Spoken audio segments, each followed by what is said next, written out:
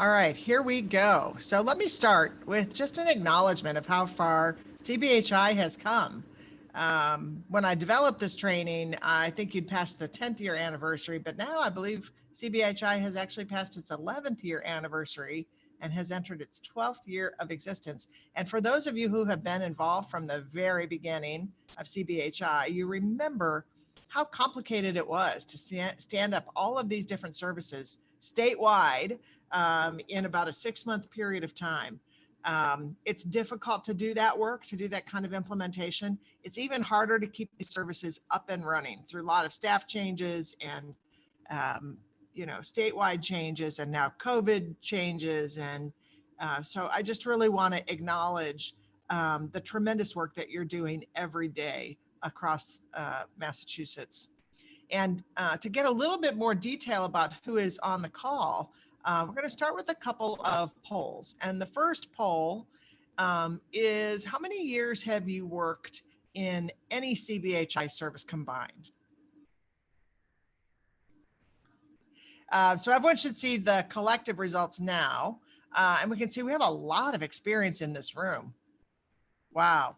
Okay, probably at least 70% of people have been with CBHI for at least 3 years, and 10 people on the call have been with CBHI since its launch in 2009. So those are the historians.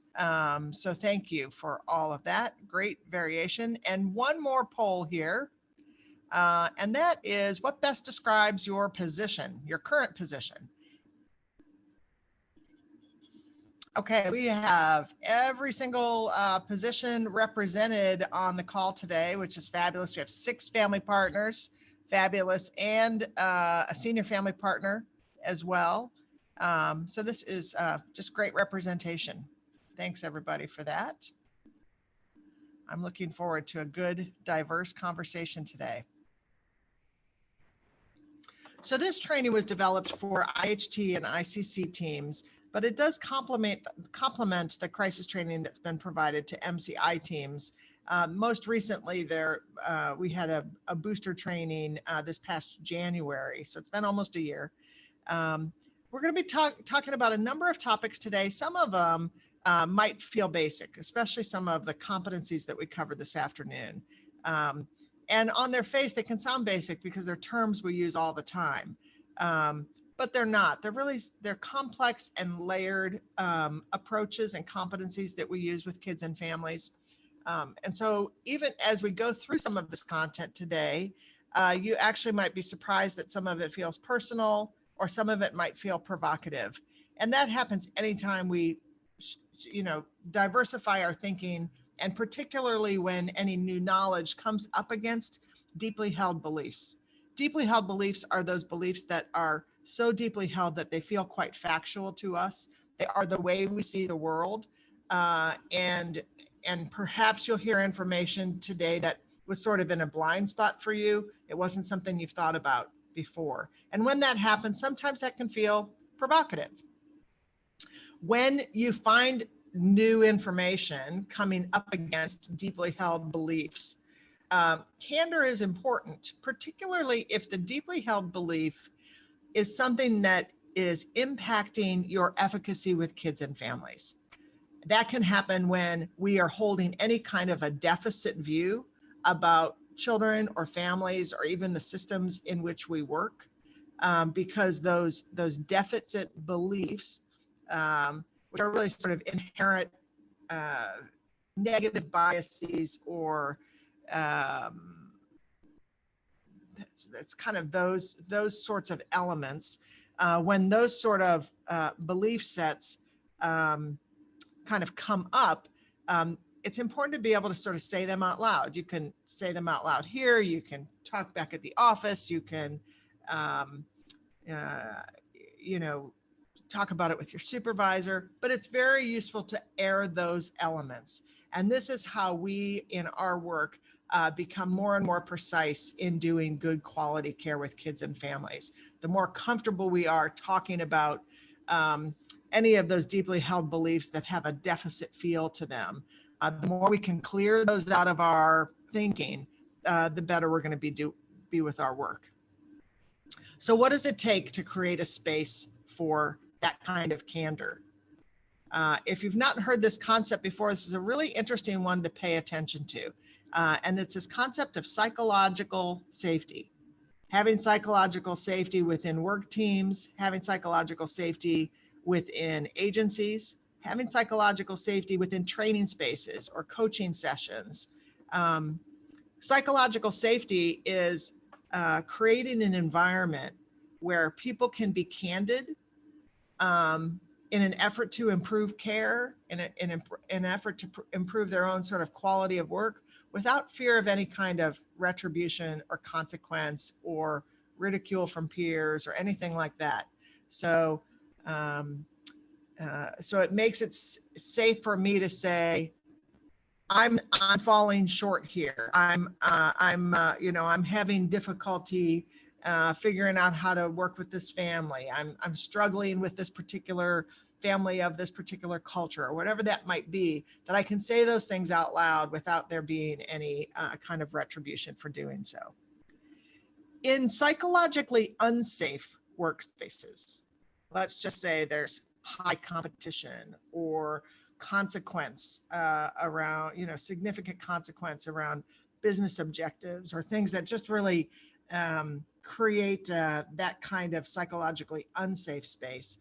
What can happen to a work team? What's the impact on a work team when you're working in a workplace or within a team that feels psychologically unsafe? What's the consequence of that? What is it that gets activated?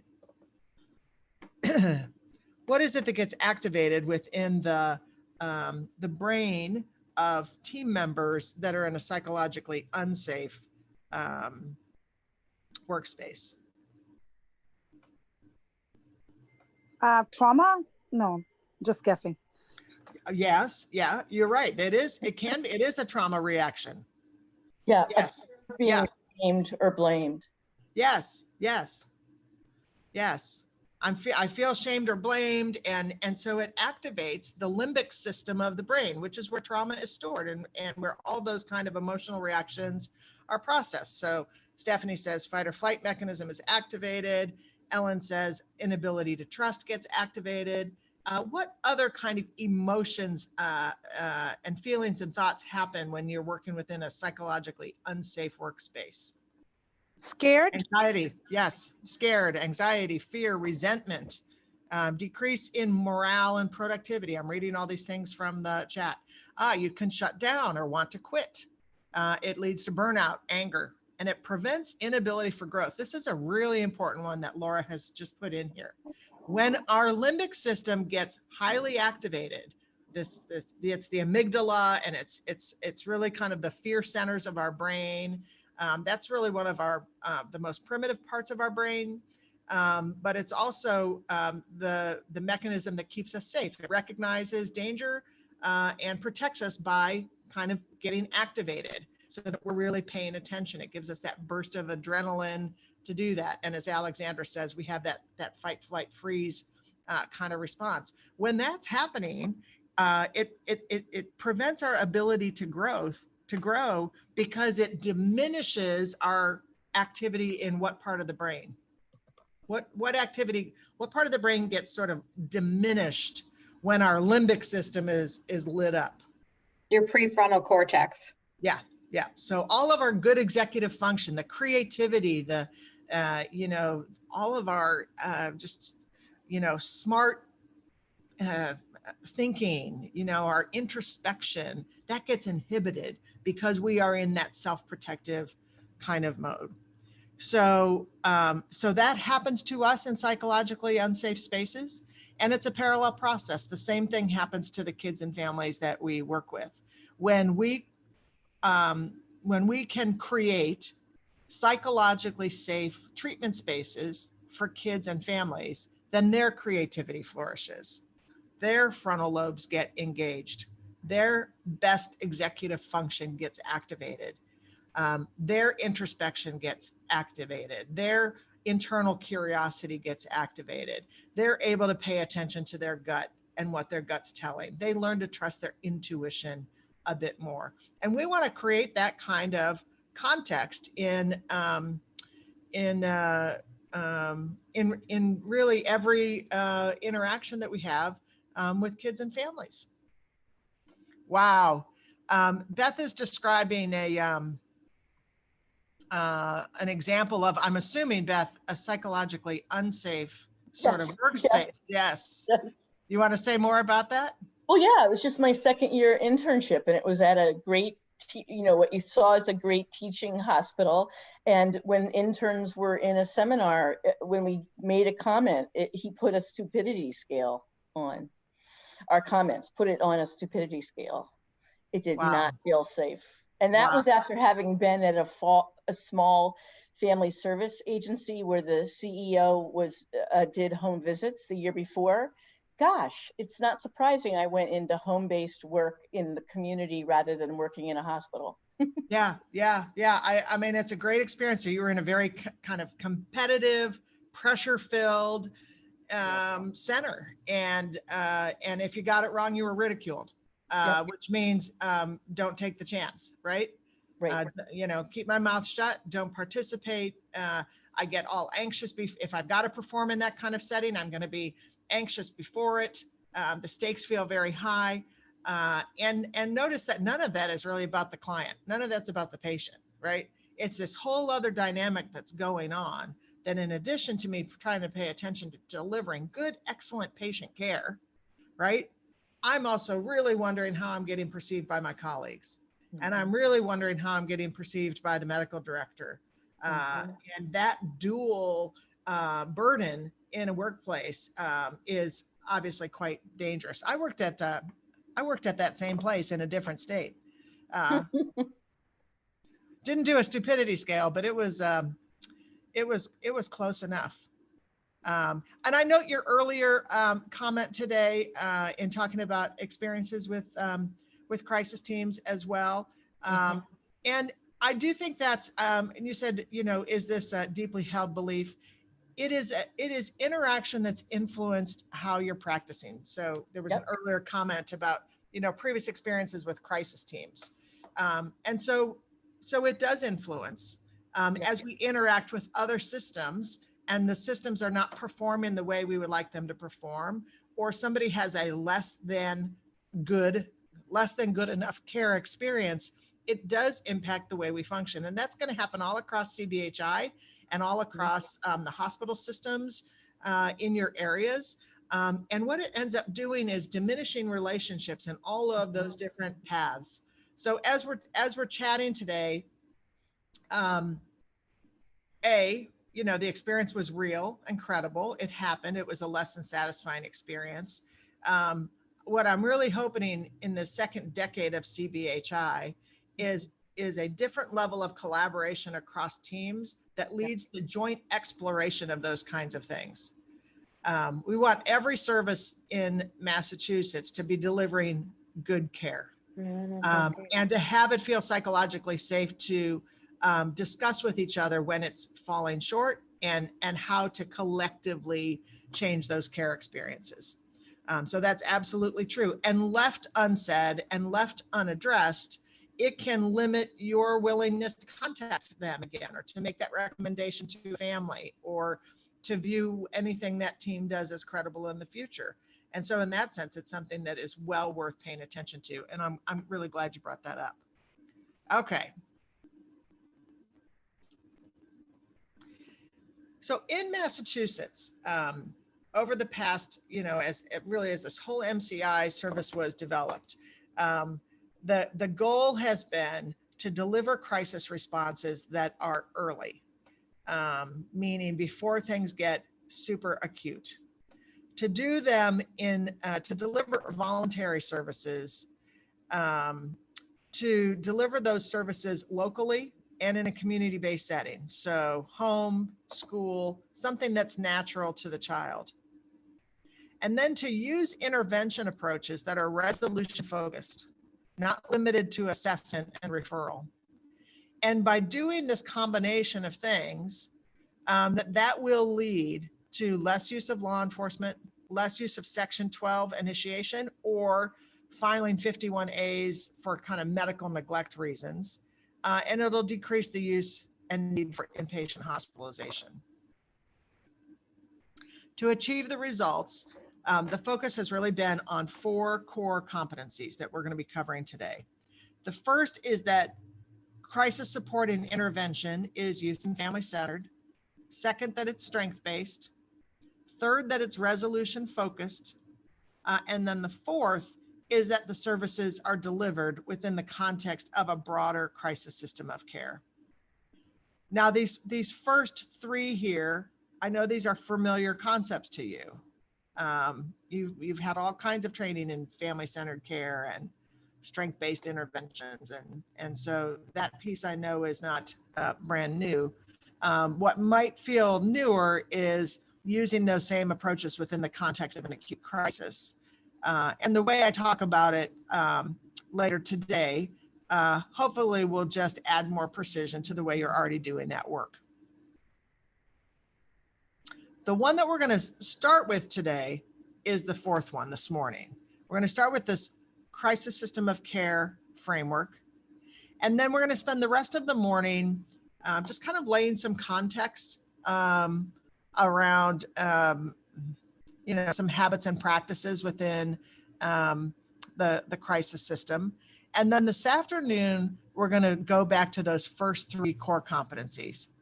Family-centered care instead of traditional medical model expert-directed care, strength-based rather than pathology-focused interventions, and resolution-focused instead of having interventions that are narrowly focused on assessment and level of care determination. We'll have an immersive experience this afternoon. It's a large virtual role play, but it's a really easy one because all you have to do is move. And in that exercise, we're going to do an immersion into the shoes of parents whose kids are in crisis. And then we will end the day with some safety planning strategies. And that section will probably be very short because I have really one too many topics in the training day today. So I'll probably be just doing an overview of some of those remaining slides for you. But we're going to start with this crisis system of care framework. So this framework is a way to think about the organized whole of a behavioral health crisis system. And until there is a broader organized crisis system, communities generally are reliant on default services, default safety net services like 911, police response, ambulance response, emergency departments. And in a lot of the country, those are still, those entities still do a lot of, work related to individuals having behavioral health crises. And in Massachusetts, that still to some degree is the case. There's still a lot of care occurring in emergency departments. Law enforcement systems are still doing more transportation and interventions in the field than we'd like for them to have to do. And so the only way you decrease use of those default practices is to build something because crisis systems of care are not naturally present. This work is also systemic, meaning that a crisis system of care cannot be built simply kind of on the backs of the mental health system or the substance use system. It actually requires multiple systems participation to build a good, robust crisis system of care. So in that sense, it's a little bit more like a public health model than a traditional mental health service that can really sort of be a standalone service that does not have as much dependency on other systems. So for example, if you look at something like, an adult ACT team, assertive community treatment team, those kind of services are internally reliant services. As long as all of the staff are well trained in ACT, then they can be expected to achieve some really good healthcare results. But crisis teams are externally reliant. They're really reliant on the decisions and actions of a lot of different systems and a lot of different players, how they act, the decisions they make, the way they engage a child in crisis or the parent of a child in crisis will have a really significant impact on that child's care experience. The other element, as you're looking at this crisis system of care, there's a lot of different ways to sort of think about how you build out a crisis system of care. And 5 of those ways are looking at these phase opportunities, the ways that a community can think about investing in their crisis system of care. When a system is primarily doing default response, then the action is predominantly in this phase 3 response by law enforcement or somebody being taken to the ER in an emergency. And then kind of the phase 4 piece, which is hospital admission or CBAT admission or that kind of thing. So you see all of this activity here, but you see very little activity in phase 1 and 2, crisis prevention and crisis early intervention. And you see very little activity in 5, which is post-crisis recovery and reintegration, because those aspects of the system have just not been built out adequately. And in Massachusetts, there's still a lot more opportunity around phase 1, 2, and 5 here to really build out those pieces with particular attention to phase 1 and 2, the prevention and early intervention. And note that the default systems are not well leveraged to respond at phase 1 and phase 2. And MCI teams, which have permission as that service is defined, they have permission to not wait till things are super acute to get involved. They can get involved earlier in a crisis, but they're generally still leveraged in this kind of, phase 2, phase 3 spot. They're not well positioned to do crisis prevention. So that means that really falls to other entities to do a lot of that work and do it well. So why are those phases so important? I'll just show an easy analogy of why those are important. And we'll look at the fire services. So in fire services, acute intervention, the equivalent of acute intervention is that a structure is on fire and the fire department comes out and puts it out. They wait till there's a big blaze, they come out, they respond, they put it out. So that's the acute intervention phase, which means that post-fire, there's going to be investigations, there's going to be cleanup, there's going to be, maybe tearing down buildings. There's a lot of work to do after a big structure fire. And there can be some significant recovery for any victims of that fire. A high cost, high harm sort of approach here if fire services didn't do anything until there were big house fires. So as we know, fire services is more comprehensive than that, and it includes early intervention strategies, including things like smoke alarms that we all have in our homes and reminders to change the batteries twice a year. And many of us also have fire extinguishers and learn how to use them so that we can put out fires while they are small. But it goes further upstream than that with prevention activities, such as, reminders to not leave lit flames in your home when you leave, and building codes so that any new builds are required to do wiring, for example, in ways that decrease the likelihood of an electrical fire. And this is obviously not a comprehensive list of all of the strategies, but we can see that we have a very comprehensive set of things. It crosses all of these 5 phases. And the goal is to really diminish the acute intervention need. Let's have as few structure fires as we can. And if we do fire prevention and early intervention well, then we'll have fewer circumstances where we ever reach this phase. So that's what we're looking for here. How do we really build these things out?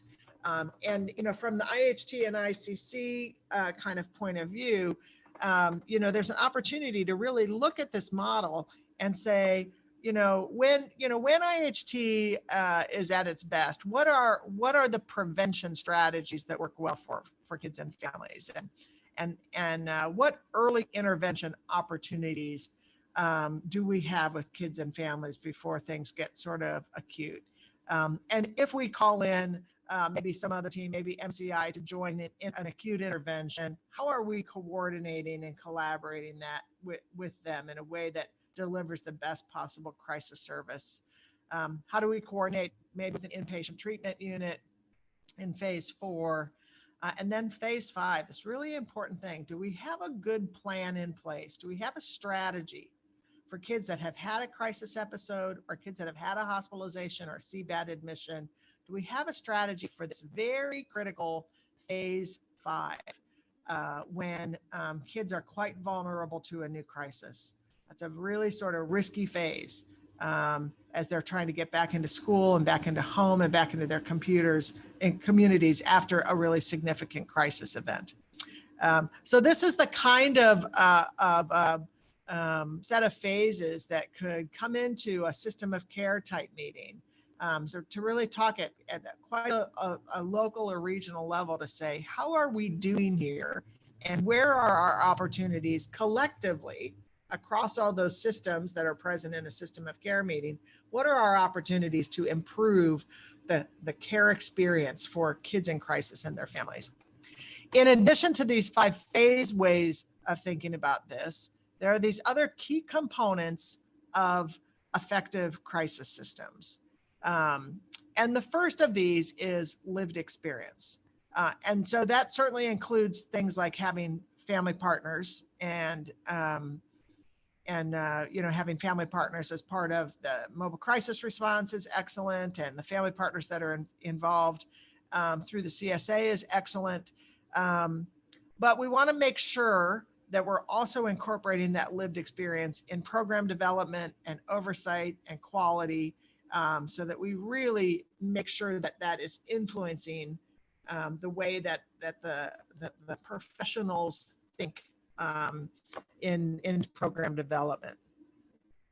Another way to build out a good crisis system of care is by paying attention to the players. I said this was a necessarily systemic system, these crisis systems. And so who are the key players, whether they want to be or not, in a well-functioning crisis system? In a single episode, a child can touch multiple systems. For example, maybe the crisis starts at school. So that's system number 1. And maybe the school calls the police, and that's system number 2. And the police takes the child to the emergency department, and that's system number 3. Emergency department calls MCI, that's system number 4. And maybe the child gets admitted to a hospital, and that's now system number 5. All of the people at all of those different systems can say things, do things that make it better or make it worse. They each have the opportunity to change the trajectory of the crisis care experience for the child. So it won't really matter how good your response is to that family or how good the MCI team responses to that family if the way the rest of those systems responded was problematic or made things worse. Because for the child, it's a single crisis, and they're not divvying it up in that kind of a way. So we want to make sure that we have a good, strong set of cross-sector partners who are saying things and doing things and taking approaches that make things better for the child and family throughout that crisis episode. And I use that word players on purpose. I'm sure many of you have been to, some of you probably facilitate systems of care meetings.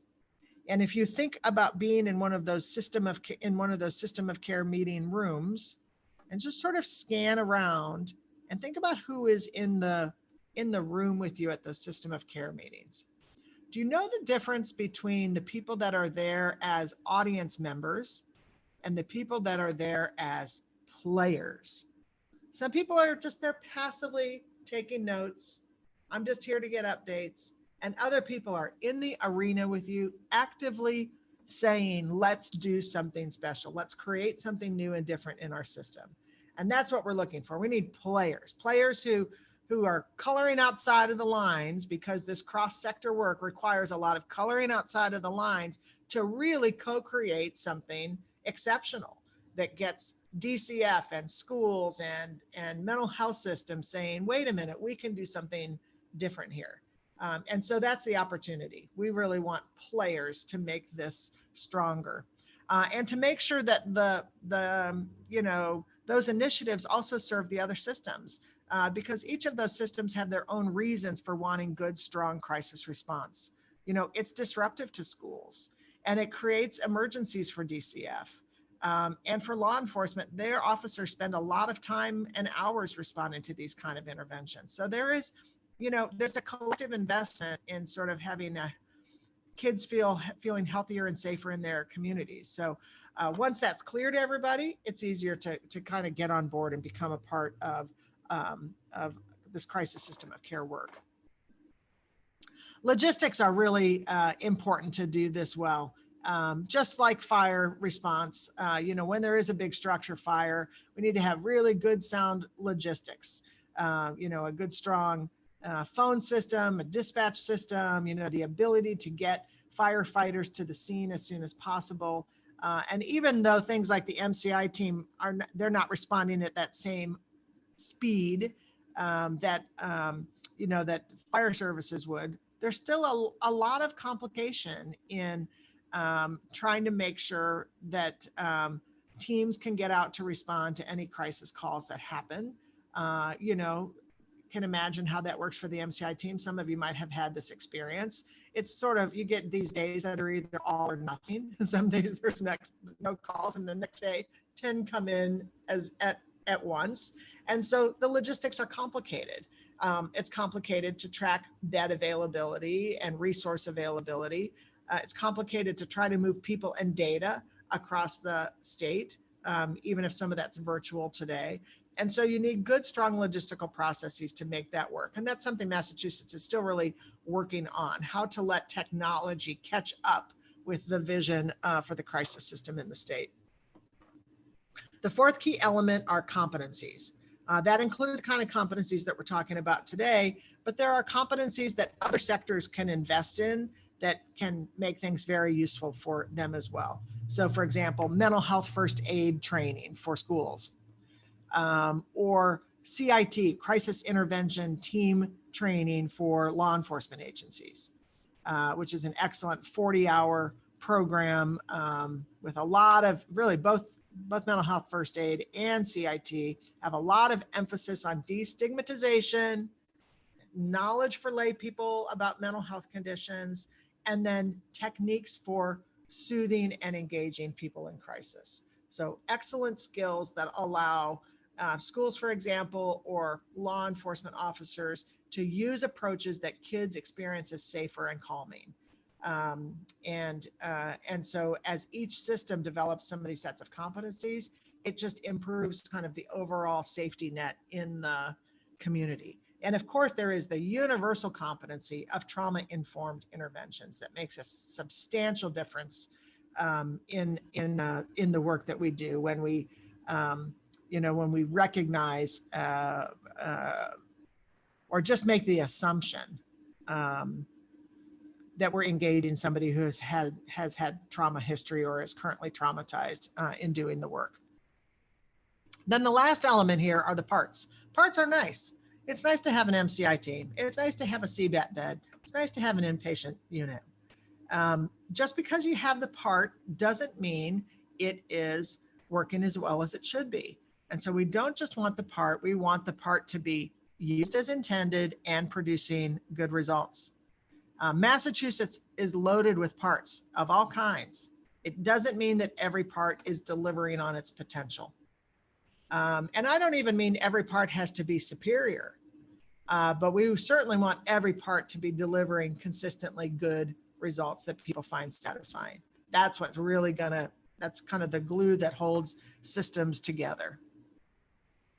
When I go into communities, I work all over the country. When I go into communities for the first time, what I'll generally see is narrow focus on these acute interventions and not as much development out here, particularly where other systems and levels of care have to get involved. And I see narrow emphasis on parts and not enough attention to all of these elements that make parts good, that allow parts to deliver good, effective responses. Okay, so that's sort of an overview of that crisis system of care. That's a document that you can sort of print, think about, bring into a work team, and just really say, how do we beef this out? And for an IHT team, one of the ways I think about it for that type of team like IHT is, how do we take the crisis out of this for ourselves, right? How do we not have crises in families become crises for the teams by thinking in strategic ways about how, what the team process is at each phase, and really kind of building in strategies for doing those things so it does not also become crisis for the agency. All right, next sort of topic here. Intervening in crises is complex. It's complex for each of us individually. It's complex for teams. And part of the complexity comes from the fact that crises can mean that it's a life-threatening situation, life-threatening for the child, life-threatening for somebody else. The risks are really high. And so can be the sense of personal liability and corporate liability. And this is a topic that comes up in very many trainings that I do. And so I'm just bringing it up here first.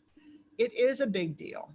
It's a big deal to intervene with kids who are feeling suicidal, for example. And we want to understand that these crises can put kids and families at risk. That's very true. But we also have to understand that the way a system responds to crises also puts families at risk. And we're going to pay quite a bit of attention today to this particular risk, and to figure out ways, to talk about ways that individually and as a system, we can work to minimize iatrogenic harm. Iatrogenic harm. You see it underlined down there at the bottom of the slide. And if this is not a word you're already using, suggest that you learn how to spell it, learn how to say it, and bring it into your vocabulary within your teams, agencies, and at systems of care meetings. Iatrogenic harm. Of course, it's a medical word, so it can't be a simple word. Iatrogenic harm. Iatrogenic harm is harm that's caused by treatment. It's generally unintended, but it's also often avoidable. Iatrogenesis means brought forth by the healer. And I see people taking notes. I just want to double check. Did you all get the PowerPoint handout? Okay. And if anyone has not gotten it, send a private note over to Ari and he can put a link into chat in case anybody did not get it. You would get it on the email from which you registered for the training. Okay. So iatrogenic harm. In the medical field, physicians talk about this all the time. My stepdaughter's a doctor, and we were just talking about this last night. And she said, virtually every day at work, we're talking about iatrogenic harm. Physicians take the Hippocratic Oath, right? First, do no harm. It's a key principle of medicine. First, do no harm. And why is that? It's a recognition that any time we do any intervention with a child or family, we introduce the risk of harm that would not otherwise be there. There is no risk-free intervention. There's no risk-free conversation with us in a healthcare role, with families. Nothing we do is risk-free.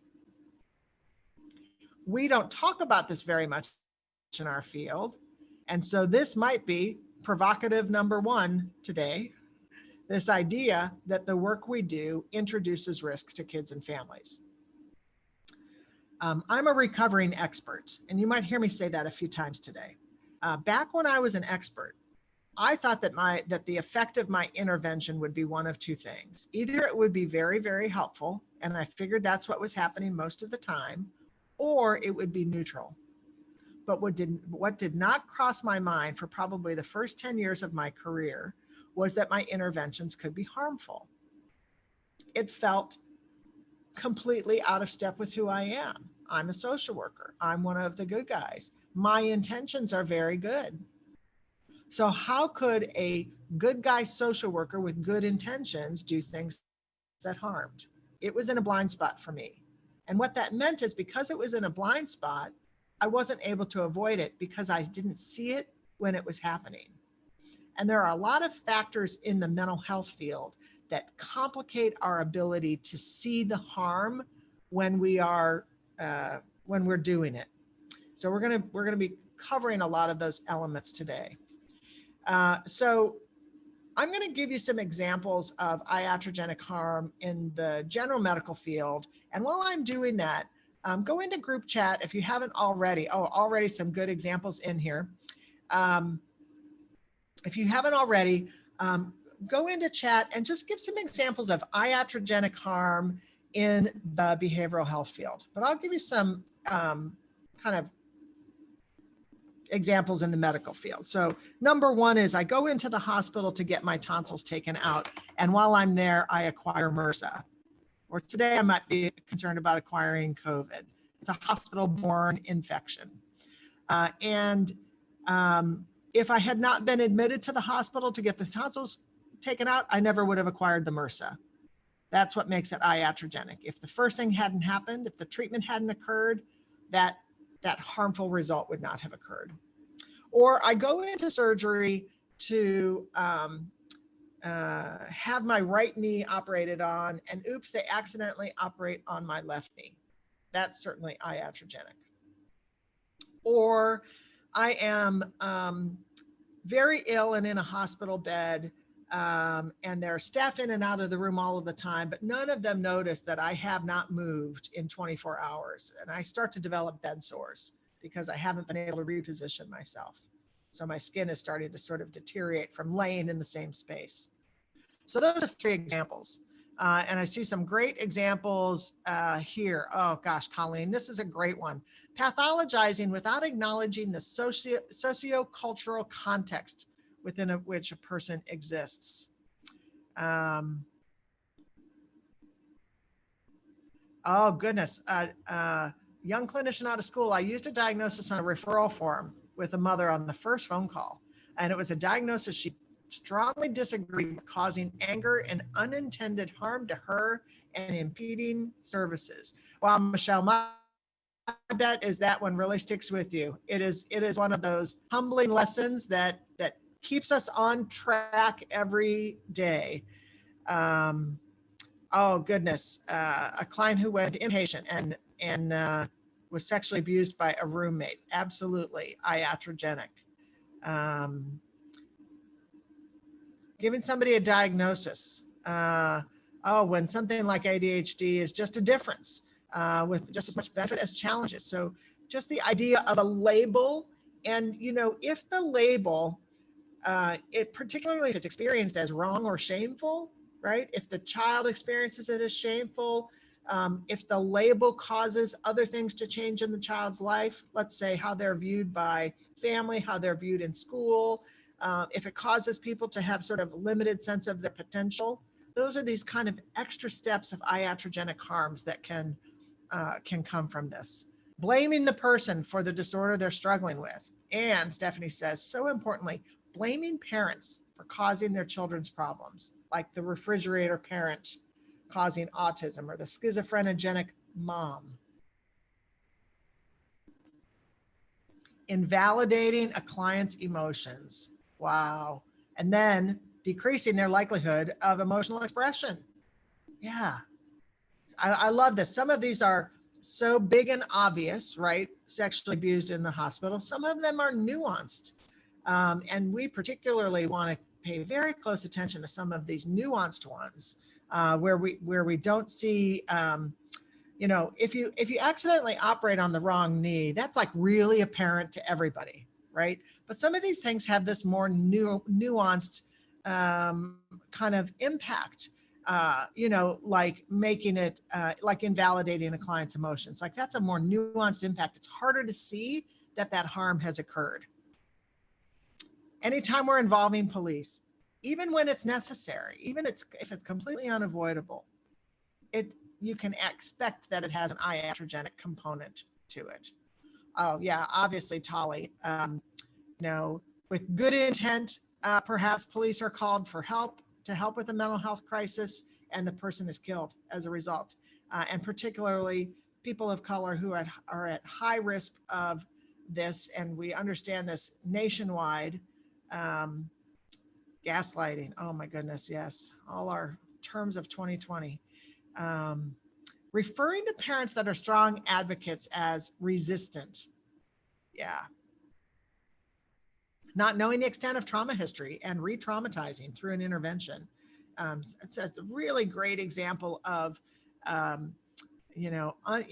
certainly unintended, but also avoidable, right? And, just the broad training in trauma-informed care makes us far more equipped and sensitive in doing this. But we have a lot of work and a sort of a daily responsibility to be diligent to that.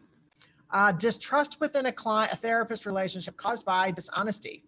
A teen who feels she does not trust her outpatient therapist, who's making promises she cannot keep. Really risky situation. Yeah, these are phenomenal examples. So here's some other little points about iatrogenic harm.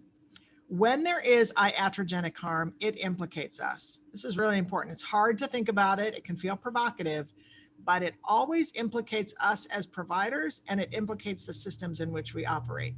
In other words, this is never about the client. It's not the client's fault that they had the trauma history. It's not the client's fault that they have a particular socio-cultural worldview, right?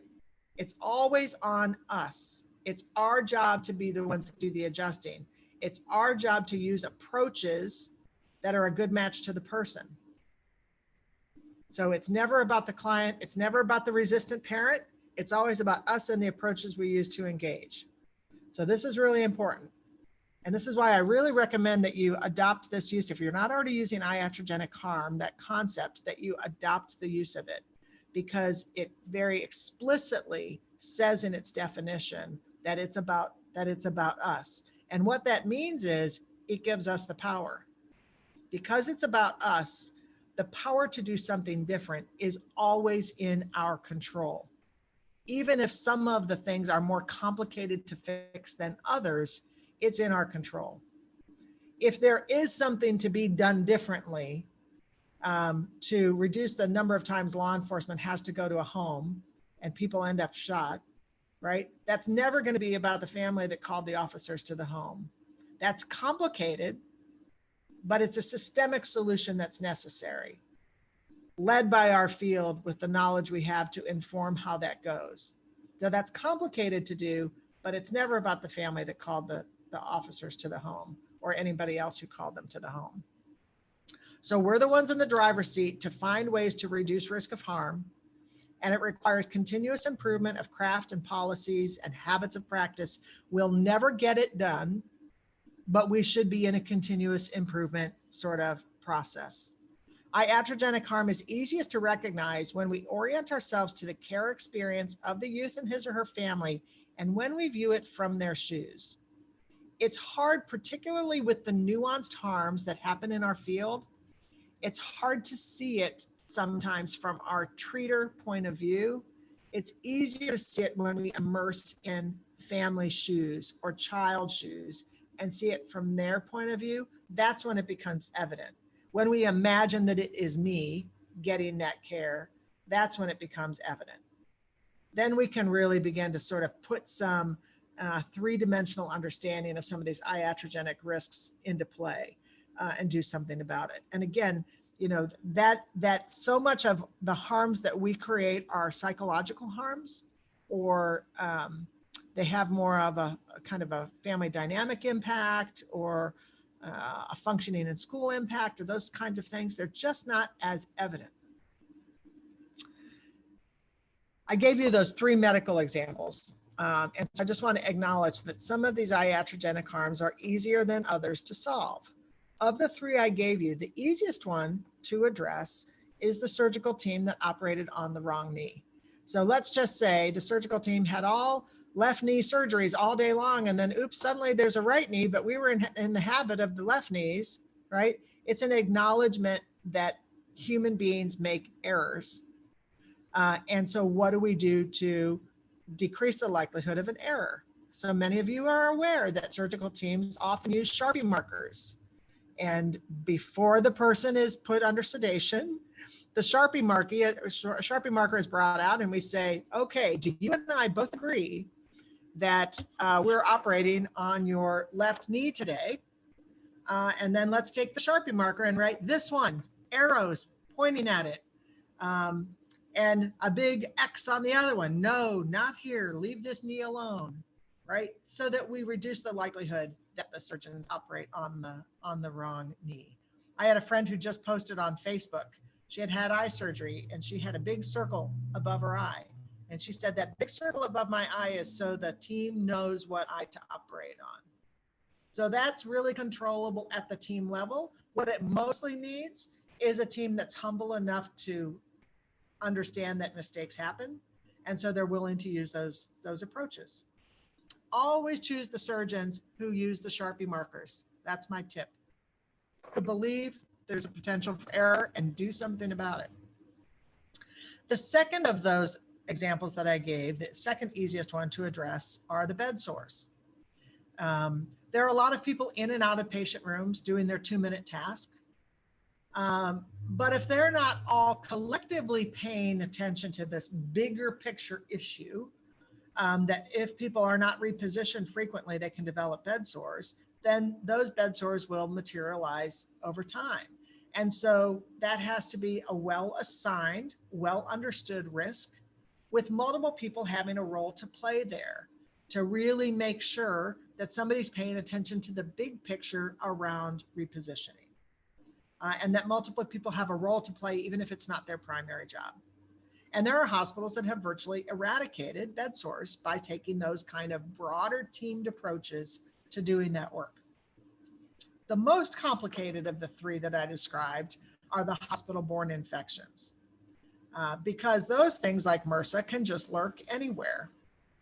It can be person-to-person contact. It can come into the room on a food tray.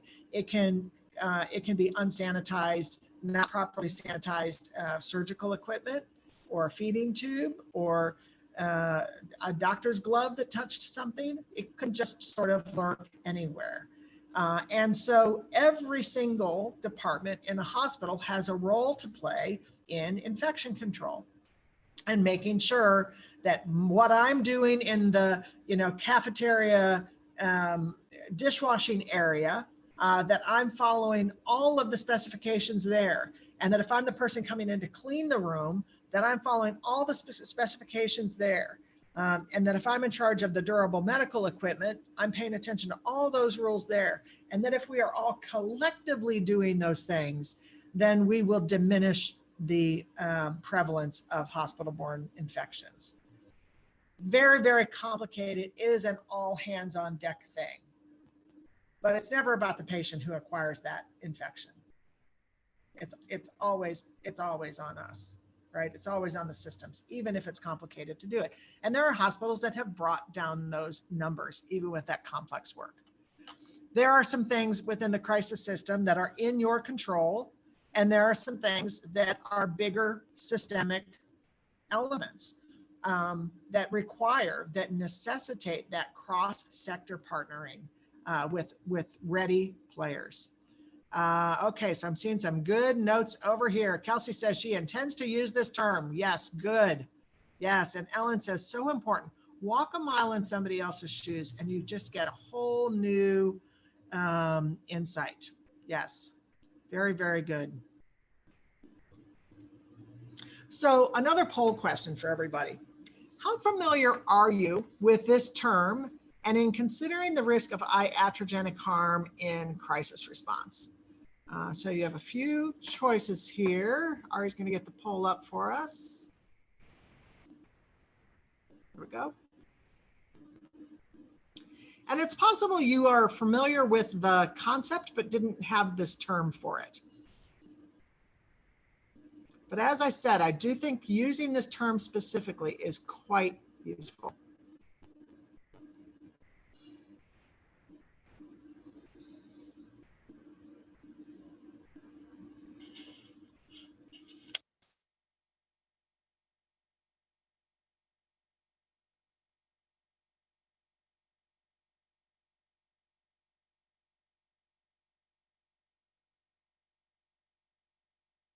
We're gonna leave the poll up for about 10 more seconds.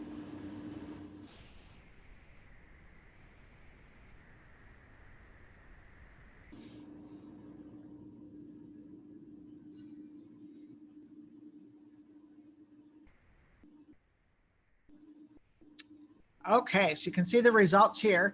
So a lot of people are familiar with it, but we can see we have a lot of opportunity to really increase our attention to iatrogenic harm in supporting kids and their families in crisis.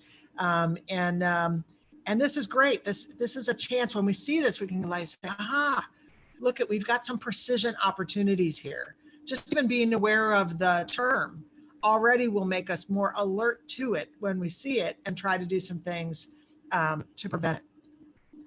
I love the idea of CE bingo. Yes, that's right. All right.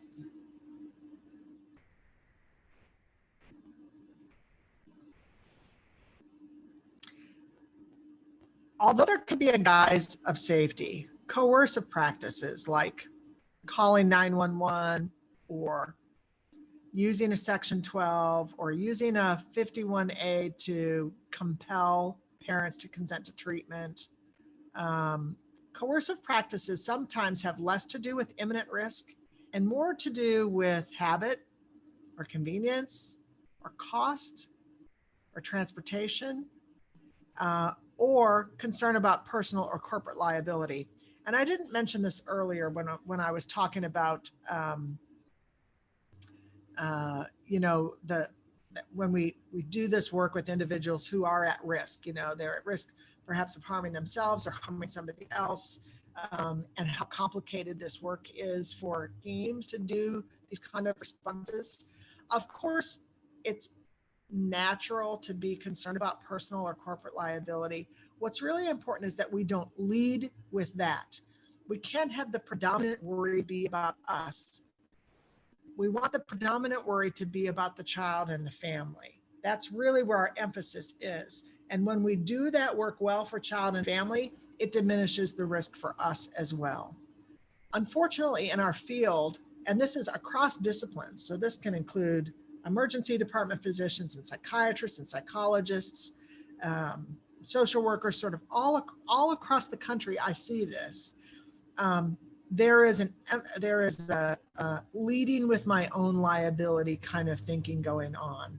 And how that looks, an example of that, and some of you have probably seen this, is one of the kids you're working with is in the emergency department. And so you go over and you're talking to the child and the parent, and it's clear to you, you've got a plan that would keep the child safe enough in the community, and the child and family agree, and you've got a good plan in place.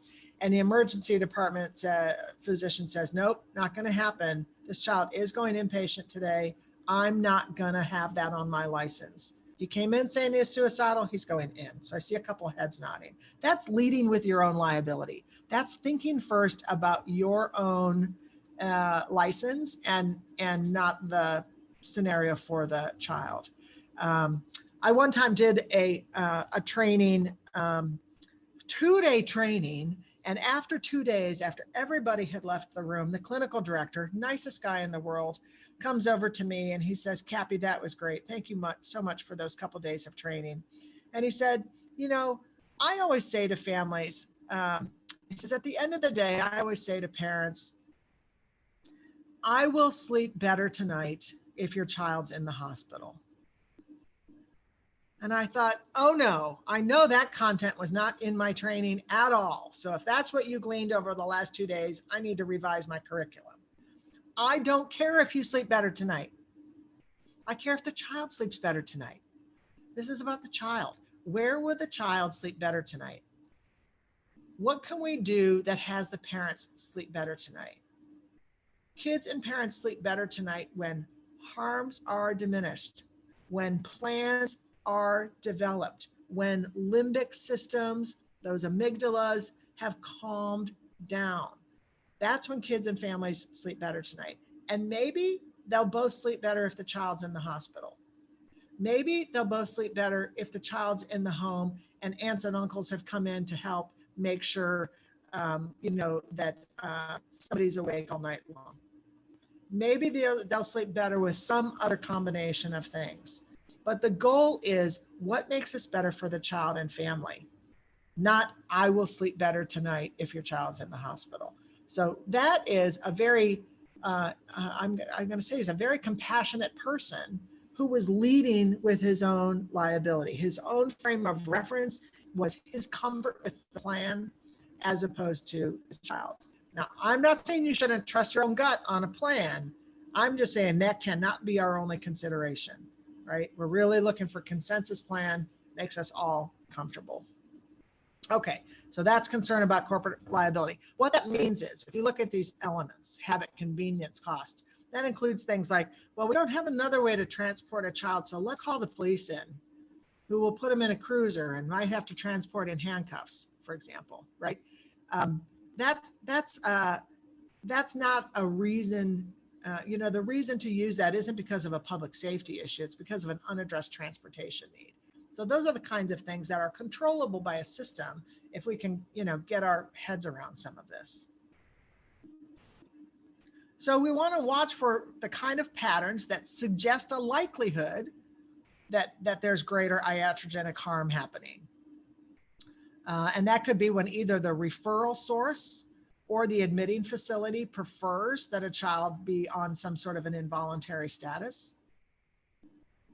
The inpatient hospital might say, we just really prefer to admit everybody involuntarily because that way they can't change their mind once they get here. It's that kind of thinking. Where there's routine use of security guards, where there's a high volume usage of seclusion or restraints. Anytime you see restrictions by rule rather than exception, like everybody must be in a gown in the emergency department, even if you just had a sexual assault last week, got to change into a gown. One-to-one as an automatic thing. Anywhere you see carrot stick kind of behavioral systems where the focus is so much about compliance with our rules as a unit, as opposed to what's the crisis that brought you here and how do we help get you relief for that? When you see a high use of unscheduled or against medical advice discharges, probably an indicator that you have some relational issue between family and treating team or child and treating team. And anywhere you see high volume referrals to DCF, be suspicious that there is perhaps some iatrogenic harm occurring there. And we'll get at that a little bit later. I'm not talking about the the kind of clear-cut referrals to DCF, like when somebody's clearly been physically abused. I'm talking about things like medical neglect sort of allegations that have very much to do with our perception of circumstances. And those are ones that we really want to pay attention to.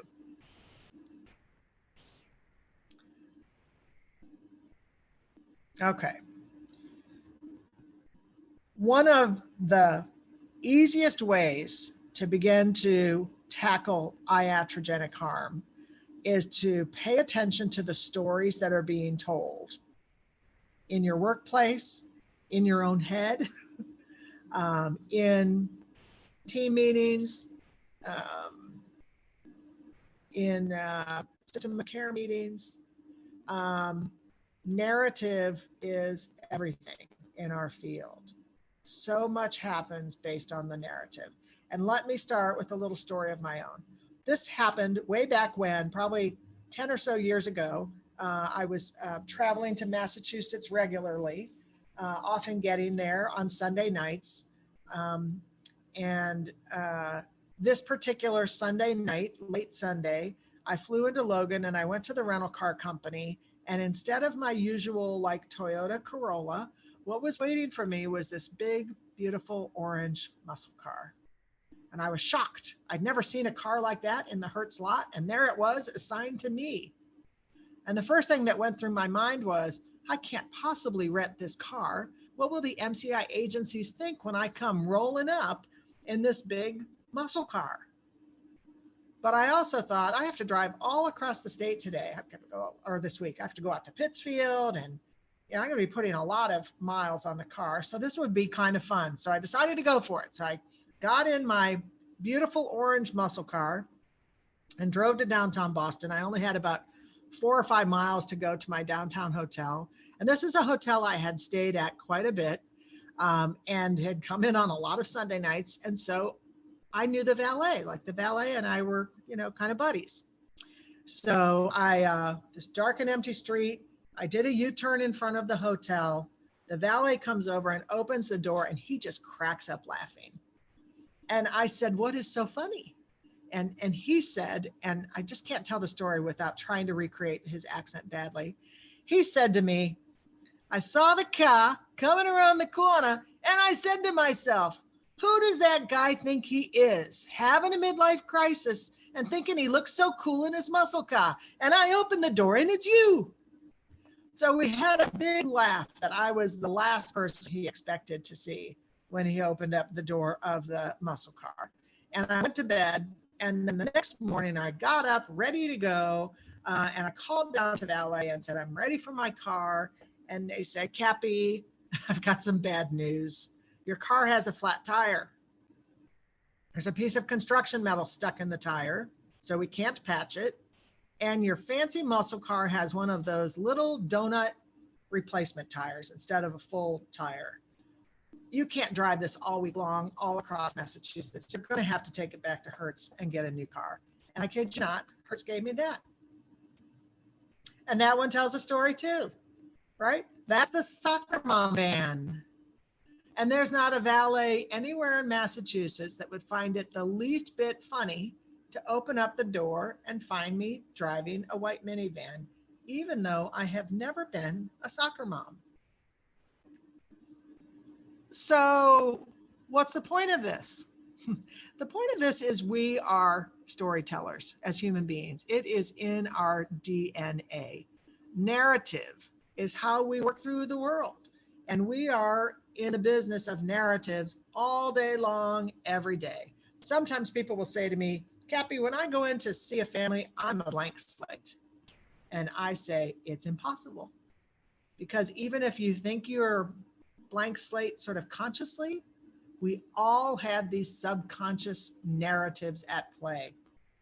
Implicit biases at play, deeply held beliefs at play, things in our blind spot that we have no idea are at play. And so narratives are always driving what we do.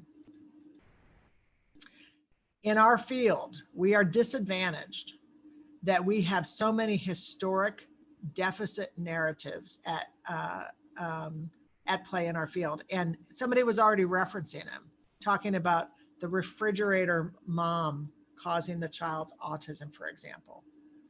How quick we are to blame a parent for their child's behavior.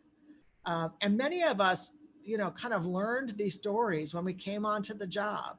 The resistant parent, the attention seeker, the malingerer, the manipulator. We just heard these stories from the very beginning, some of which come with a diagnosis, right?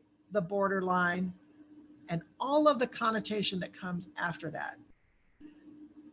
Have you ever stopped to think about the fact that we tell very few hero stories in our field?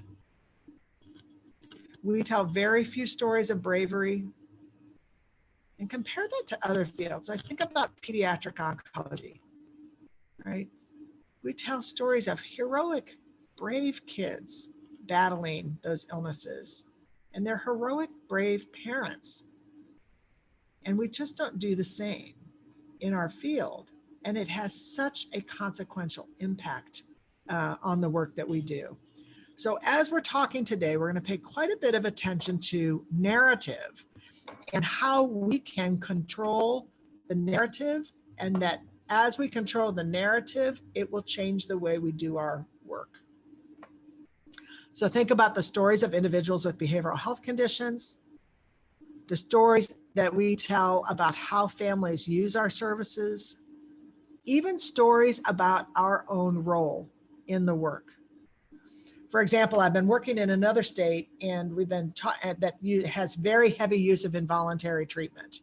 And it's really, at the moment, it's their only mobile crisis response is to go do an involuntary evaluation. They don't have like a treatment-oriented crisis intervention response. And as you can imagine, not all patients, not all adults took very kindly to teams coming out to do that evaluation. But the narrative that this particular evaluator, as she talked about it in training, she said, I've just always told, the story of my job has been that I'm in the job of saving lives. And I've so deeply believed that we are doing life-saving work that I've just never really stopped to see the harms when they were happening. Because if somebody was quite resistant, I just continued the narrative that I was doing life-saving work. And because of that, was really sort of blind to the other and the idea that they could shift their approach in ways that decrease the iatrogenic harm. And that, of course, going out and offering interventions instead of going out to offer an involuntary evaluation is one way of changing that experience right away. Also stories about the parents and the kids. We've already kind of touched on this one a little bit. Wow, Michelle's talking about situations of kids having to wait a terribly long period of time in the emergency department for boarding. You know, it's such a good point, Michelle. And, you know, across the country, this is a factor, and all of the narratives that play in that situation. Think of the narrative of this whole idea of we have a child boarding, meaning what? Waiting, meaning what? What's the role? What's the role of everybody else in that emergency department when a child is boarding or a child is waiting? Is it active treatment? Is it continued effort to calm and relieve the crisis state? No, it's boarding.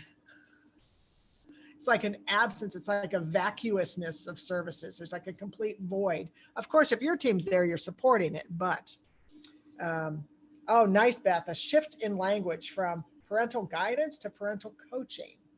A switch in the conversation. Yes, switch in the language and all that it implies. Yeah. So stories that we tell predispose the actions that we take. The stories that we tell predispose the actions that we take. And this is why we want to pay so much attention to the stories that we're telling. Because may not even be consciously, it influences the actions that we take.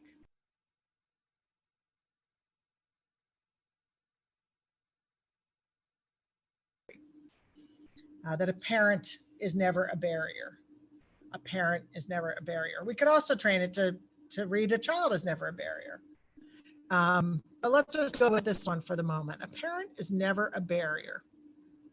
Have any of you ever met a parent who appeared to be a barrier to their child's recovery? Anyone ever meet a parent that appeared to be getting in the way of their child getting good treatment? So assuming that most of us have met a parent or two that fell into that category, or some of you might find, yes, that makes up most of the families that I work with.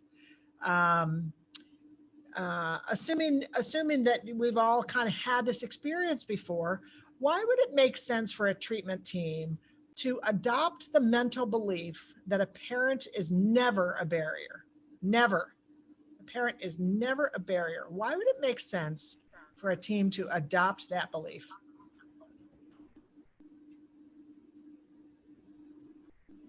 More strength-based, more solution-focused. Absolutely, Cody. Yeah, it keeps us solution-focused. What else? And people feel free to unmute or to put in chat. It empowers the parent to see things differently. Yes, because the parent is an expert on the child. Yes. Why else would it make sense? I think when you go ahead, Rebecca. I think when you view the parent as a barrier, it causes that friction and the parent doesn't want to work as a team member. Perfectly said. Perfectly said. I think too, I think I was also thinking about like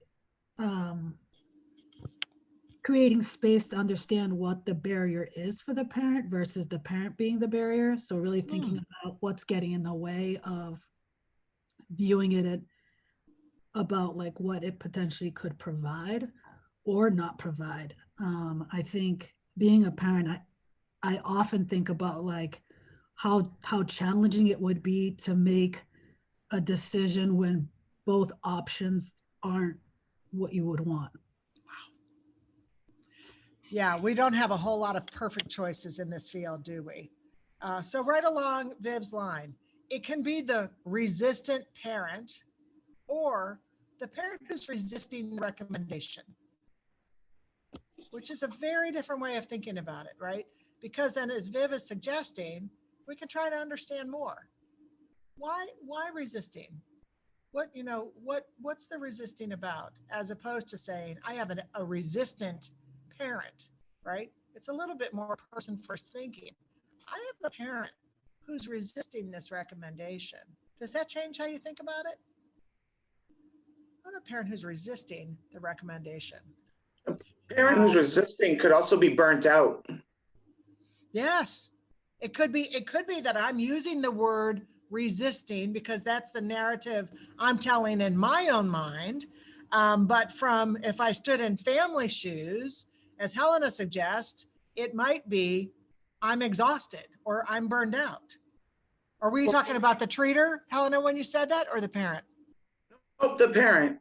I actually have a parent right now that she just constantly is like, I'm burnt out, I'm done, nothing's changed.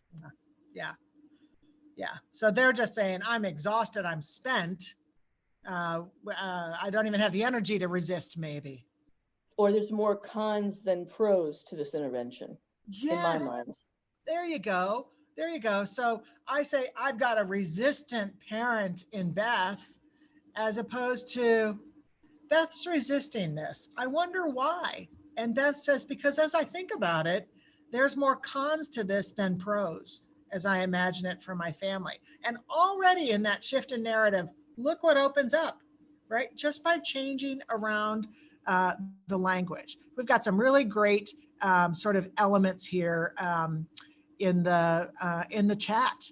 Jasara says, the parent is part of the team that's working with the client. So we can't view them as a barrier. It keeps us focusing on strengths.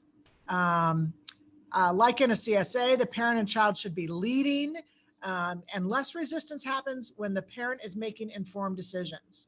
And it's really difficult for us as a team to really install the parent in that lead seat if we view them as a barrier.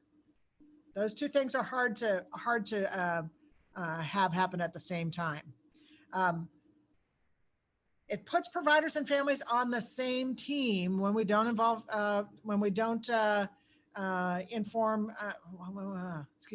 It puts providers and families on the same team when we're not identifying somebody as the problem. And Viv says, gosh, what a big change. What a big change if we use the word reluctant instead of resistant. Already that shift. Can you feel how it changes the energy in your body? If we shift from saying the parent is resistant and instead say the parent is reluctant, already things shift. This narrative stuff is everything. And again, notice what it does to your body when you change the word. That changes us, and it's going to predispose how we act. And this is incredibly useful for us to do this. Okay, but let's start with a little bit of background. We've already covered a little bit of this today, all you very smart people on the phone. Not many hero stories in our field, not many hero stories about parents for sure. And in fact, we have some very long-standing deficit perceptions of parents in the field, held still by many of us in the field, or they may just sort of rise up in certain tough circumstances for us, but also held by a lot of those other entities, those other systems that play a big role in the crisis system of care. Hospital teams and DCF teams and school administrations who may hold similar views here. The number one perception of parents of kids with mental health conditions is that the parents are the cause of their child's condition. And because of that, they become a primary target for us in our work. You need to change the way you are parenting. And that's the cause of your child's condition. This is still the number one easy story to tell. This is the Monday morning quarterback, backseat driver, approach. It's just the easy answer. Child's misbehaving, look to the parent to see if you can figure out why. The second perception is that the parents are lacking in education. And because of that, they're viewed as incompetent to appropriately parent and meet the emotional needs of their kids. And because of those deficits, we need to teach them how to be emotionally responsive to their kids and to parent correctly. And so we get ourselves into this teaching mode that parents can experience as quite condescending. The third story is that parents are in need of support services themselves. And again, these are kind of underlying perceptual beliefs. These are not necessarily even consciously in our mind, but they're driving the work that we do. So in the third category, it might be a belief that the parent has their own mental health or substance use condition, or perhaps a developmental disability that is somehow inhibiting their skills as a parent. We might even believe they've got some fragility to them. So we need to be sort of careful to not burden the parent with too much, for example. So we may do some deciding for or speaking out on behalf of a parent who hasn't asked us to do so. That one is not quite as blaming, but it is still quite dismissive of their abilities. And it assumes a limitation that may not be there. The fourth one, and the one that we're going for, is the perception of parent as collaborator. That's obviously consistent with wraparound principles of care, and it's an underlying team perception about parents, that we view parents as collaborators in the education of treatment and treatment of their child. It's a teamed approach. We view parents as capable partners in that work. However, this is really not well taught in academia for many of us. We were never taught how to use those kind of models. And a lot of parents have never had that experience. So it's quite new to them, this idea of partnering with the physician or partnering with the team. And in fact, some parents may have experienced consequences when they tried to partner or collaborate with their child's treaters in the past. So it's not always gone rewarded. So that's still really an underdeveloped kind of component here. So perceptions. How can you know you have them? You know, this is tricky because this can really be in the blind spot sometimes that we don't even we're not even consciously aware that we're holding the belief. But I can remember back when I was an expert, I was working on one of those competitive inpatient hospital units at a competitive teaching hospital. And as social worker, I did family sessions and did a psychosocial evaluation. And I just, thinking back, I can remember that I had underlying goals in conversations with families to find the weaknesses. To identify the gaps, to identify the problems. And so I was looking for it. I was looking for those explanations when they came in. I was pleasant, I was engaging. I generally liked the families that I was working with, but I had this underlying agenda to find out what was wrong. I was looking for pathology as an explanation. So it's that sort of a piece. I was really honed in general on deficit. I liked the abnormal psychology classes in graduate school much more than the normal development courses. I was there to learn how to diagnose the bad stuff, not to work with kids that were well. So what is it that happens with this storytelling? I love this brain diagram. It's quite simple. Really focuses on these three key functions related to narrative. And the first is the spinal cord. This is where information enters our brain. So what we smell, see, taste, the story, that enters the brain through our spinal cord. And our limbic system receives that information first. This is, the amygdala and other parts of the limbic system. This is the fight, flight, freeze sort of piece. This is our body's harm risk detecting kind of component. Whatever information that comes in, it gets distilled, through this limbic system. So you get sort of a first emotional sense of how you should respond to the story. And after that, then it goes up here to the higher executive function parts of our brain, where we then think, act, engage in a much more conscious kind of way. So how's this work with the narrative? If you remember, the valet saw the car coming around the corner, right?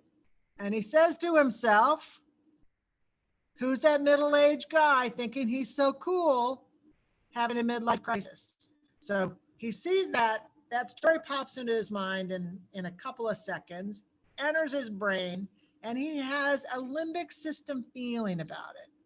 Dislike, derision, judgment kind of stuff. He's all prepared to act accordingly until he opens the door and he sees me instead. And so that sort of pops that whole emotional thing that he has built up. So what happens if the story that enters the brain is that the parent is a barrier? Let's just say you're about to go out to meet a parent who is a barrier to their child's recovery. If you know you're about to go see a parent that is a barrier to their child's recovery, what kind of thoughts and feelings do you have on your way out to the home? What kind of thoughts and feelings does that bring up for you?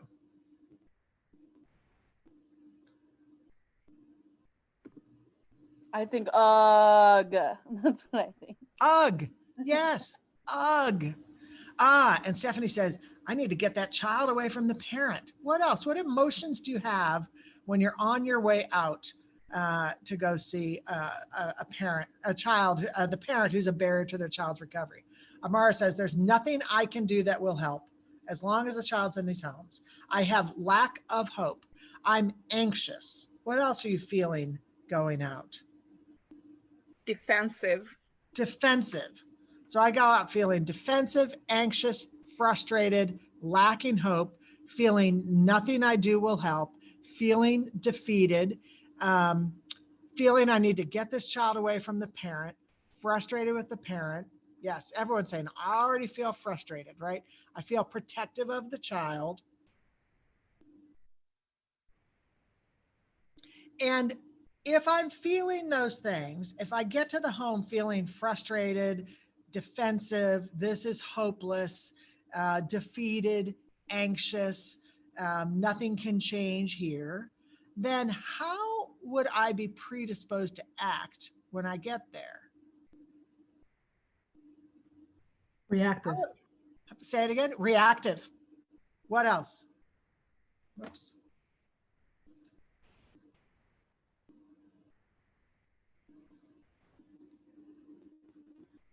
I am reactive. I am closed-minded. I am shut down. How else am I predisposed to act when I get out there?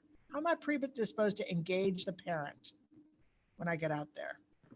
Accusatory? Accusatory towards the parent. Reactive, accusatory. What else am I predisposed to do?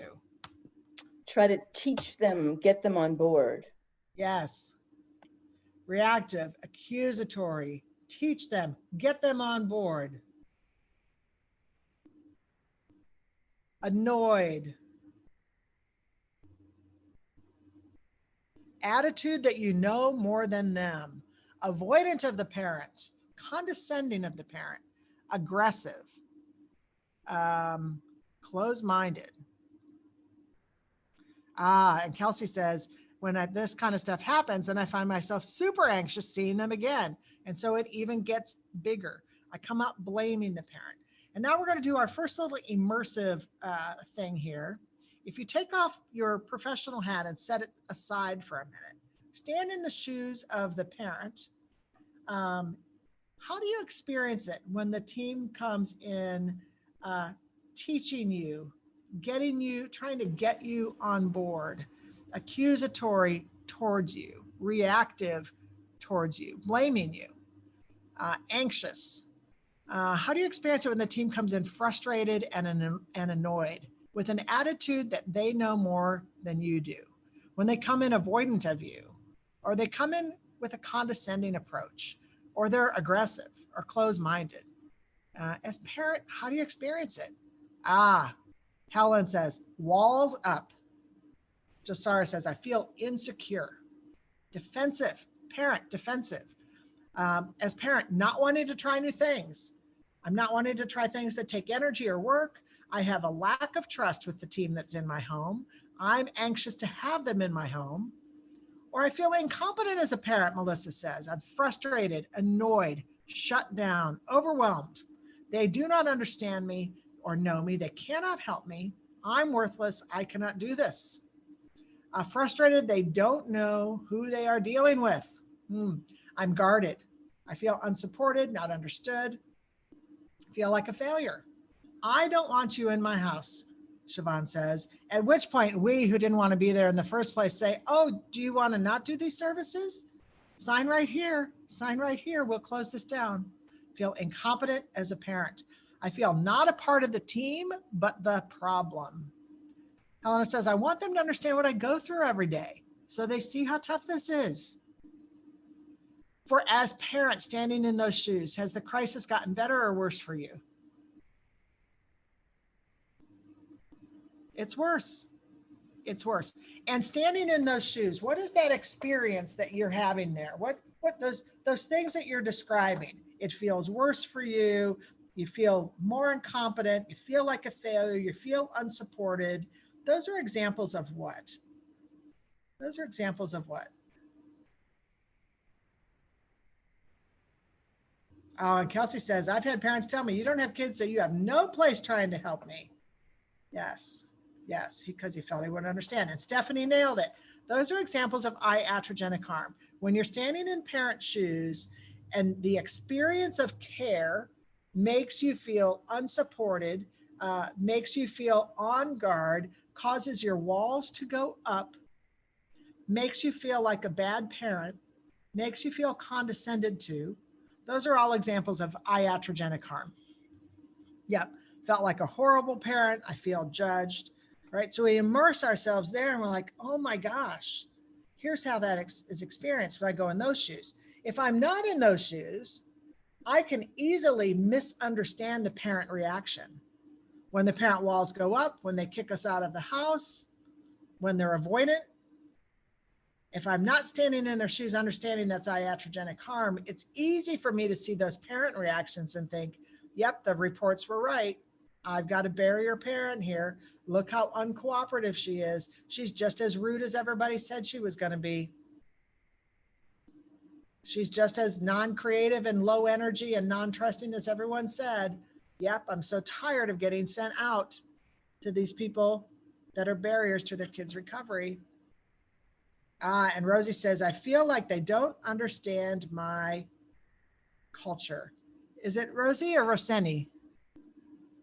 The names are together. So Rosalie. Oh, Rosalie. Yes. Okay.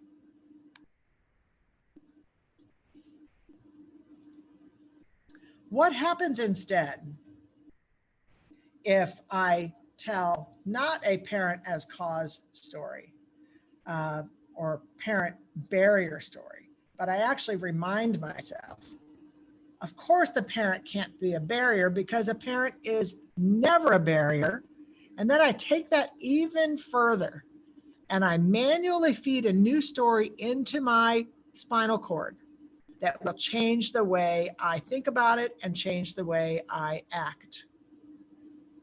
And so I go even more forcefully, not just that a parent is never a barrier, but that I'm about to engage a parent that is credible, capable, intuitive, and able to collaborate.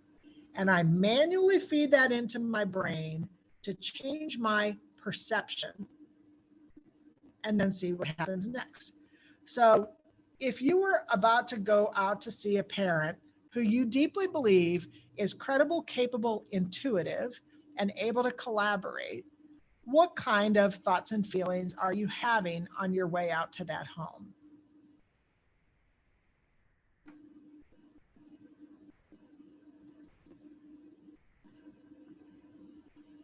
I'm thinking the parent's a superhero for the child, and I'm looking forward to working with them. I am hopeful. I'm excited. I'm eager to work with them. I'm optimistic that progress will be made. I'm curious. What else? This is going to be a great visit. I'm open-minded. I'm hopeful to better understand the parent's experience. I'm ready. And when I get to the home, what approaches am I predisposed to take?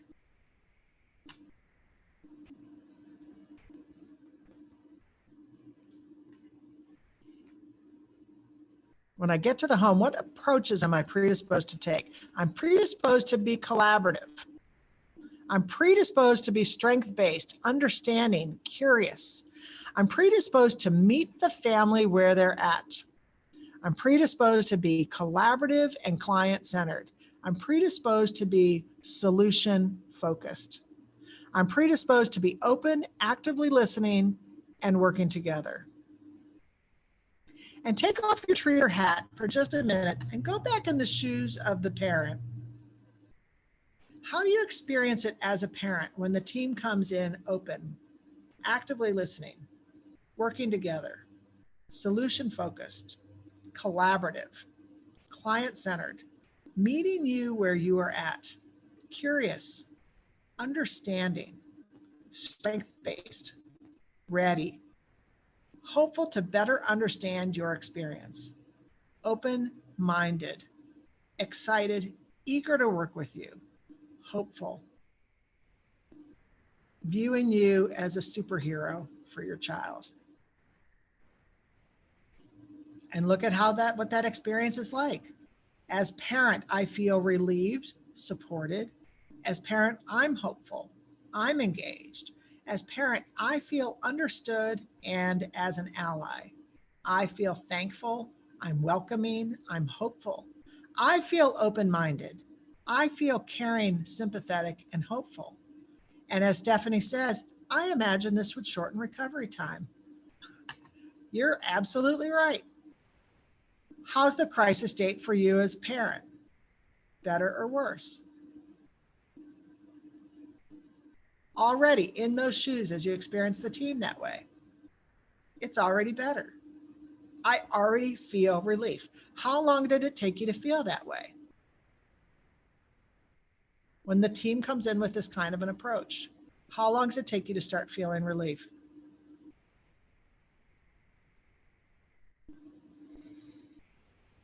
It's immediate. It's immediate. And it, as Michelle says, it certainly can be influenced by past experience with other providers. I might be feeling good, not quite trusting it.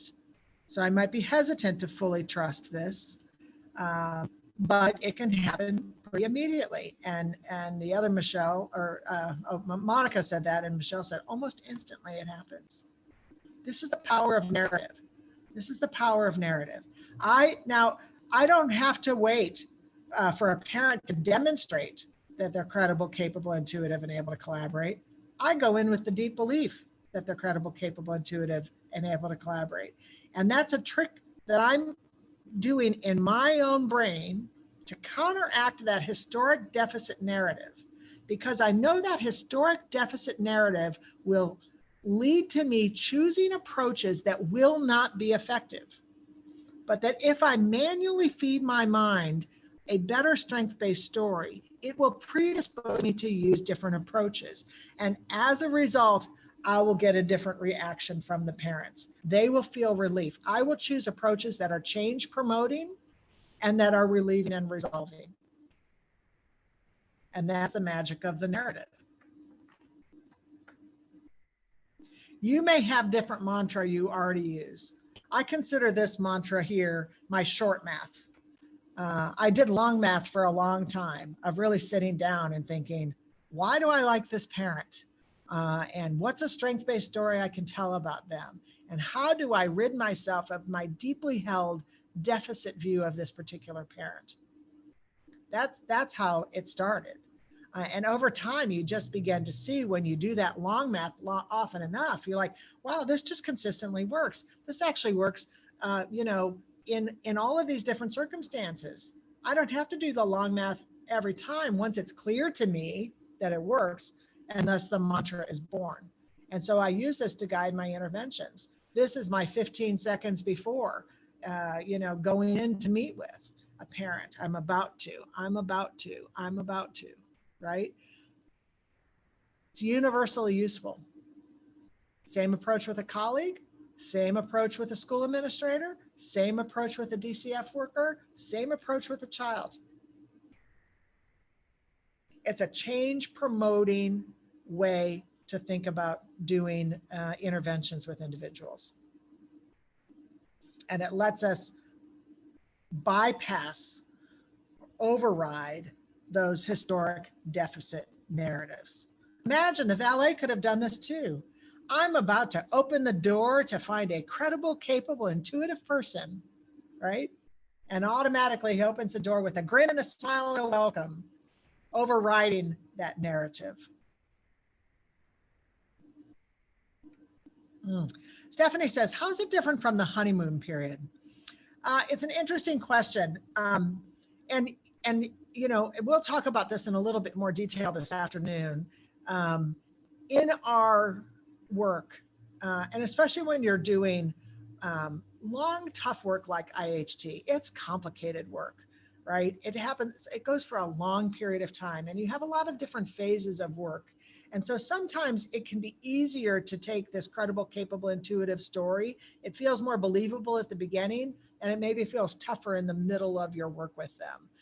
And so you have to just keep figuring out how to sort of apply it as you go during the different phases, and let it be sort of a reminder at any point. So for example, Viv and I were chatting a little bit earlier about resistance, and she suggested,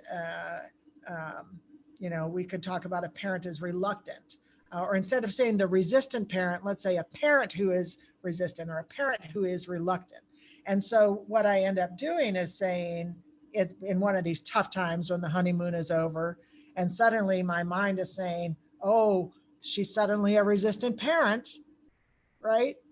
But I slow myself back and say, that's a deficit story. I'm engaging a credible, capable, intuitive parent who is reluctant. And when I say it that way, how am I predisposed to pursue that?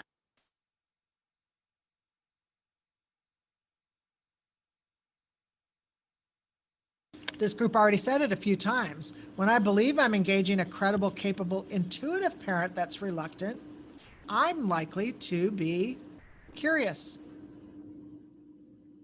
I'm likely to be open-minded. I'm likely to ask. I'm likely to partner with. Yeah, and Sheila said it, I get in curious. And in that instance, and Beth mentioned this earlier, Beth would say, because as I see it, the cons outweigh the pros, right? And so now we are continuing to kind of collaborate in that way. Yeah, I come in ready to listen. So whenever I find myself in sort of that tough spot with the family and it feels like the honeymoon is over, it's possible that part of that honeymoon has to do with me and my approach, right? And if the honeymoon is over, it's kind of evidence of some iatrogenic stuff is beginning to happen, then it's my job to get more precise in this new phase of work with the client. Yes, helpful to attend to the parallel process, Helen says, of how the provider is feeling about themselves. Yes, as capable, intuitive, collaborative. Yes, and I'm glad you're bringing up the parallel process element of this. The more the same approach is used within the team, the more it's used in supervision, the more it's used in peer-to-peer consultation, the more likely it is for the team to go do that in practice. If supervision is very directive, you need to go out and do this with the family, then the team's likely to go out and do this with the family, right? But if the supervision is really modeling that kind of credible, capable, intuitive approach, the use of Socratic questions, the use of curiosity, then the team is more likely to go out and do the same with families.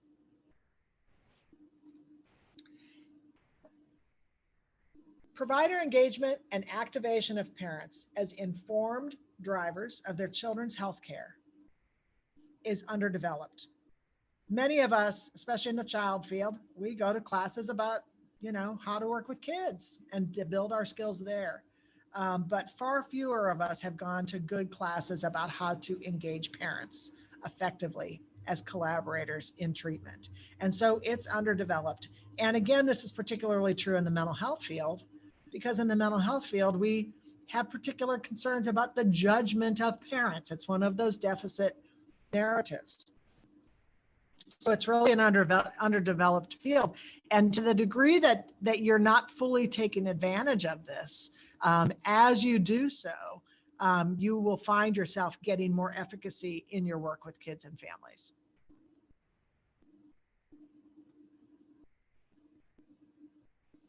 Yeah, Viv, I mean, great. Every time, we want everything to be aligned with the perception and perspective of child and family, and for them to sort of tell their stories from their own points of view, as it makes sense for them to tell it. This is 100% of the time approach. This isn't waiting for a parent who's worthy of telling the credible, capable, intuitive story. Because again, remember, this is about me priming my brain to use productive approaches. It's about me changing this underlying story. It's my perception that I'm shifting when I use this credible, capable, intuitive mindset. And so I'm applying it 100% of the time, even in tough circumstances, like when parents are opposed to our treatment recommendations, or when we are turned off by how a parent's treating a child. Even when we think a parent's own trauma history is creating issues in how they're parenting today. Even when a parent appears to be impaired by a mental health condition or an intellectual disability, even then we want to use this approach. Even when we need to file a 51A because there's a clear instance of child abuse. So why do that? Why would we do this credible, capable, intuitive frame even in these tough circumstances? How is that even smart and ethical? Why would we do that even in these tough circumstances?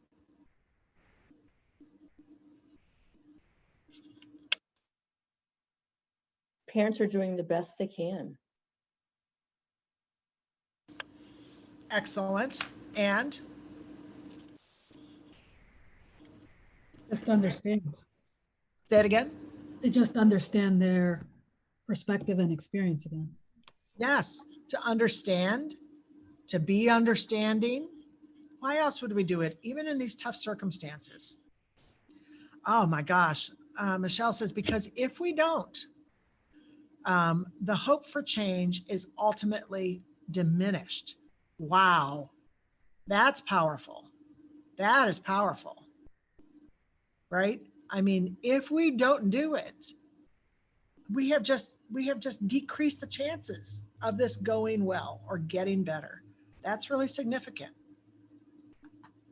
And why else?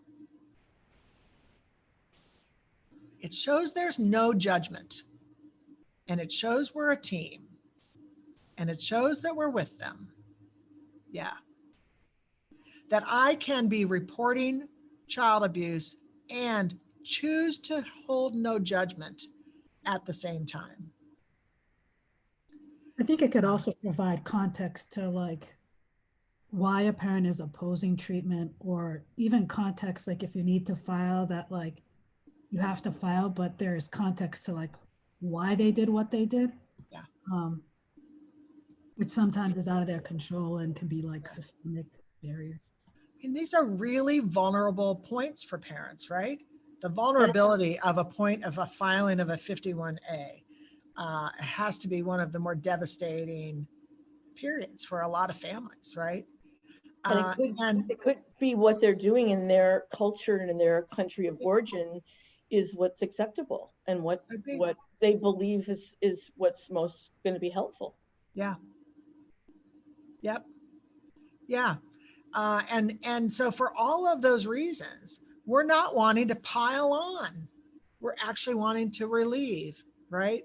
Let's imagine that situation where we're about to file a 51A and there's been this abuse that has occurred, right? We can imagine that the parent's limbic system at that time is on hyperdrive, right?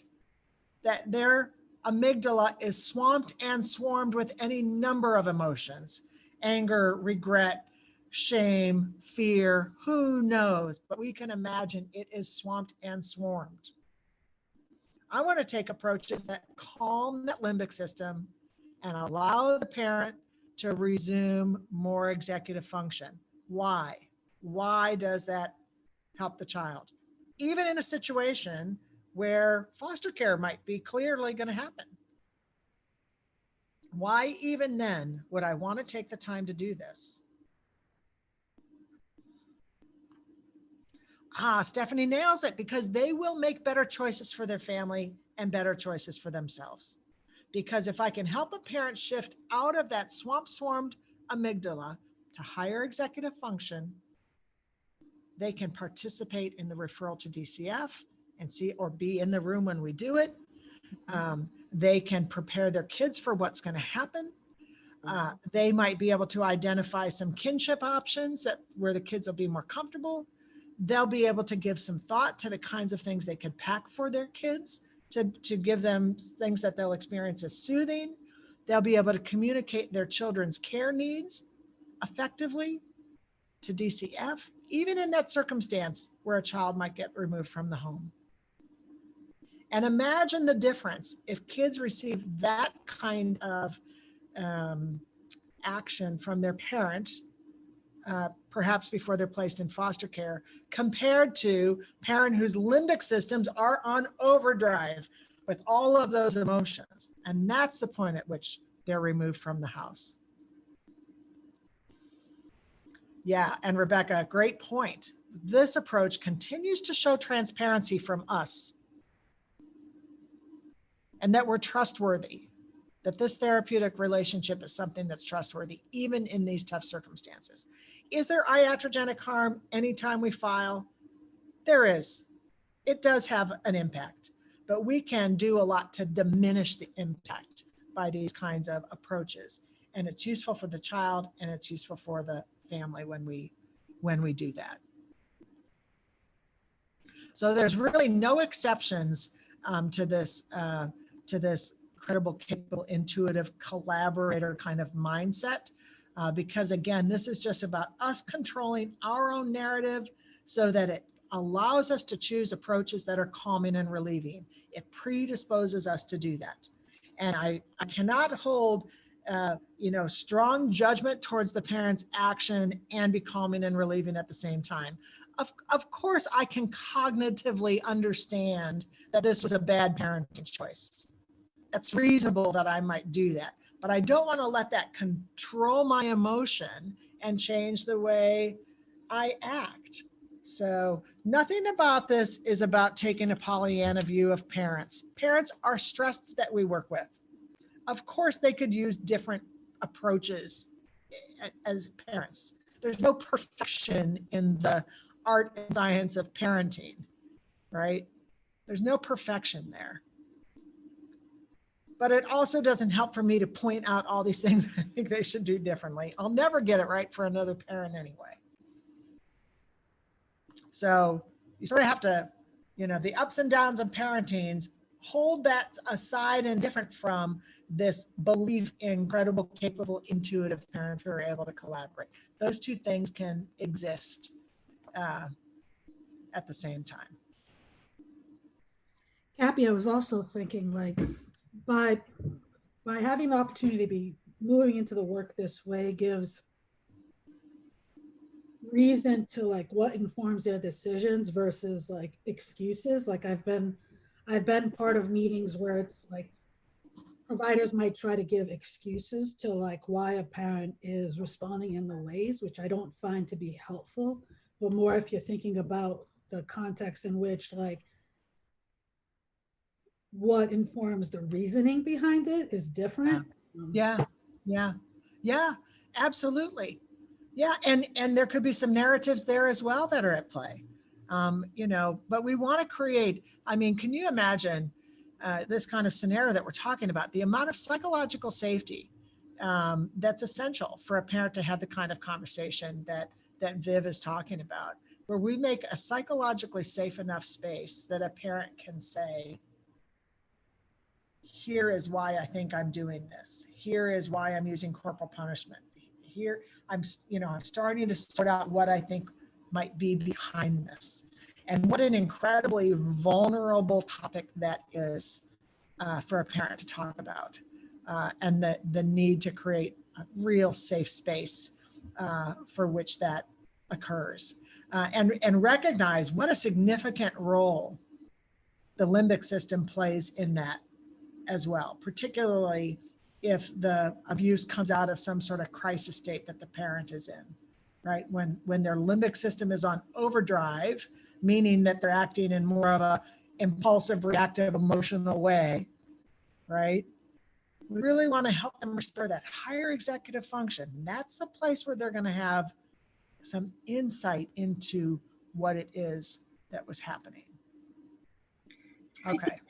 I just, briefly, I'm sitting here and Yes. I'm thinking about like the role of supervision, right? And the role of collaboration across systems, I'm sitting here thinking about how you started, Kathy, with talking about like our own biases, right? And so, I'm even, a consult that I was in fairly recently where, kind of any one of us, myself included, when I was doing the work, can actually be in a place of sitting with that judgment.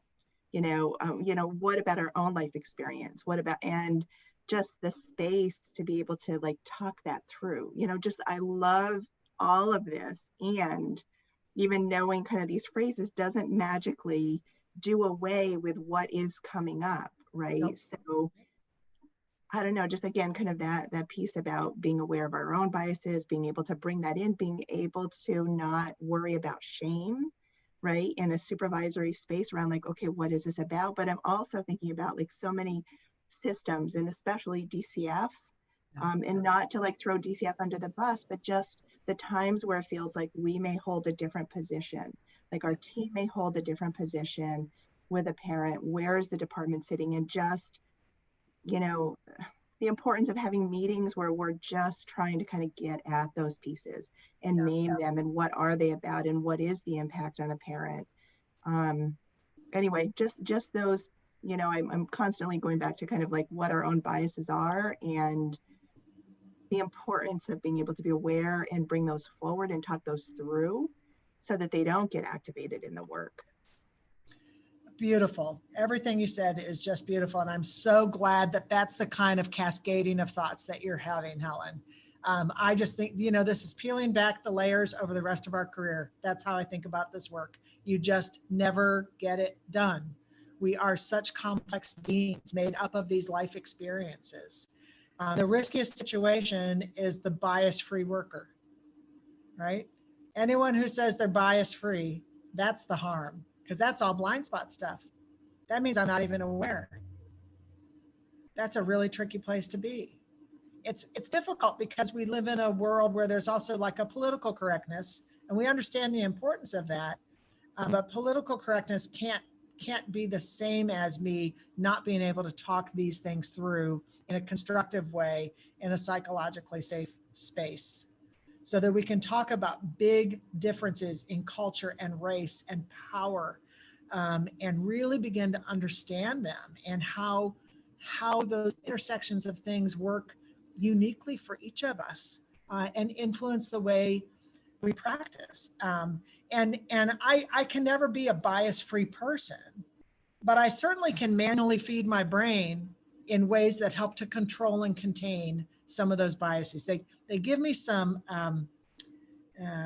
they kind of overdrive some of those things when I manually feed in that way, right? And when I hear something that feels so opposing to what I believe, when I've done that manual feed, it just lets me go towards curiosity instead of judgment. And I'm able to do that in an empathic way. And that's one of the things that's so remarkable about doing this. You know, instead of judgment, I can go to a say more, say more. I'm curious, say more. Say more, credible, capable person that you are. Say more about that. And I can do that with the DCF worker, and I can do that with the school administrator, and I can do it with the parent of the child, and I can do it with the child, and I can do it with my supervisee. And I can do it with the parent partner that's on my team that seems to be viewing the parent in such a different way than I am, and I'm not getting it. And I can say more. Say more about what I'm not understanding about that lived experience, and create that safe space for that to happen. And it's really remarkable. So I described myself as a recovering expert. That I say recovering, meaning, you know, I can still bounce back to that occasionally, into that expert role. Harder, even the harder battle, and they were a little bit tied together, is that I'm also a recovering perfectionist. And that kind of gets to part of what Helen is talking about. When you are really working hard to defend yourself and your reputation and your correctness and always getting it right and don't let them see me sweat, it's really difficult to have those candid conversations that Helen was describing. Perfectionism doesn't lend itself to candor about my vulnerabilities. Those things just aren't safe. So we really want to create soft landing for the team doing this really complicated work with families that have led extraordinary lives. We really do want to create soft spaces, not because we're particularly vulnerable people, but because these are particularly vulnerable topics. And we are in our field so exquisitely aware of the importance of voicing these things so we can get out of our own way. It's our version of precision. You know, if I'm a surgeon, precision is about moving my scalpel in ways that I'm not making zigzaggy lines or having to cut multiple times, right? Our precision is so much about our mind and our narratives. And I get more precise by talking it through. I can do some of that in my own head, but it's so much richer when I hear the perspectives of another 100 people, because I'm limited to the ways I can see the world. But when I can see the other 99 ways, right, that really broadens my point of view.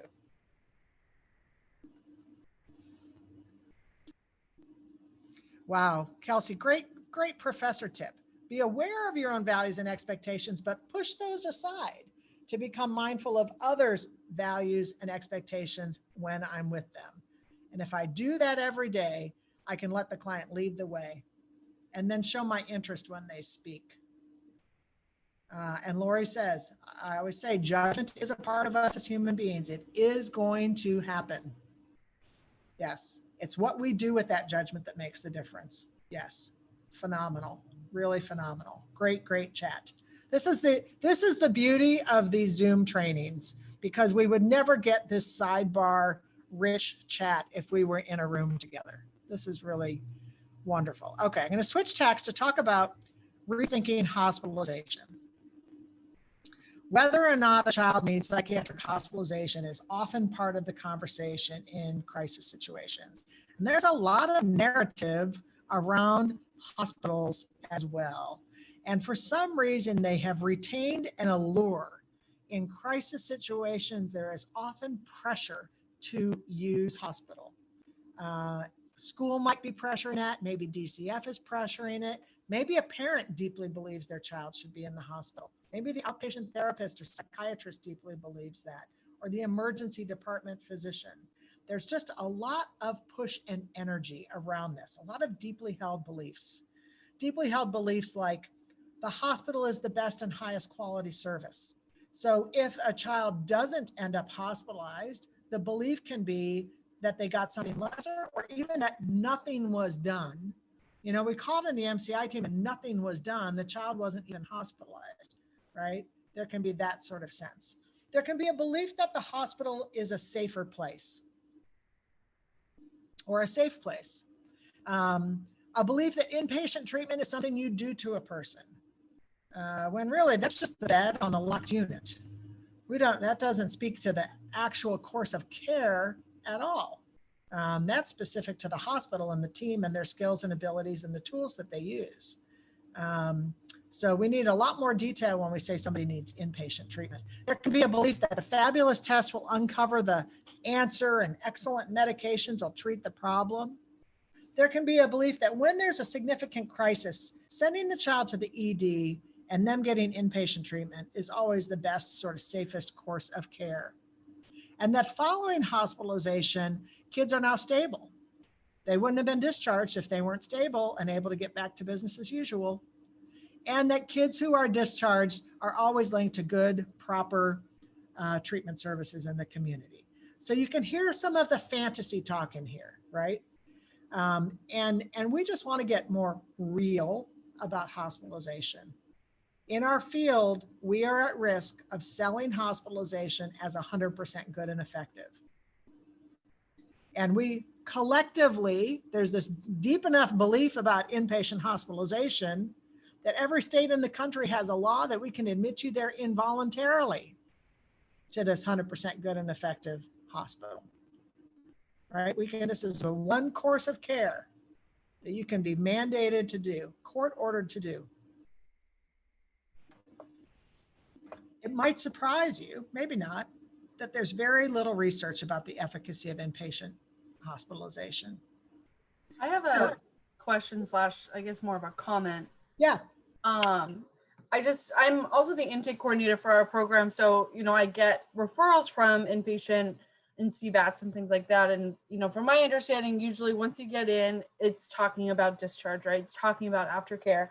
But so often, going back to your first chart of everybody kind of working together to benefit the family, very often I'm getting a referral the day that they discharge or the 2 days before that they discharge. And, most of us, right now, sadly, most of us probably have a lot of openings, but usually we're working with a wait list and we need to prioritize families coming out of the hospital, but there could be 3 other families coming out of the hospital.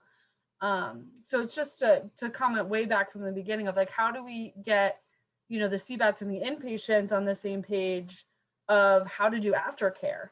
Calling the day before and just sending a referral through fax is not the way to do it. But yeah, that was my comment. And I'm curious, Lori Ann, as you see that happen, just kind of play that out a little bit further. How much of all of those calls that come in that way, via fax and whatever else, how many of them actually turn into well-established treatment within your agency? What % would you say? I would say probably a good 90%. Well, that's pretty darn good. Or 80%. I think most of the time families do call back and they do respond and we do get things started. There are some of those families that don't call back and, there's not much you can do there. But part of it feels like passing the baton over. Like I did my part. That's my liability. This is what I was supposed to do. So I did it. Yes. That's what it usually always feels like when it comes to the referrals. Yeah, I'm glad you're bringing that up. From them after discharge, it's like, oh well, they discharged already. I can't help you there. Wow. You made the referral. Yeah, you're bringing up just a key point of discontinuity. I'm working in a state right now where something like 22% of people make their first appointment after discharge. So if you're at 80 or 90%, something's going well. And that might be about how you're engaging families when they call. It might be the way the hospitals accurately enough describe what it is that you're doing. So that when families call, they say, yes, this is the service that we thought we were getting. So there is some good there, but absolutely, as you said, this could be much better. We could be doing it sooner, giving families more choice and opportunity to ask questions and get far better continuity in this care. You're absolutely right. It's a really significant piece of this and quite a high risk period, that point right after hospitalization. So in the absence of good scientific information about hospitalization. We're going to do some practice-based evidence here, a little bit of our own research. Kate, the CEs, you're going to get 6 this morning and 6 this afternoon. Doesn't matter. You're just going to, and when you put it in the system at the end, it's going to be just 12 digits in a row. So it's not particular sets. But you should have, by the end of this morning, you will have 6. You'll get your 6th one right before lunch. Okay, so some practice-based evidence. So I have 2 poll questions for you, and here's the first one. Based on your experience and in talking to the families that you work with, roughly what % of time would you say families say that the kids experience a good health benefit from psychiatric hospitalization? Based on your conversations with families that you work with, roughly what % of time do kids experience a good health benefit? Meaning the parents would say, that was worth our time and money. That many $1,000 hospital stay, that was worth the time and money spent. Things are better for the child and family because of this hospitalization.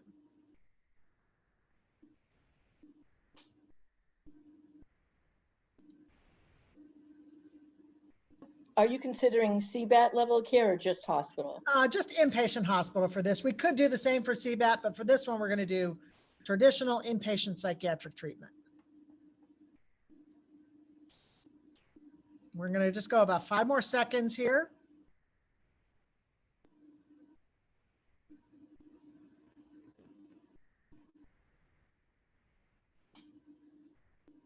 Okay, and the most common answer is 20% of the time. But if I'm looking at the whole list here, if I'm averaging out everything, this is going to be rough. I think we're closer to about 30% of the time at least. So I'm going to use 30%. It doesn't have to be exact. When I do this exercise, sometimes it's as low as 15% average. Sometimes it's as high as 60% average. Notice it's well below 100% of the time. This is not a service that produces excellent healthcare results 100% of the time. And I don't intend any of this to be hospital bashing. It's a really important level of care. It doesn't mean we get good health results every time, however. So we want to be honest about that. We don't want to talk about a good and effective hospital service 100% of the time when this group says we're getting good health results about 30% of the time is the average of this group. So this is a quadrant model. It's a way to think about the intersection of 2 points. And we're going to be talking about the 2 kind of elements here. And the first one that we just did a poll on is the expected health benefit of hospitalization. And what this group said is about 30% of the time, kids experience a good health benefit from hospitalization, which means that 70% of the time they don't. But now let's look at this horizontal arrow. This is iatrogenic risk. So considering your conversations with those same families, roughly what % of the time would you say kids experience iatrogenic harm from hospitalization?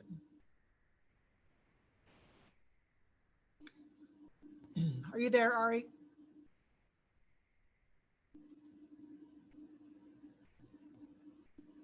Okay.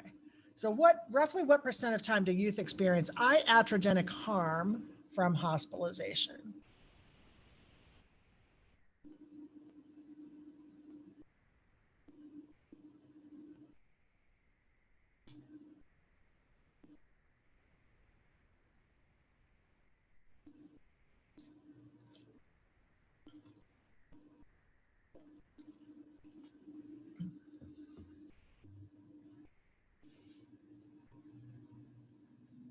We're going to go about 5 more seconds here.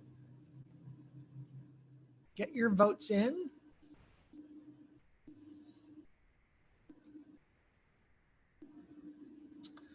Okay, so let's see. I think we are at about 75% of my rough averaging of the numbers here. This group thinks that about 75% of the time kids experience some iatrogenic harm. So that's over here, which means that about 25% of the time, that's not something that we're particularly concerned with. And so you can see here with this quadrant model, we end up with four sort of buckets of kids here. We have this group, best case scenario, where kids are getting a good health benefit with minimal iatrogenic harm. And the worst case scenario, we have kids that are not getting a good health benefit and they're getting high harm. So that's sort of the worst case scenario. And you can see these other two are a bit more of a mixed bag. Now I'm curious, when hospitalization is on the table, when it's getting considered for a particular child, are there factors that have you more or less optimistic about the health benefit, the potential of a good health benefit? And are there factors that have you more or less concerned about the iatrogenic risk of hospitalization? What are those factors that would be clues to you ahead of time around the potential for health benefit and the potential for iatrogenic harm?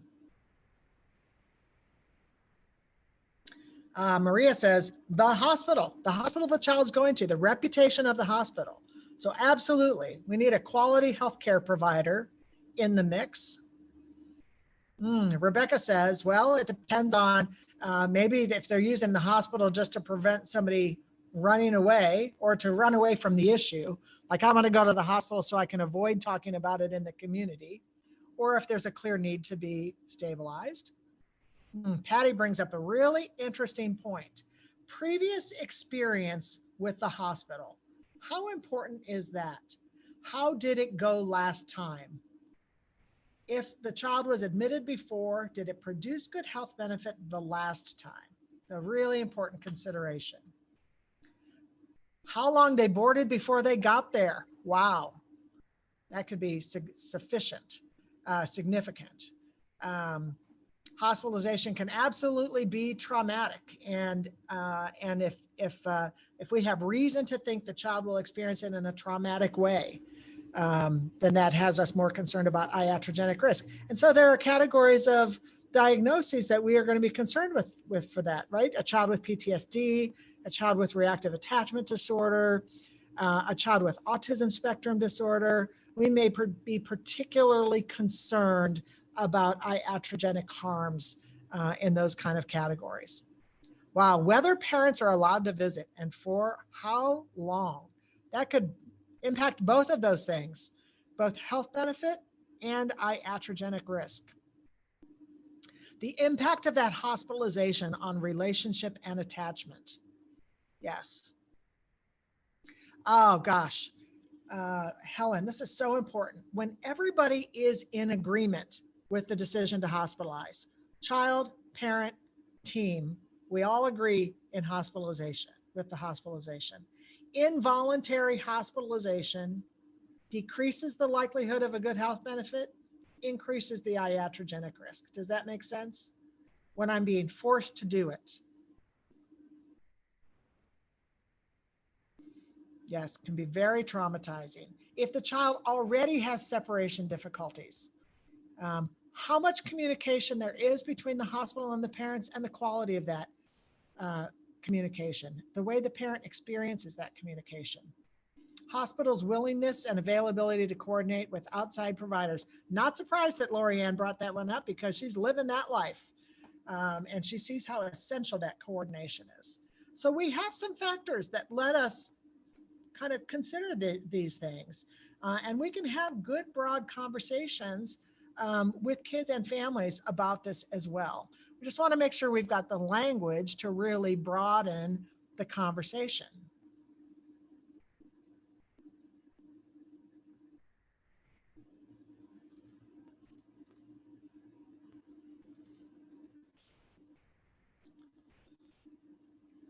In crisis work, Here's the classic crisis question. Does the individual meet the criteria for hospitalization?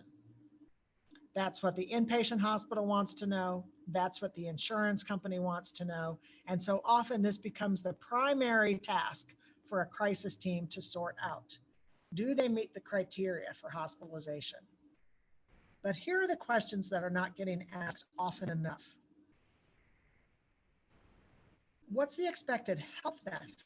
Separate from whether they meet the criteria, what's the expected health benefit for this individual?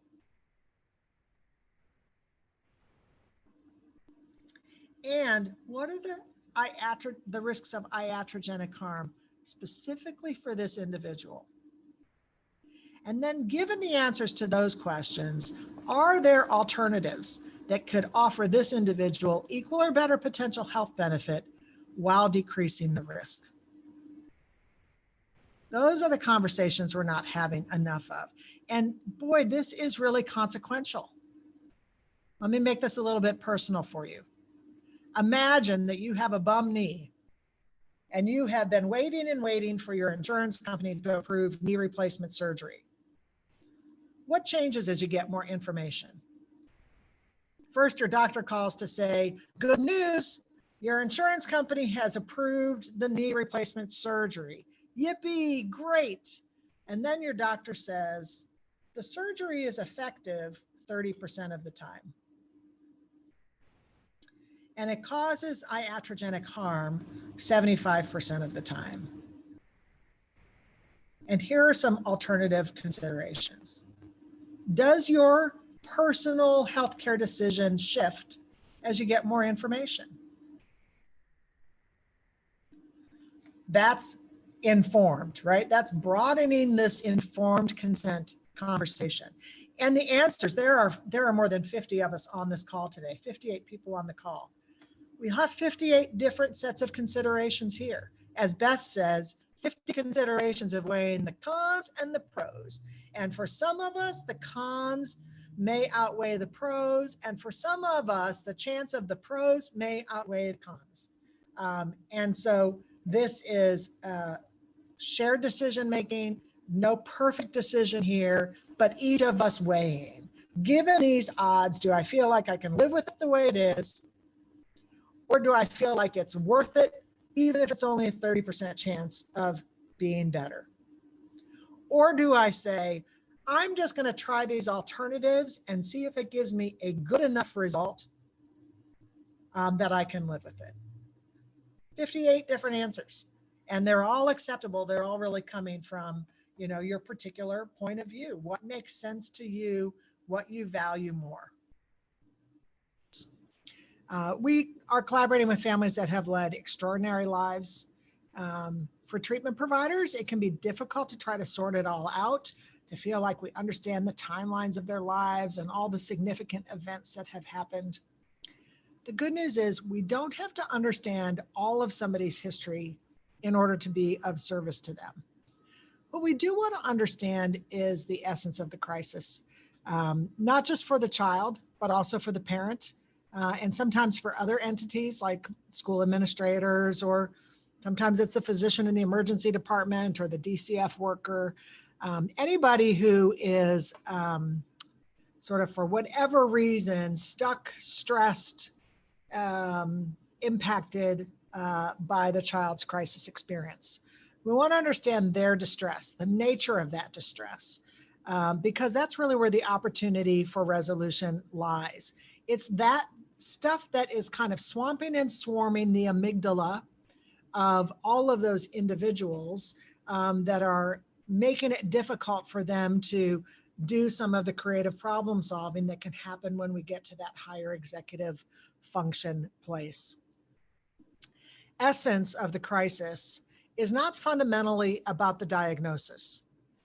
And it's also not fundamentally about the problem, like the problem that a child is suicidal, or the problem that they just threw, a chair through the window or something like that. Essence, when it comes right down to it, are these kind of human experiences: feeling fear, feeling grief, feeling lack, powerlessness, shame.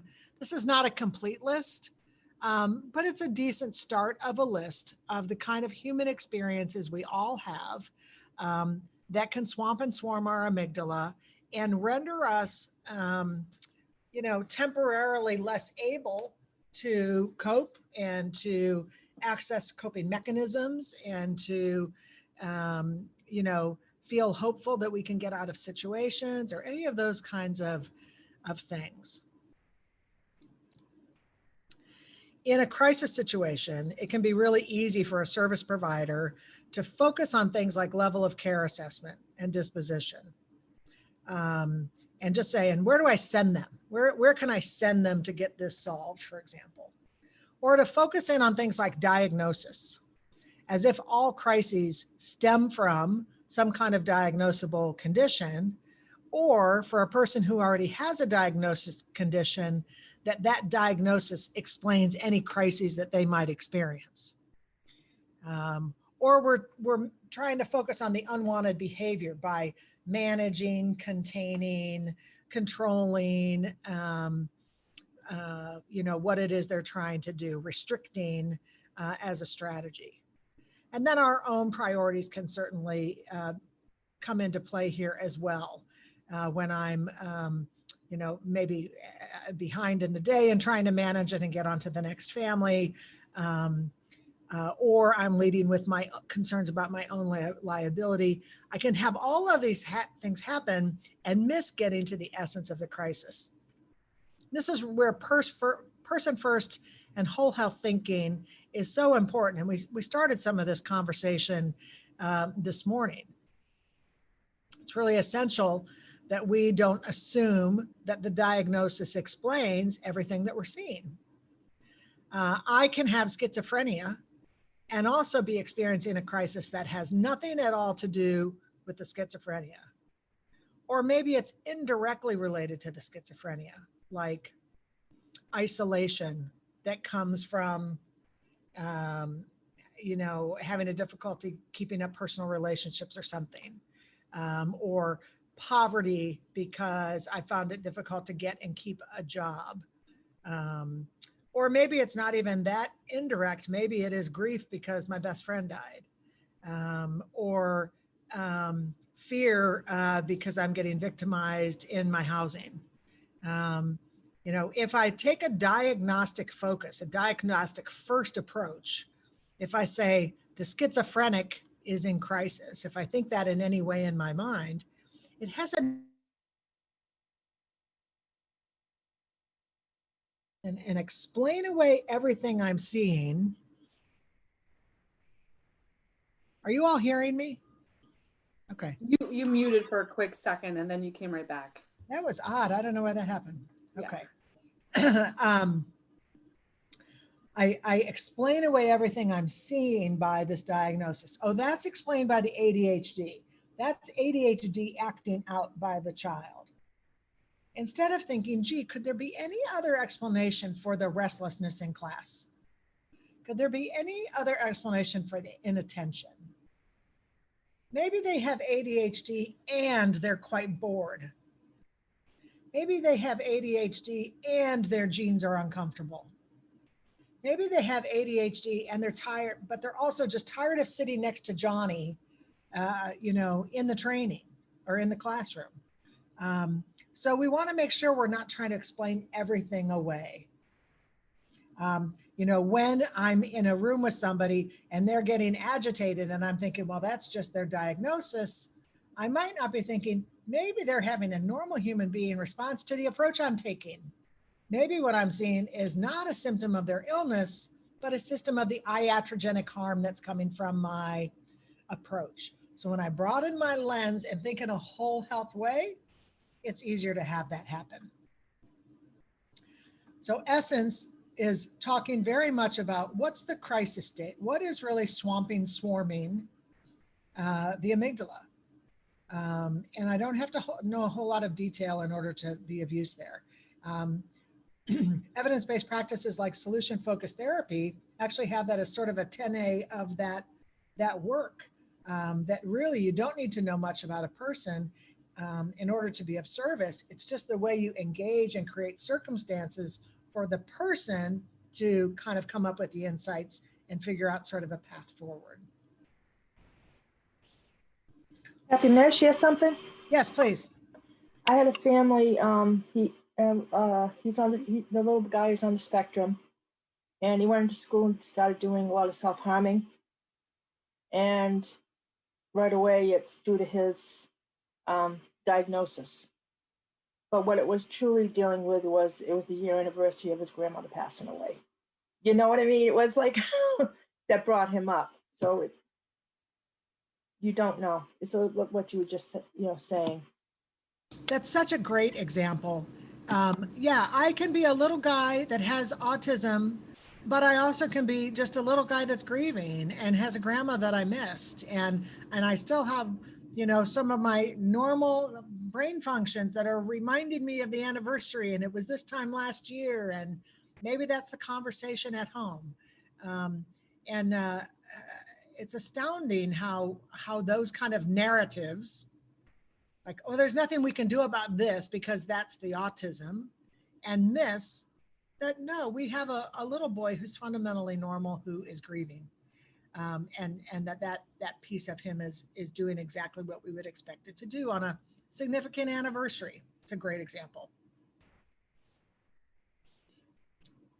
So we're gonna do a little bit of a experiential exercise here to just really get a feel for essence of the crisis, and also to understand how it is quite individual. It's quite a subjective experience.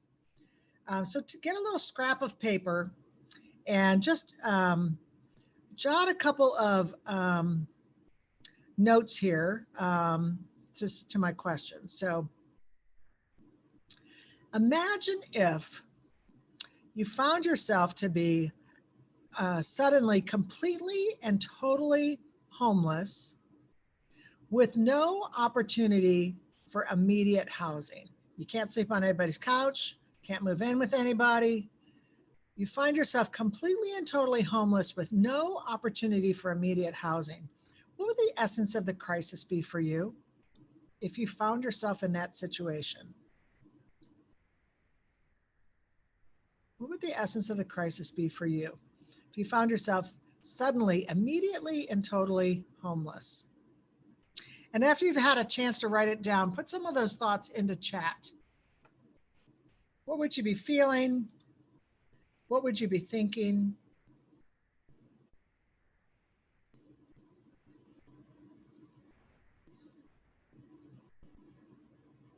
The need for heat as winter descends.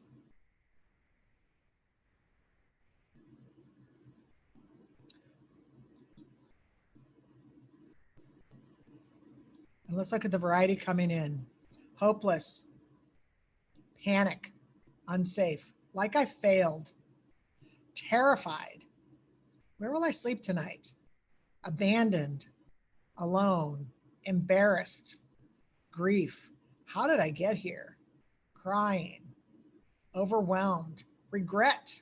What did I do to get myself here?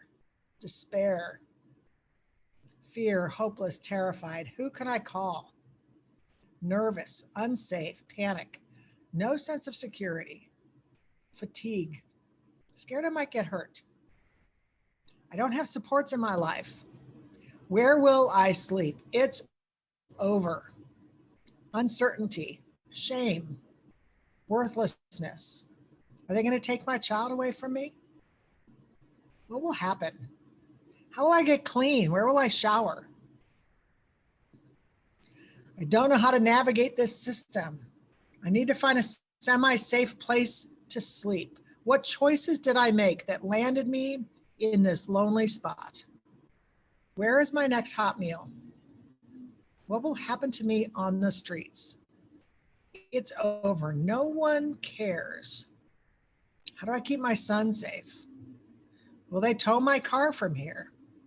I never thought I would be in this position. How did I let this happen?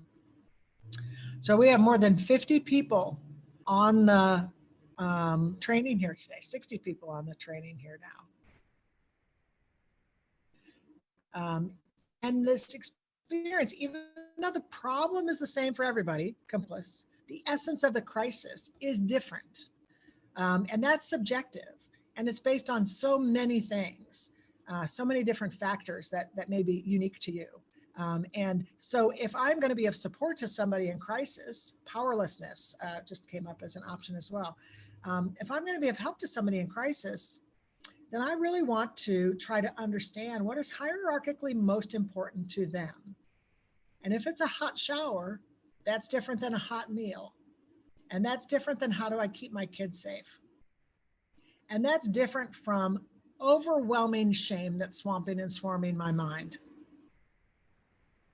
And that's different from anxiety. And that's different from fearing being very cold.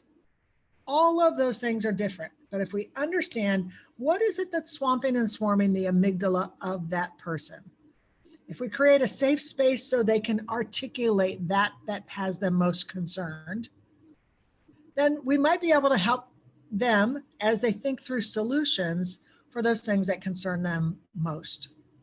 My children, my car, my healthcare needs, my physical safety, any of those kind of elements. Is it possible that even if the circumstances don't change, even if you are still homeless at this moment, is it possible that the crisis state can get some relief? And if so, how?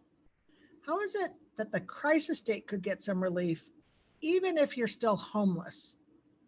What can change that can impact the crisis state?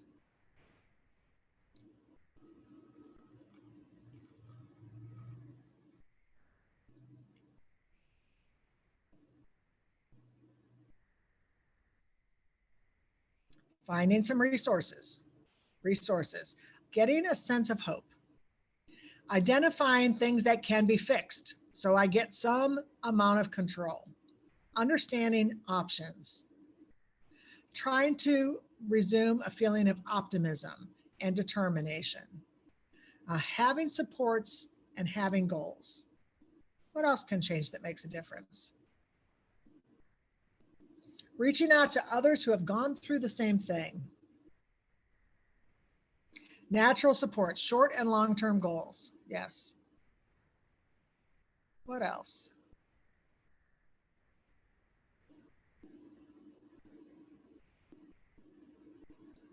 What things in my head can change? What other things can I do that make a difference? Any other thoughts here?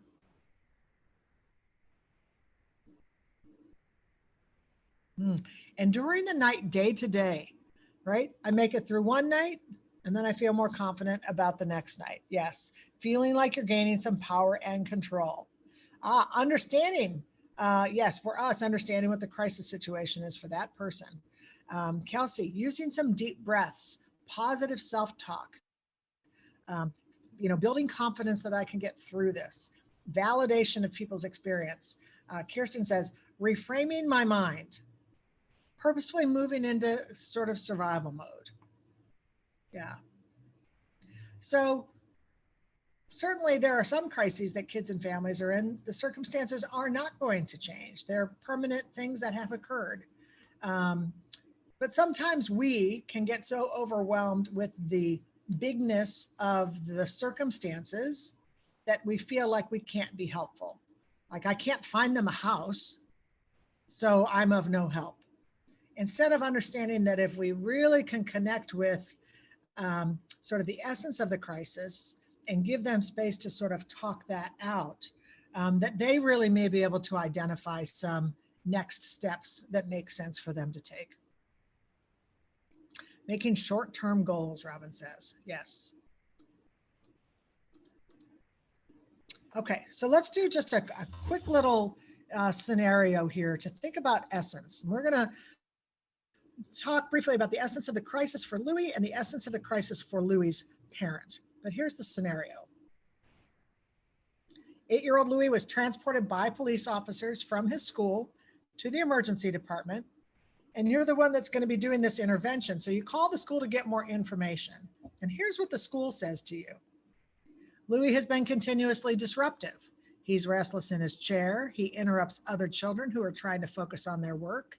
And he has repeatedly left the room without permission.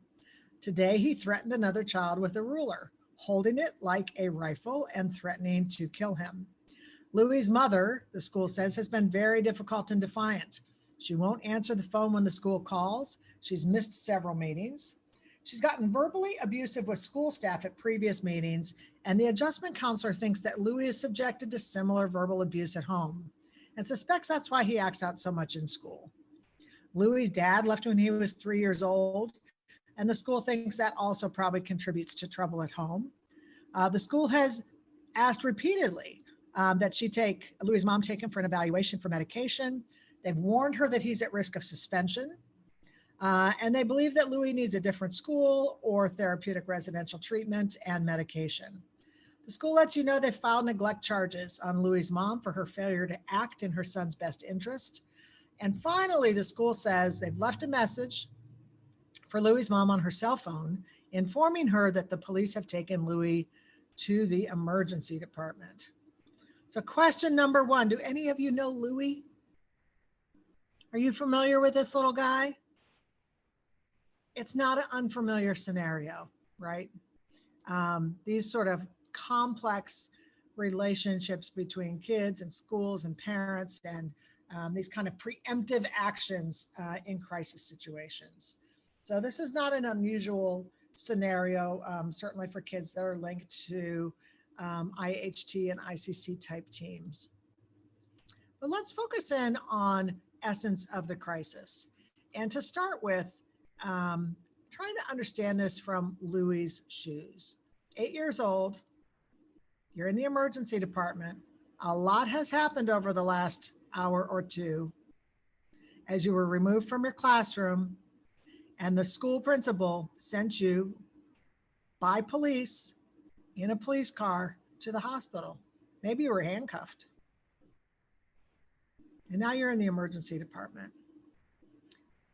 Using first person language, which is very useful. Anytime you do an immersive exercise, think in first person, talk in first person.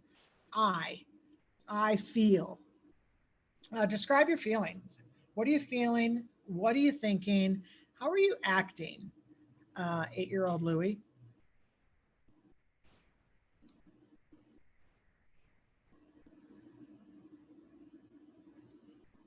I feel scared and alone, abandoned. I'm a bad kid. I feel afraid. I am in trouble. Am I going to see my mom again? I am scared and mad. It's hard for me to trust others. Anybody's going to leave me. No one cares about me. I'm alone. I'm overwhelmed. I must be a very bad boy. Where is my mom? I'm angry. I feel anxious and scared. I don't know anybody here. I want my mom. I don't understand. Am I being taken away from my mom? I don't have anyone to turn to that is safe. Michelle says, I feel paid attention to and powerful. It's certainly possible that that could be what's happening to Louis.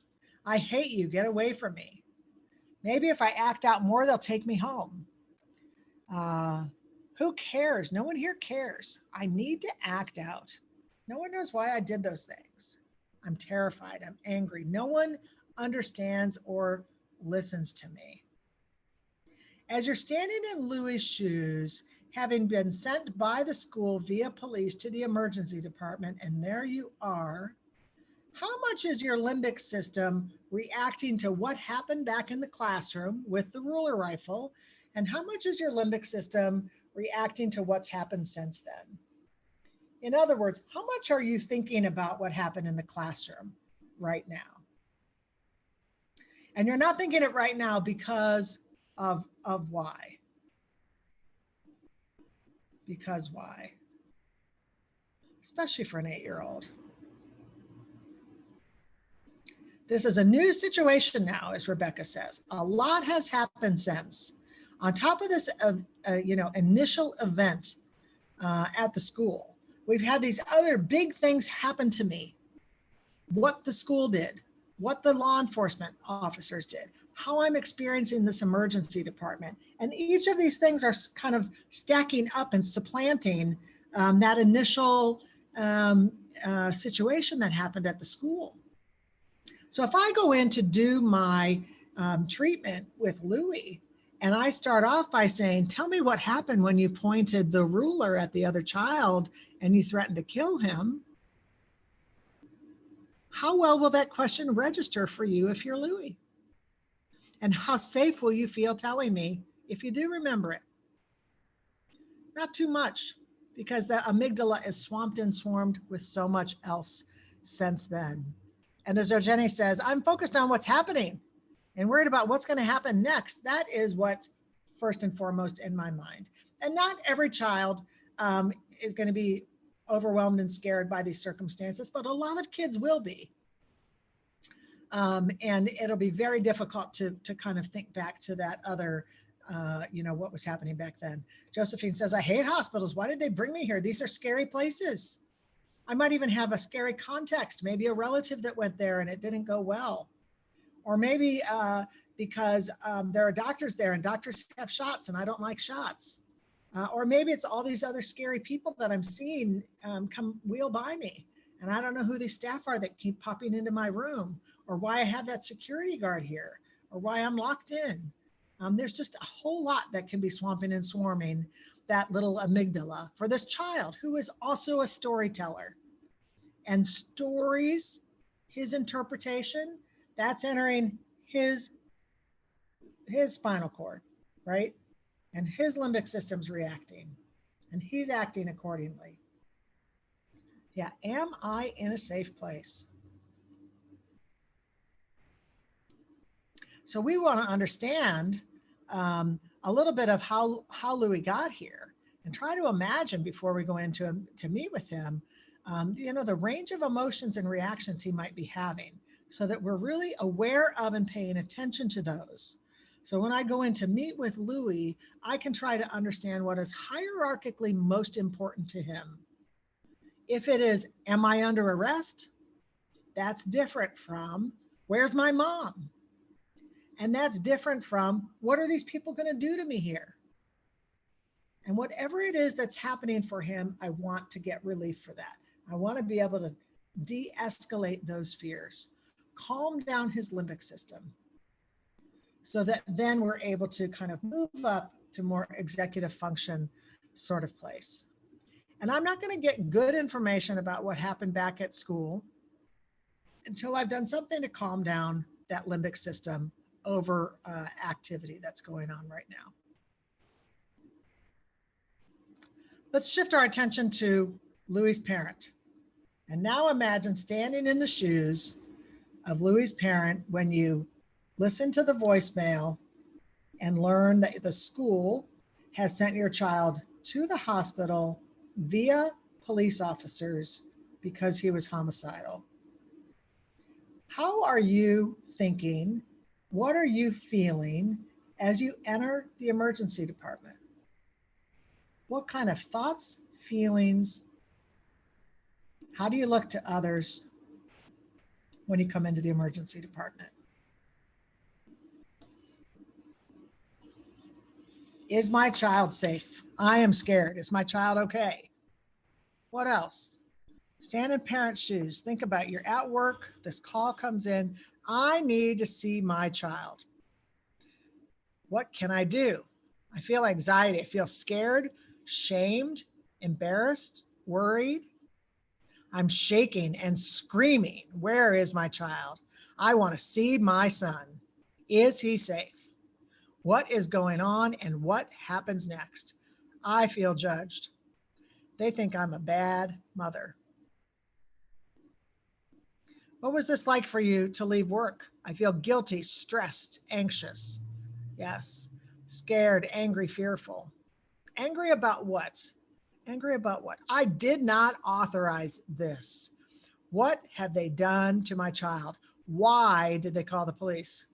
I feel hurt, ashamed. I'm angry that I was not involved with this decision.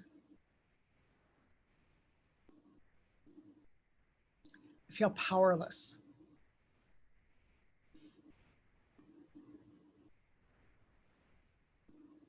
Get more specific about the anger. Angry what?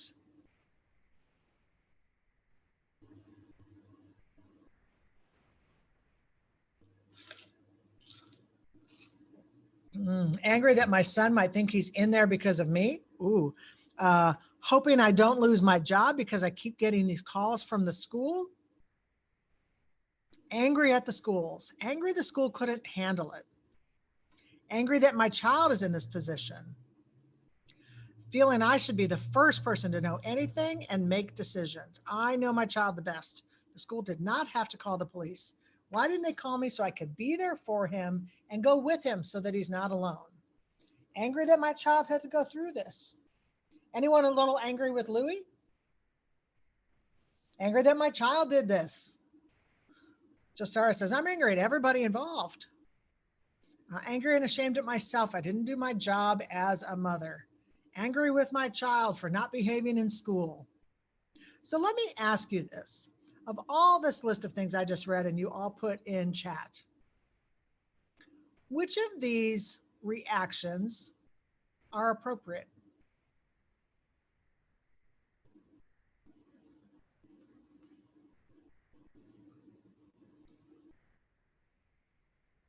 We've got a unanimous opinion here. Every single one of them.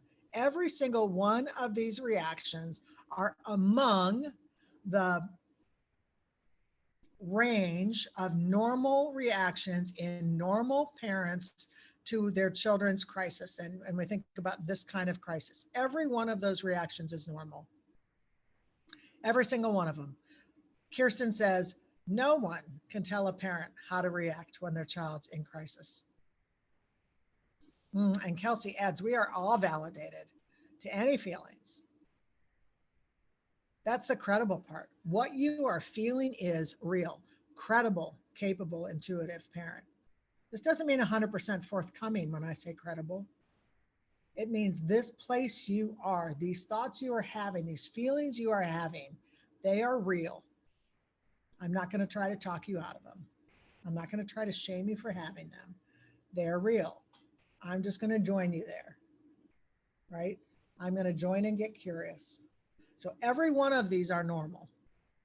If the emergency department staff, particularly if it's an emergency department staff that doesn't have some specialized staffing, if they see you coming in raging and screaming, how might they interpret it when they understand that you are Louie's mom coming into the emergency department? What are the narratives that can play themselves out? Here comes the unreasonable number or mother, like child. That's where he gets it from. The hostile parent has arrived. No wonder Louie's unstable. Look at his mom. Look at her absence of emotional control. The apple doesn't fall far from the tree. Yep. That's why the child behaves this way. She's a bad parent. Maybe we should just file. Can you feel how easy it is for that narrative to grow? And yet all of these reactions we can anticipate them. We can anticipate them. We can even do some prep. Go out to the triage desk. Say to the security guards at the front, up at the front that are maybe doing, wanding as people come into the ED or whatever it might be, whoever's going to first greet the parent that comes in, be prepared. Because we have a mom on our way here and she is going to be really angry at some decisions her son's school's made, or there's a chance she's going to be really angry, really scared, really concerned. And so when you see her, please let her know that we're waiting for her. And we will see her as soon as she gets here. So that the first contact the parent gets is somebody who is saying, yes, we've been expecting you. Yes, come on in. Yes, we're waiting. Yes, what's most important to you right now? And maybe it's, I need to get to Louie's side right away. And maybe it is, I am so angry at the school, I just need to calm myself down before I even go into the room with him. And whatever place that is the parent's in, we want to be prepared to offer that. What's hierarchically most important to the parent right now that can calm the crisis state for the parent.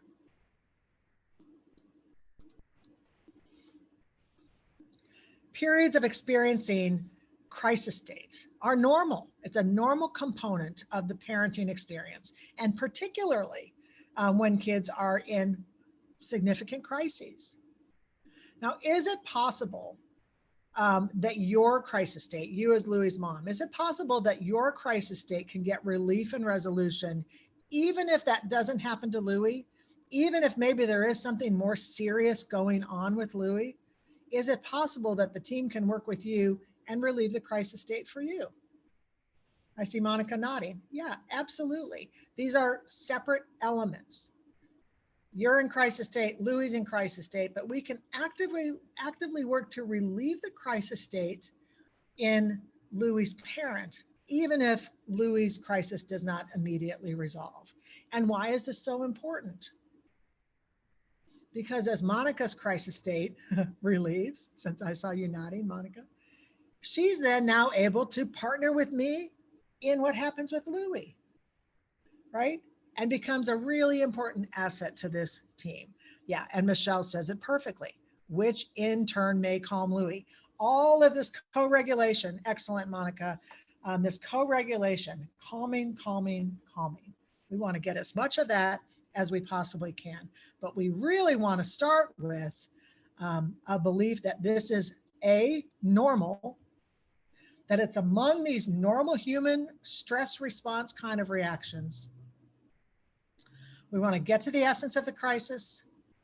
We want to sort of see it as they see it. I don't have to agree. I don't have to agree that you are angry, that your anger at the school is justified. I just have to see it. And then try to understand some of the antidotes. And some of the antidotes are really the basics, for Louie. Think a drink of water, think a snack, think a stuffed animal, think a warm blanket, think some things to color with, calming, soothing conversation, a cell phone call to his mom so that he can hear her voice, a reminder that she's coming soon. A telephone for the parent to call back to work and give an update. Time for a parent to make arrangements for another child to get picked up from school or off the bus. Information, anything that helps to sort of calm and relieve. And we want to make sure, of course, that we're not compounding the crisis. If we did that, that would be iatrogenic. And so we deliberately engage the person, the credible, capable, intuitive person, child or parent. Get very curious about what matters. When you were standing in parent shoes, having that experience as you walked in, was that best described as crisis state that you were experiencing or character trait? Was that one of your parenting traits, or was that crisis state that you're experiencing? Yes, it's frantic crisis state. It's crisis state.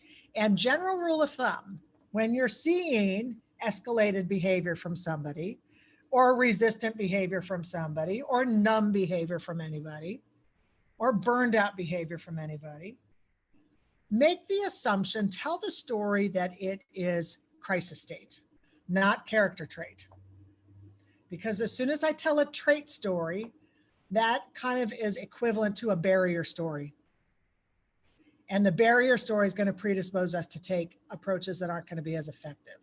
When I say crisis state, that brings up a dynamic feeling in my mind. That's a changeable, fixable thing. And so I'm more optimistic and will use approaches that are more likely to be relieving. Many years ago, I was working at a children's hospital that was adding, as a consultant, that was adding family partners to their clinical team. And even 6 months in, the family partners were having very difficult time making any headway. The culture on this inpatient psychiatric program was absolutely toxic. It was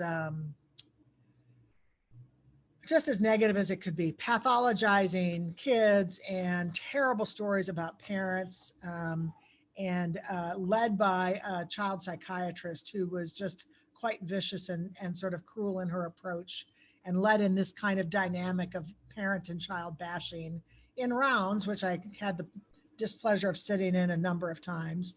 No surprise, family partners not getting anywhere there. And when they talked in strength-based ways about families, they were just really ignored, sort of kumbaya, ignored by the rest of the team. So many months in, not much progress. I had a chance to sit with the charge nurse from that unit one day. And she happened to tell me that she had been a floating nurse at this particular renowned children's hospital. And as a floating nurse, she had actually worked on every one of the medical units in that hospital. And I said, oh, really? I'm curious. Did any of them do a particularly good job with parents? And she said, oh, hands down, it's our oncology program. And I said, really? Tell me more. And she said, well, you know, the oncology team knows that when parents bring their kids to the unit, they are terrified. And they are angry, and they are grieving, and they're wondering if they could have done anything to prevent it. And they are just incredibly self-absorbed by their own crisis state. And she said the oncology team knows that as long as parents are in that self-absorbed crisis state, they're not going to be able to meet with the treatment team and make the kind of tough medical decisions they're going to have to make for their child, because it's very difficult to listen to all of those options when your brain is swamped and swarmed.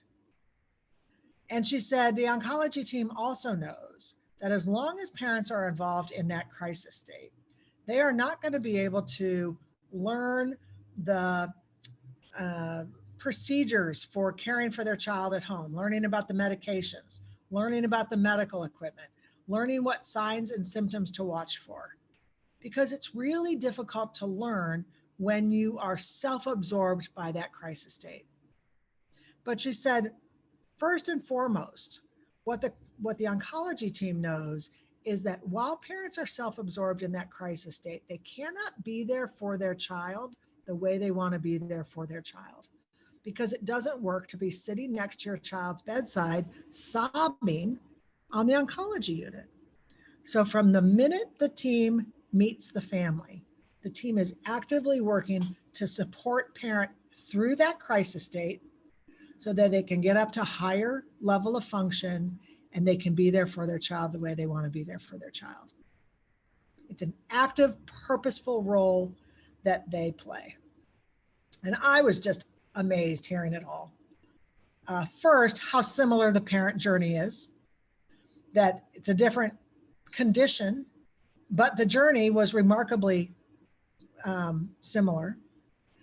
Of course, there are differences in how the community gathers around families when the crisis is cancer, and there, you know, bake sales and lemonade stands and casserole deliveries and piles of cards from school, that some of that happens. And we know for our kids and families, there is often a kind of sucking sound as support systems pull away from families rather than gather around. So that can be different. But a really significant difference is that the oncology team just works from the belief that they have capable parents who are experiencing crisis state. They tell a story of crisis state, they act accordingly. In our field, our risk is that we tell a story of character trait and we act accordingly. Really, when it comes down to it, it's the same parents. It's just the belief set of the system that's different. So I loved just the analogy of that. Kids with cancer come from a whole range of families as well.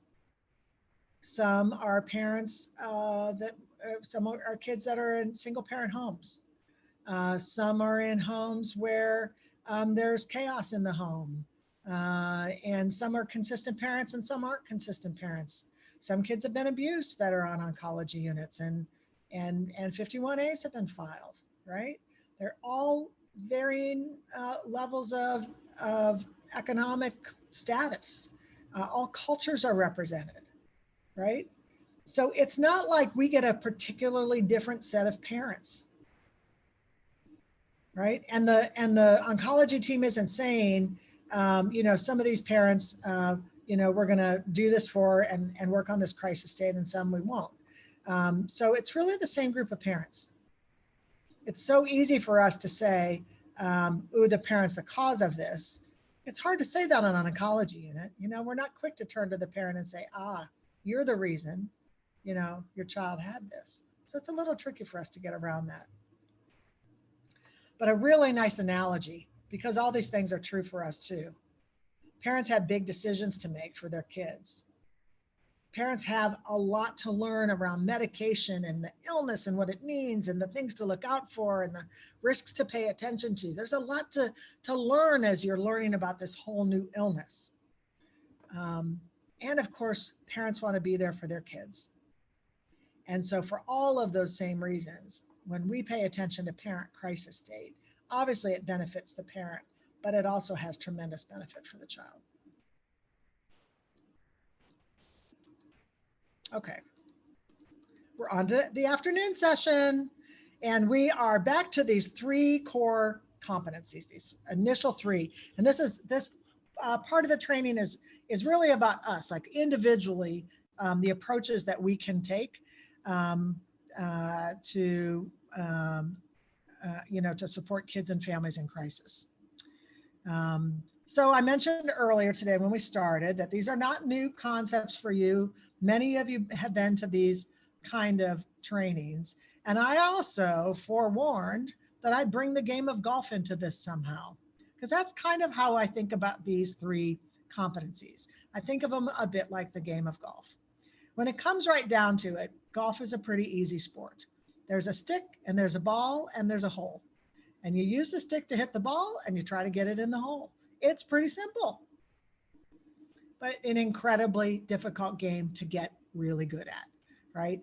And an impossible game to perfect. No one has ever played a perfect game of golf. The very best golfer in the world, I'll say Tiger Woods, you might care to differ, has won some 80 tournaments, 80 or 85 tournaments. He's played thousands of them, right? So even the best golfer has only won 80 or so times.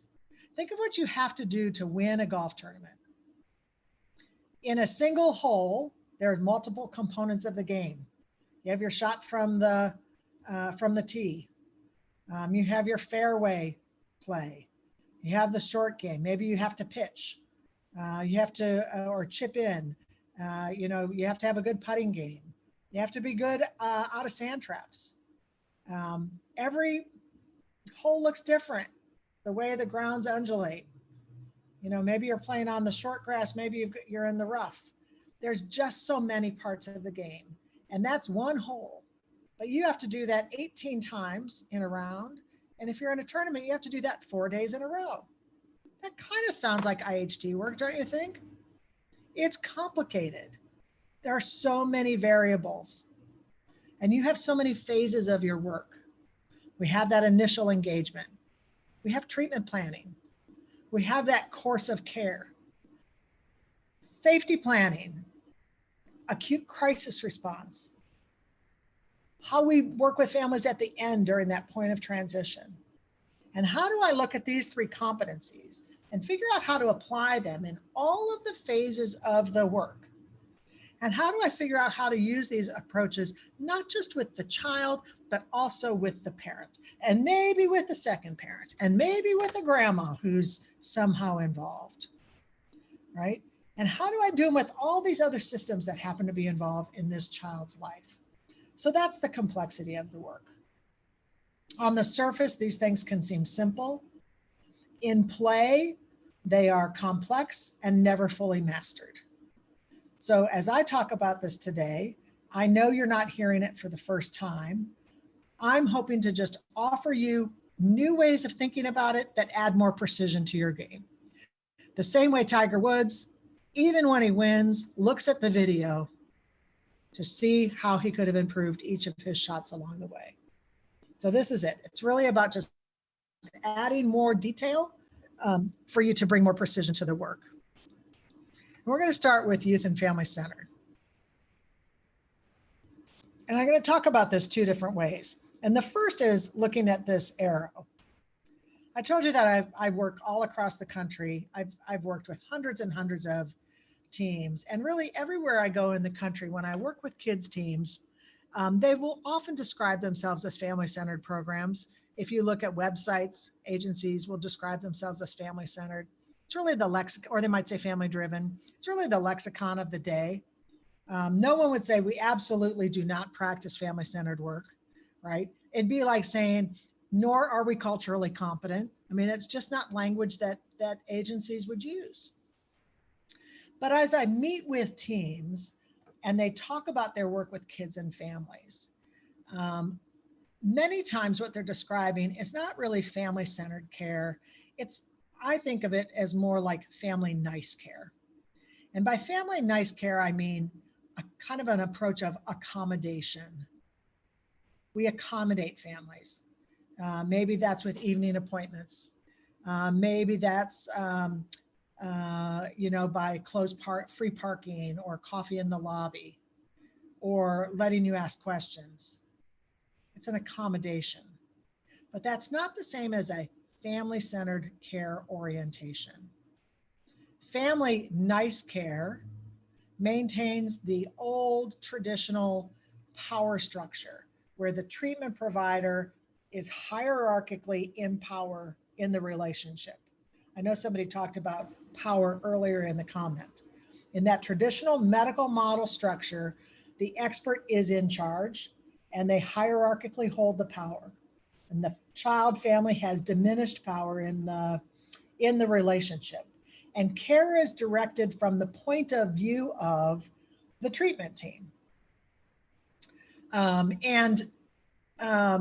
course, the team can use expertise in doing that, but it's really coming kind of solely from the point of view of that expert team, and the information that the child or parent brings to it is sort of diminished in importance.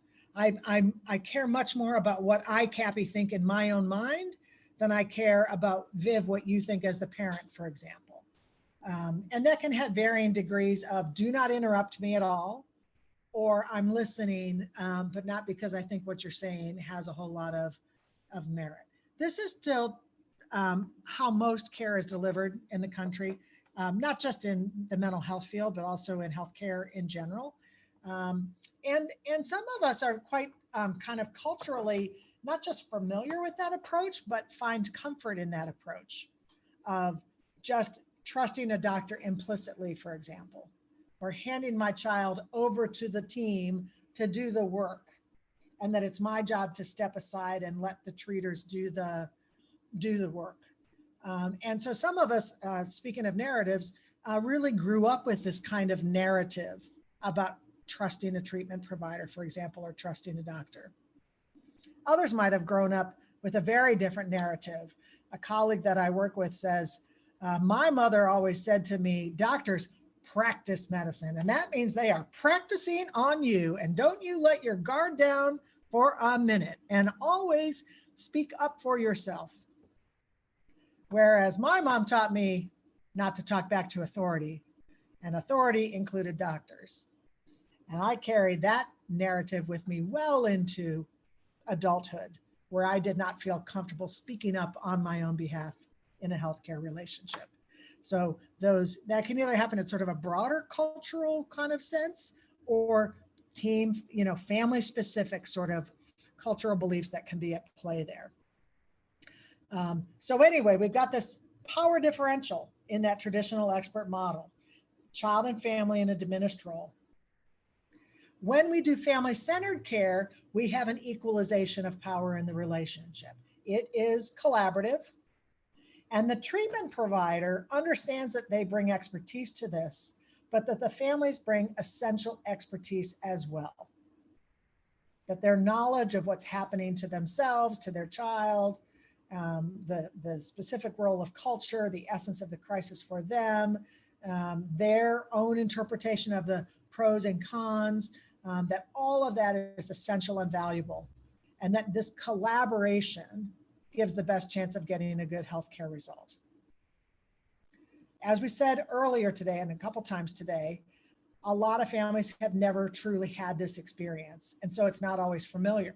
Some families will come in and they will put themselves in this position because it's a comfortable place to be, or because when they tried to collaborate before, they got their hand smacked by the doctor.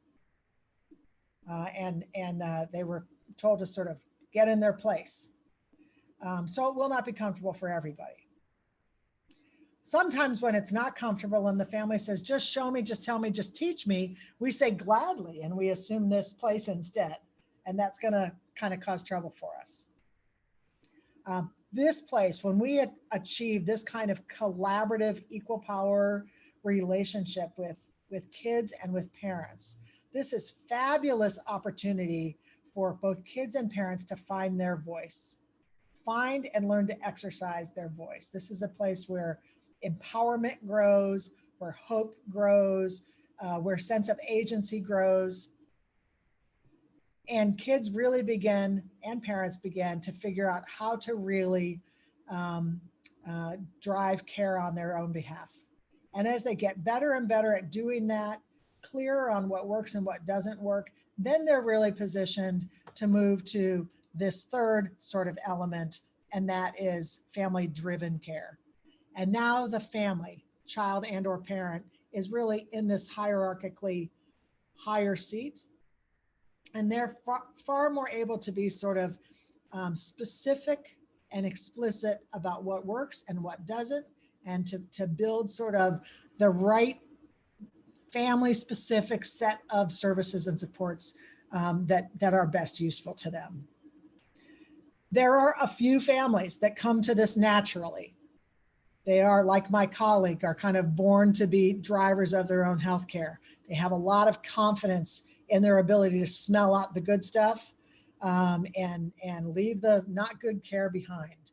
But the majority of families will not come to us in this place.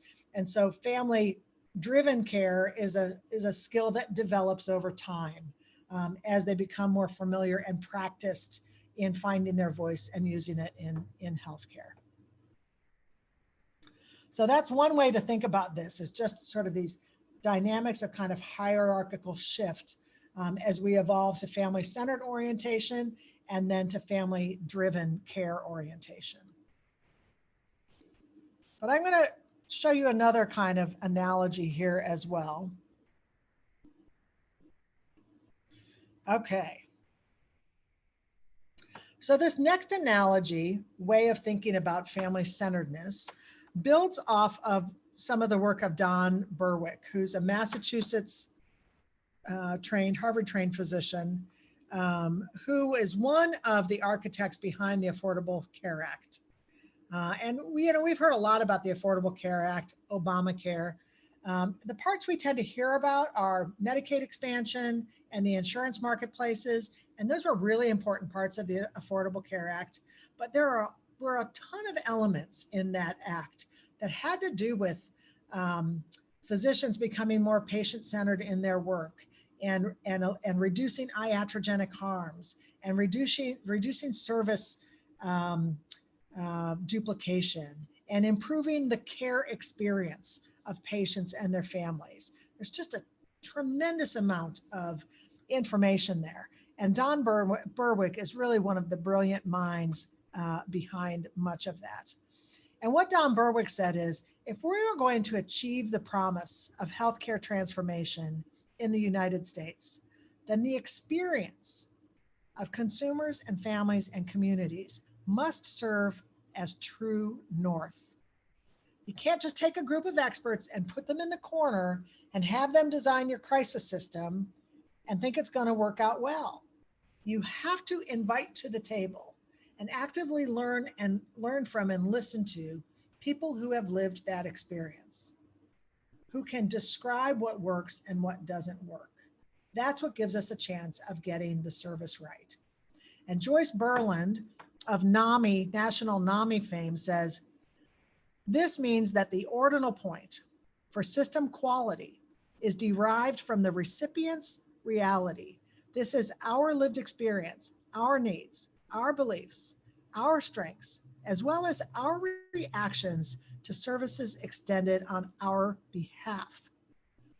My subjective view of my care experience matters.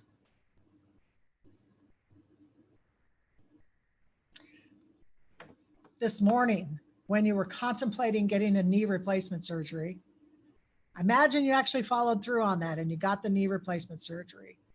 What matters most to you? The physician that says, I did that perfectly, that was a textbook knee replacement surgery, or you saying, I still have limited mobility and I'm in pain? Whose opinion matters most? The first is a measure of objective care. Objectively, how did this procedure go? The second is a measure of care experience. And which one matters most if it's you? Your opinion or the doctor's opinion?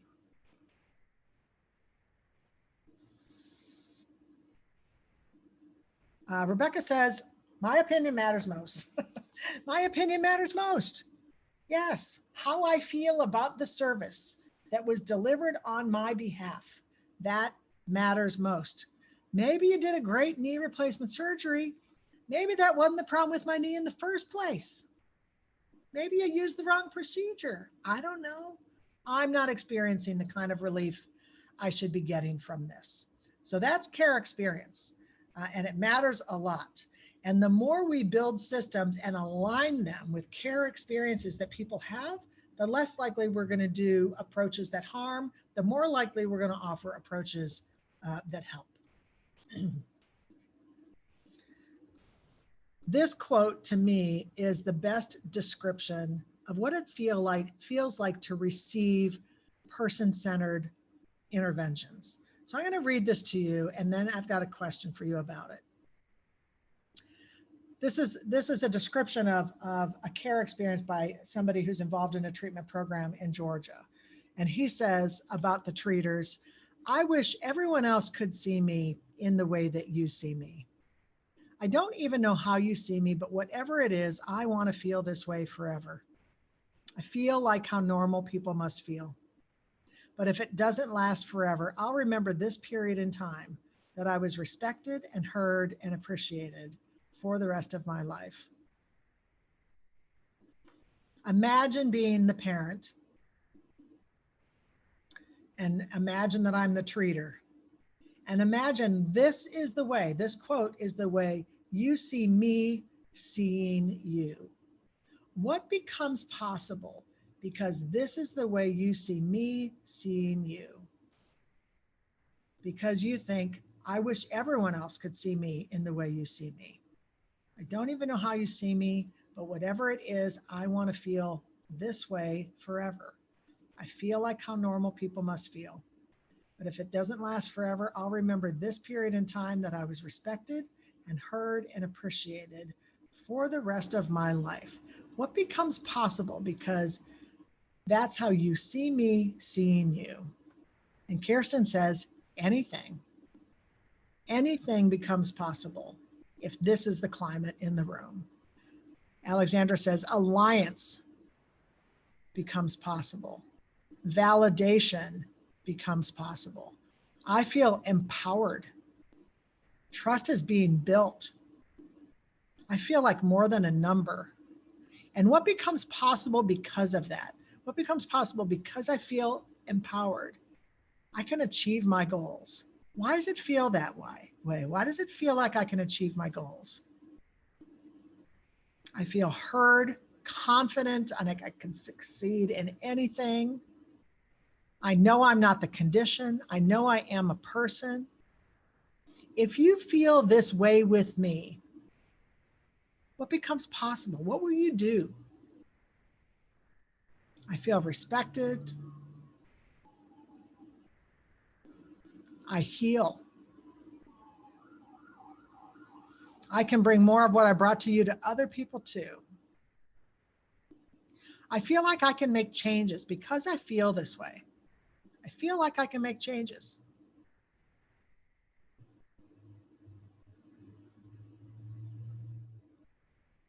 What else? What becomes possible because of this? Healing is possible. And why? What will I do here? What will I do in these interactions because I feel this way? Michelle says, I feel like I'm a whole, not just a sum of my parts. Self-belief, feeling motivated, feeling I have purpose. I see the best of me because of this. Agency, I feel agency. It's such a good word. I feel agency. I've grabbed a hold. I have dug in. I've got this, right? I have agency. I can create change in my life. I'm motivated. I'm excited. I feel empowered. And what am I willing to do in sessions that I might not have otherwise? I can be honest, become more attuned to myself and others. I trust. I can open up. And let me ask you this question a different way. Because this is how you see me seeing you, what do you not have to waste time doing? Hiding, impressing, what else?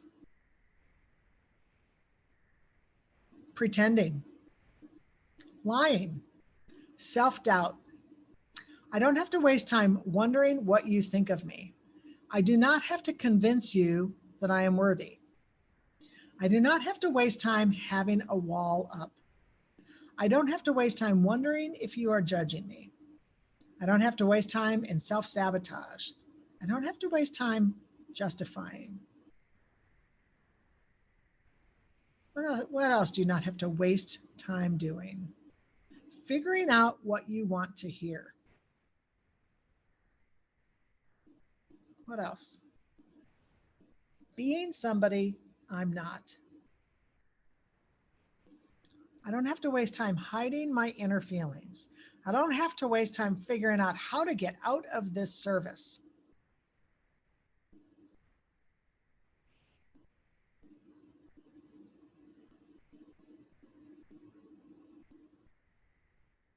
I don't have to waste time being defensive. I don't have to waste time wondering what your motives are. Wow, that is a good one. Because that gets right to trust, doesn't it, Josephine? I don't have to waste time wondering whether I can trust you or trust this. And I'm curious, you work with, more time can be spent addressing what my needs are. Yes. You work with some families who have gotten treatment services for a long time. They've been involved with, often many of them have been involved with a lot of different systems. They've had a lot of previous care experiences. And I'm curious, as you think about some of the conversations you've had with families, what % of time have they had to waste in the past wondering about what the agency's motives are, being defensive, trying to figure out how to get out of services, hiding their inner feelings, being somebody that they aren't, figuring out what the treater wanted to hear, justifying, self-sabotaging, feeling judged, putting walls up, convincing you of their worth, wondering about what you think of them, self-doubt, lying, pretending, impressing, hiding. What % of time have families had to spend doing those things? And if you could express that in a percentage, I know it's a little tricky, what % of time would you say? Most of it, too much. 75% of the time? What would other people say if we talked to families and said, what % of time are you spending in those kind of tasks? 90, 75 to 80? Yeah, don't have to waste time pleasing you. Yes, 80% of the time. Wow. So we get some consensus building here that families are wasting 75 to 90% of their time historically in these kind of activities. And it's not quite a waste of time because, of course, all of these things that you describe are self-protective. And in that sense, they're necessary, right? Because what's entering the brainstem for the family is, this isn't safe. I've got to protect against this. This isn't comfortable. My amygdala is sort of swamped with that. This makes me feel like a shitty parent. My amygdala is swamped with that, right? So it's not necessarily, it's time that has to be spent. It's just not time that's spent making things better. It's just families, spending time trying to hold the ground, trying to not get worse, trying to protect against harm. But wow, is it inefficient, right?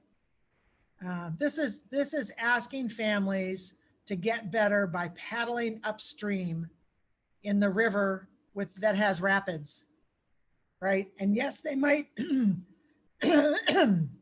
yes, they might make progress, but it is exhausting.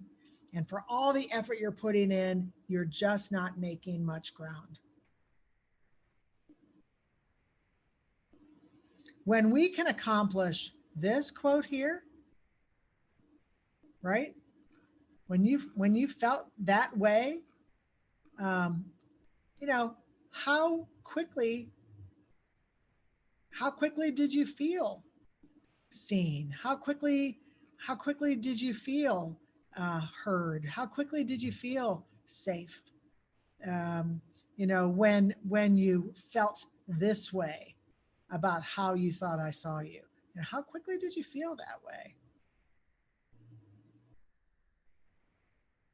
I felt validated. I felt heard, seen, listened to. That feeling happens right away when we create this kind of psychologically safe treatment space, which means healing can begin right away. Trusting can begin right away. Opening up can begin right away. Feeling motivated, feeling capable. All those things can happen right away. And now we're going with the current rather than trying to paddle upstream in the current. Using this true north analogy, the parent or the youth, whoever it is that's the focus of your attention, they're in the true north spot. It's easier when I'm standing in front of you, I have my arm all the way up in the air, true north. That's where they are. But I, Cappy, don't see the world the same way they see it. I see it from my Cappy view. My Cappy view, comfortably, my arms at my side. It's about as opposite from the family as it can be, just to illustrate how different my Cappy worldview is from anybody that I'm working with. But boy, is it comfortable to have my arm at my side, right? Talking about it from my point of view. It's less comfortable to put my point of view aside and come up here, reorient my work up here. So I'm joining the family where they are, joining the parent where they are, joining the child where they are. So on our little screen here, I'll do it this way instead. Here's true north, family's in the true north spot, but I naturally come at it from my point of view down here. That's the traditional medical model kind of approach. So I have to step out of that point of view, come up here and see it the way you see it instead. And we start here. I don't have to agree with your point of view, but I see it. This is the epitome of join them where they're at. Join them where they're at. It was never a great grammatical sentence, but it's the one we've all heard, right? Join them where they're at. So I come up here and we move from there. Essence of the crisis for me, if I find myself homeless, what to do about my kids, join them up here. I feel shame about this, join them up here, right? Whatever it is that's fundamentally most important, I go here, we start here. Why? Because people change from where they are. You are where you are and you move and evolve from where you are. So I can't say to Helen, Helen, meet me halfway, right? No, Helen is exactly where she is. So for me to do precise work, I go there. I go there. This is my surgeon scalpel. I go right here precisely and join in. Credible, capable, intuitive Helen, who's able to collaborate, feels this way. I go there. And it does take my ability to do some of this kind of manual feeding if I've got any kind of deficit story at play, so that I'm really willing to view any concern that the person raises as credible, and to see them as fundamentally capable of sorting some of this out. And having the intuition and trusting their gut and letting that be a guide for us, a barometer of how this is going. And it takes into consideration beliefs and culture and preferences, interpretation of experience. But it's easier said than done if you haven't been in the habit of doing it, because it's such a shift in perspective. Because I'm not coming at it from my provider point of view, and particularly within the context of crisis. When I think this is a significant crisis situation, but the family thinks, no, it's not. It feels really complicated or strange or uncomfortable to begin with the parent point of view instead. And yet that's exactly what I want to do here if I'm doing person-centered care. So here's the family in the true north position. I'm not naturally there as the treater, so I have to stand out, kind of step out of my own point of view, come up here and see it the way they see it. You should see the analogy, of course, with wraparound principles of care here. It's more complicated than this with kids and families, because families don't fit into one little happy true north bubble. So of course we really have child and their true north. I join there. Parent and their true north. I join there. Maybe there's a second parent and their true north, and I join there. So there may be multiple perspectives. And my goal is to see each of the sides without taking any of the sides. There's no sides taken here. I'm not sitting back and judging who's most credible in the group, whose perspective is the valid one, who's right and who's wrong in the situation. There's no wrong. It's all credible. It's all where they actually are. And so I'm joining there. I'm seeing the sides, but not taking the sides. In kids' world, it gets more complicated because some of these other system players that are involved. So in this case, we have a school administrator, like in the situation with Louis. So maybe things have stabilized with Louis and Louis's parents at the hospital, but we still have a school administration that thinks it would be dangerous for Louis to be back in school. So my first step is to engage credible, capable, intuitive school administrators, listen deeply to what they have to say, get curious with them until the way they think and talk about Louis and Louis's parent begins to shift. And now we can collaboratively come up here and join with, with the family. And you know how this looks in care planning meetings, right? When you have multiple systems represented, you know the difference when you're in a room and you have all these different players and they're holding their own ground, holding tightly to their stance. Well, I believe this is the problem. No, I believe that is the problem, right? That's the example of a lot of people stuck down in that expert way of thinking. And you know what happens when you get all of the group seeing it the way the family's seeing it, understanding it from their perspective, and how this just creates a really dynamic, useful change process when we all orient ourselves to parent point of view, child point of view, and guide the process from there.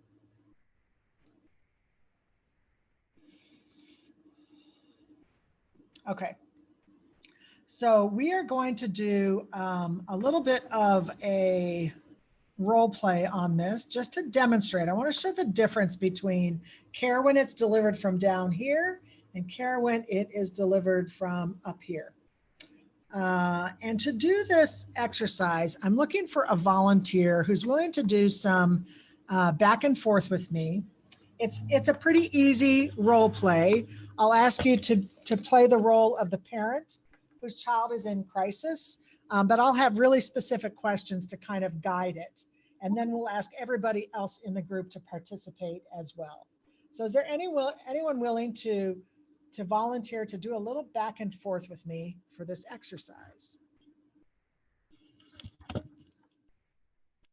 I will. Thank you, Stephanie. No problem. We are going to make sure everyone can see your video, and this Oh. part will probably be recorded so we can see you. Just kind of warning so that everyone can see you since we're videoing it. But thank you very much, Stephanie.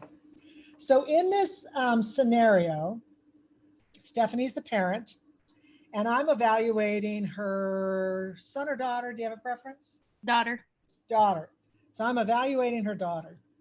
And I have finished my crisis evaluation. And what's clear to me is that the only thing that can happen today is that Stephanie's daughter must be admitted to a psychiatric hospital immediately. It is crystal clear to me that is the only choice. So I go back in the room with Stephanie to tell her the results.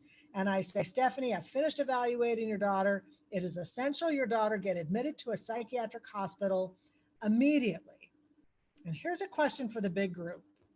If Stephanie's response is absolutely not, no way, over my dead body are you putting my daughter in the hospital. And you please play along with this, I am coming at it from way down here from this expert point of view.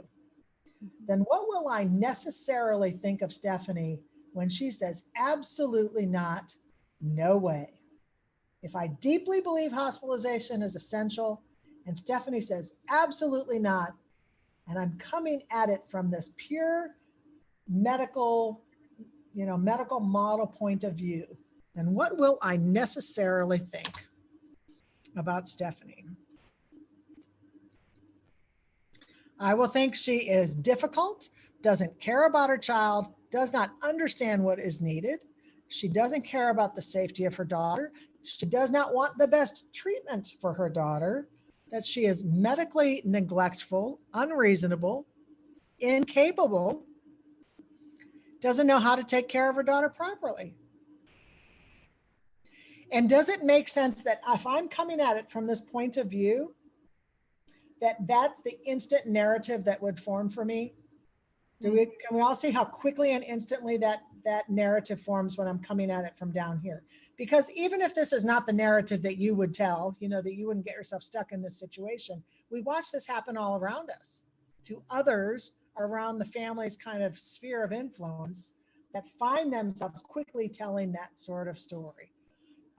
She's a parent who's unable to reason, doesn't understand the safety concerns, is not following through with recommendations. She's clearly a neglectful mom. And when that's the story that quickly forms in my brain, what am I predisposed to do next? Still from this kind of pure medical model, what am I likely to do when that story forms in my mind about Stephanie? What's my next move as the treater?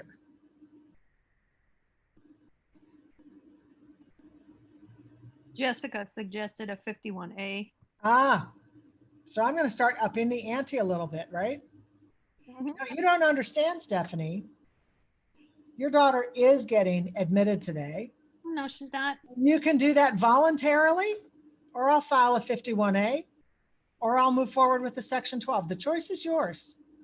Oh, that's not really a choice. It's the non-choice choice. The first time I said it to you nicely, this time not so nice, right? Mm-hmm. And Stephanie, I'm curious, if you deeply believe your daughter should not be hospitalized, and now I've come in even more threateningly, you need to do it or else, what kind of thoughts and feelings, what's like your initial body reaction to that if you deeply believe your daughter should not be hospitalized? Initially, And talk first person. First person, real time. I am. I would say, okay, well then you're gonna have to contact my lawyer or come back to my house with a warrant and the cops. And talk about your emotions. Anger, What else? I am angry. I what? scared, frustrated, disrespected. Would I know you were feeling angry and disrespected? More likely than not, because Mama Bear gonna get angry. She What? gonna get verbal. Mama Bear is coming out, and that's going to look like what? Like you're in your greatest Mama Bear moment. What's that going to look like? Yelling, profanity, probably a few threats coming back at you. And would you be sitting, standing, moving about? It depends. If we were on Zoom, I probably would have closed the Oh computer. no, let's pretend we're in person. In person, standing, arms crossed across my chest.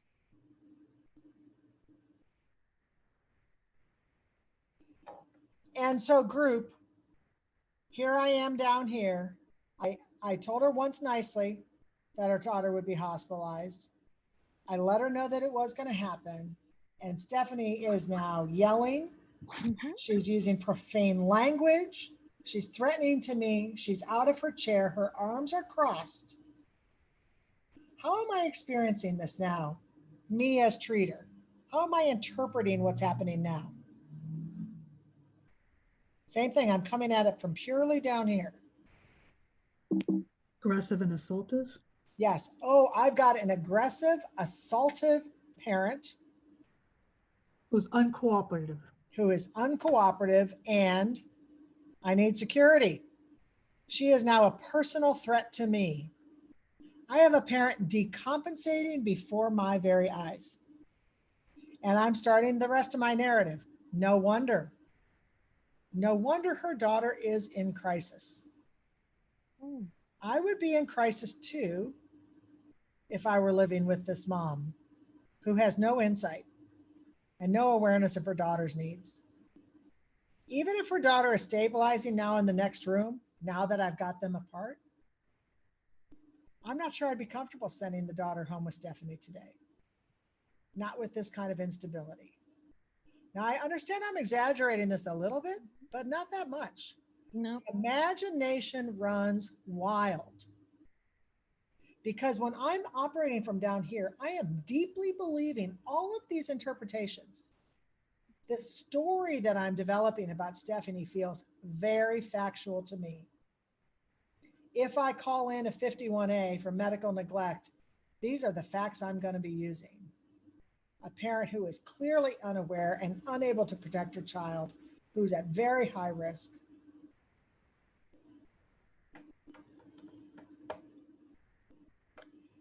And so I'm going to act accordingly. If, on the other hand, when Stephanie first gets angry, stands up, crosses her arms, and starts swearing at me, if, on the other hand, I let that be the cue to me, whoa, I got myself out of alignment. I'm clearly coming at this from an expert point of view. I need to get myself up here in a true north orientation. I'll probably start with an apology.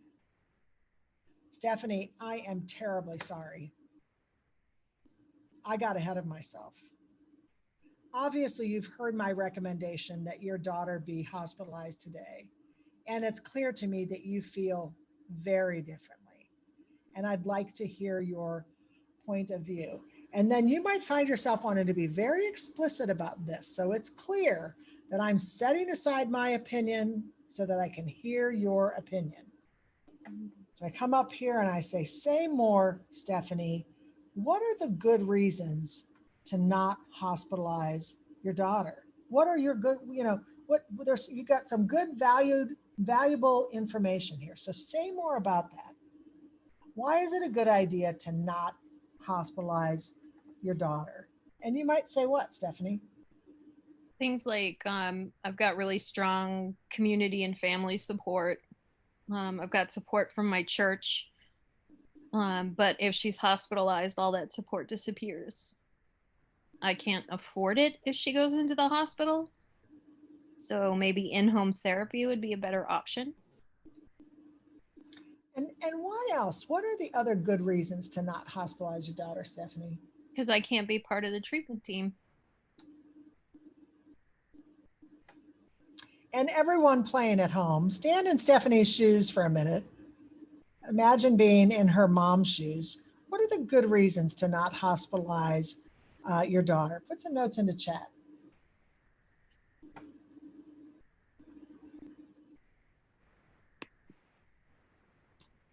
And any other thoughts you're having, Stephanie? What are the good reasons to not hospitalize your daughter today?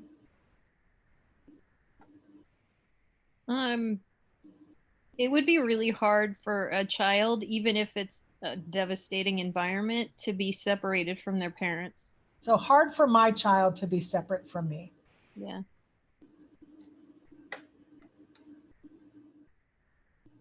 Oh, yeah, that's a good point. Kate points out that she might not be discharged by the holidays. Oh, yes. Holidays coming. She will learn new behaviors from other kids. The last time she was hospitalized, she came back with more problems. She's never been away from home before. I don't think that my view of what's happening is different from your view. There must be other options to try first.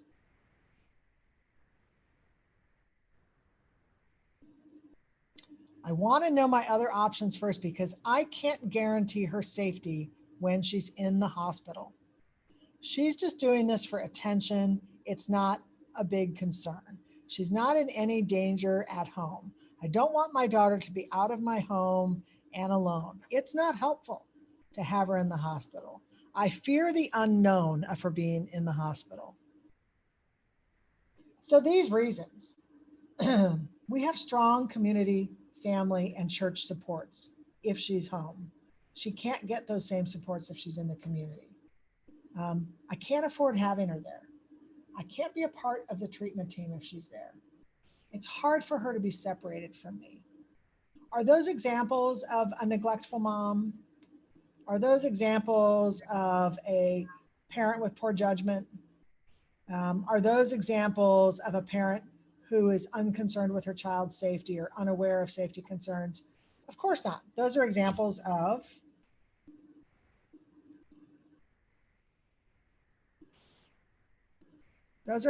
Stephanie as what? Concerned mom.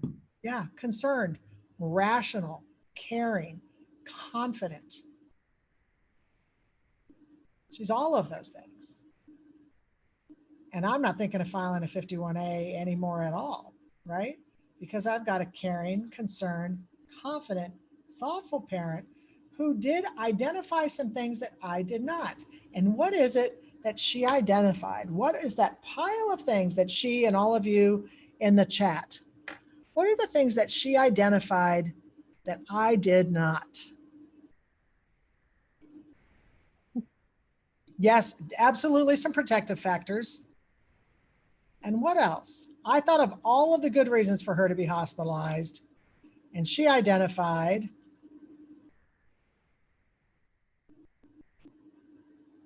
I think it was Monica that noted it earlier. Yes, the good reasons to be home. Yes, yes, yes, yes. She identified, where's Monica's text up here? She identified the iatrogenic risks specific to her daughter. She identified the iatrogenic harm that could occur should her daughter get hospitalized. And you notice I did not. In my rush to get her there, it's essential that she gets hospitalized today. She meets all of the criteria. The risk factors are there. I didn't stop to think, will she actually get a good care experience? And will she experience any iatrogenic harms? But Stephanie, who knows her daughter, was able to bring those in. It is hard to spell, Michelle, but you're getting there. You're getting there. Now, this is not the end of the process. And sometimes I think where teams can get it wrong on family-centered care is we can confuse it with order fulfillment. Like we went to McDonald's. Stephanie ordered a burger, so she gets the burger. Stephanie says no to hospital, and so that's it. It's done. Child's going home with Stephanie. But this is not the end. This is the start of a shared decision-making conversation. So I've come up here. I've joined with Stephanie where she is. And where Stephanie is this stance of absolutely not. So I step out of my point of view. I come up here. I say more, say more. What are your thoughts on this? What are the good reasons to not hospitalize her? And Stephanie shares all of that. And I give her a chance to do that until she's had a chance to really kind of catch her breath. And I can tell she's been able to articulate this set of emotions, perhaps that has just sort of swamped and swarmed her amygdala when I said she's getting hospitalized. She's got this set of emotions. She can talk it out. Some of these things she may be saying out loud for the first time. Maybe they've had enough hospital experience that it's easy for her to say it, but maybe she's thinking about it for the first time. And after she's had a chance to do that, then I can come in with the next question. Stephanie, all of those reasons that you just identified are really important, and I had not thought of any of those. I'm very glad that you brought all of them up. You clearly know your daughter well and have a good set of resources. I'm curious, even given all of those good reasons and all of the resources that you have at home, are there any circumstances in which you yourself would agree to hospitalize your daughter?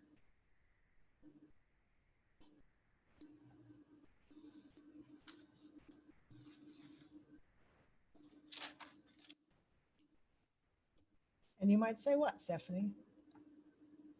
I don't know. Are there any circumstances in which you would consider hospitalizing her? She was suicidal or homicidal. Mm-hmm. So if you had any other thoughts on that?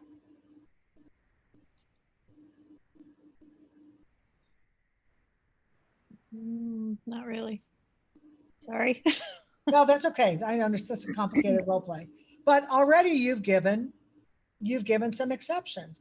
Yes, I would consider doing that if she were suicidal or homicidal. And I didn't give you very much detail about the scenario for the role play, so just sort of play along here with this. I'm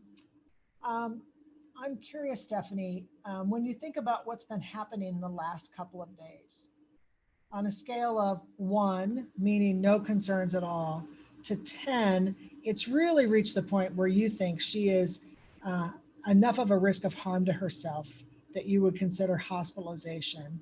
Where would you say she is today? A 7. 7. And I'm curious, what's the highest she's ever been on that scale? 9. So this doesn't seem as bad to you as it's been before. Now, if you can, Stephanie, kind of separate from the role play, can you describe what the experience was like in your brain to be asked that exception question? Mm-hmm. Are there, even given all your good reasons, are there circumstances in which you would? What did that kind of force your mind to do when I asked that question? Look at the extremes and then consider the option of hospitalization as a reality instead of just saying absolutely not, this can't happen. And what was it like to get the scaling question? On a scale of 1 to 10, what was the task in your brain for that? That was a little bit harder just because you're always asked those scale questions. And if it's a pain threshold, if you're above a 6, they give you pain meds. So if that's what you're looking for, then that's what you're going to go with, and so it's always tough to gauge those. It felt a little loaded. Yeah. And how about when I said, what's the highest it's ever been? So now you're comparing worse and current. What was that? What was the task for you in your brain?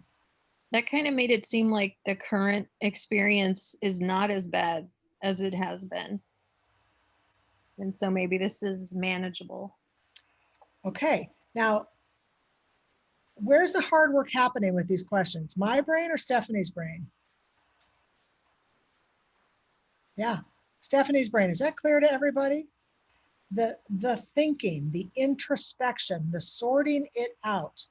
And even in this kind of artificial, example here, right? This role play here, Stephanie's saying, it had me kind of put hospital out on the table in a different kind of way. It had me compare current and worst. It had me kind of consider all of these elements. And that's all happening in her brain. It's beginning to sort itself out. How's it feeling as I've changed and come up here, Stephanie? What's the relationship feeling like with me from up here? There's a lot more trust. I feel a little bit of control, as opposed to I'm taking your daughter away from you and putting her in the hospital. It's like there's no control there at all. Yes, yes. And so now, and especially now that I've asked you a couple of questions, really heard your point of view, now I may be able to bring in some of my expertise and what I've gleaned in the interview as well. Stephanie, when I met with your daughter, here were the things that had me most concerned with the recommendation for hospitalization. The amount of time she's spending thinking about ways to kill herself, for example. Or I was concerned about the way she answered the scaling question because her answer was 9.5,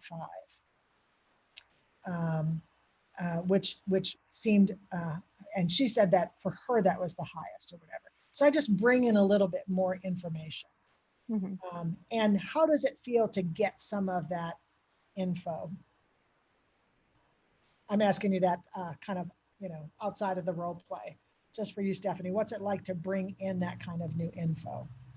It'd be a little eye-opening because if the parent thinks that the situation is like a 7 or an 8 and the child is thinking it's almost a 10, then there's some discussion that needs to happen there. Yeah. Because, it's really the child's perception of the events that are completely uncontrollable, not mom's perception of, well, we can get through this. And so I'm kind of going back into the role play.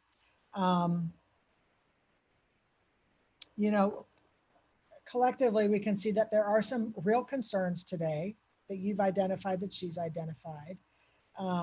You've also identified some resources in the community.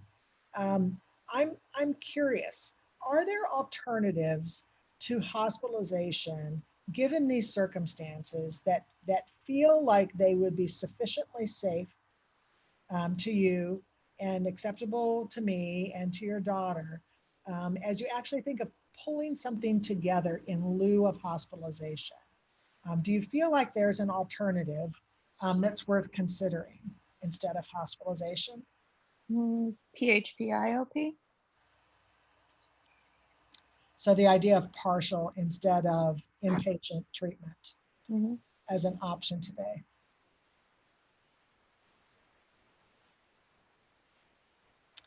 And again, what's that task like in your own mind as you imagine that service versus inpatient?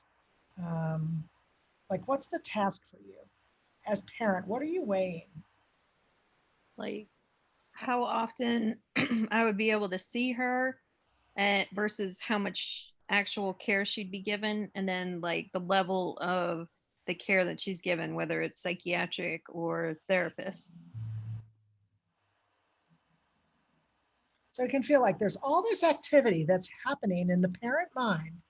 Whether or not it gets spoken, there's a lot that's occurring in there of sorting it out.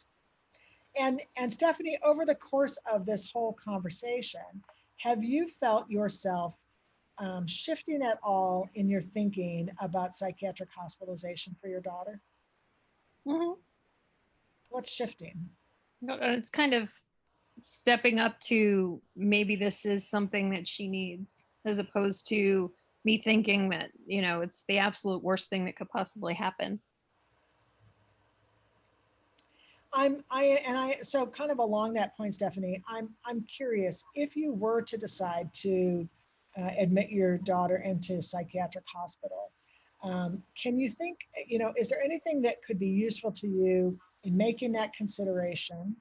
Or are there any thoughts you have about how you could get the best benefit, how your daughter could get the best benefit from it, and minimize the kind of concerns that you've raised? If the church could be part of her treatment, and if the family could go into and be part of the treatment. So your active participation and the church's participation is really an essential part of this for you and for her. Absolutely. Yeah.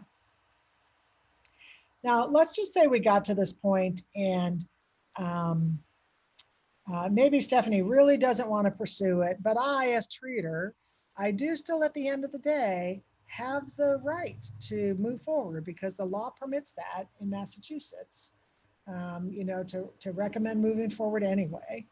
And let's just, and hopefully we have a consensus decision at this point, but just in case we don't, and that's really our goal. We're looking for consensus. Stephanie, Stephanie's daughter, and me.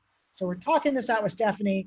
Of course, at some point we're going to want to bring Stephanie's daughter into the mix. All of us get on the same page, a consensus plan. But let's say we don't really get there. And I just can feel clinically, as much as I understand that Stephanie is opposed, that there just is not a safe enough alternative to that. And I say that to Stephanie.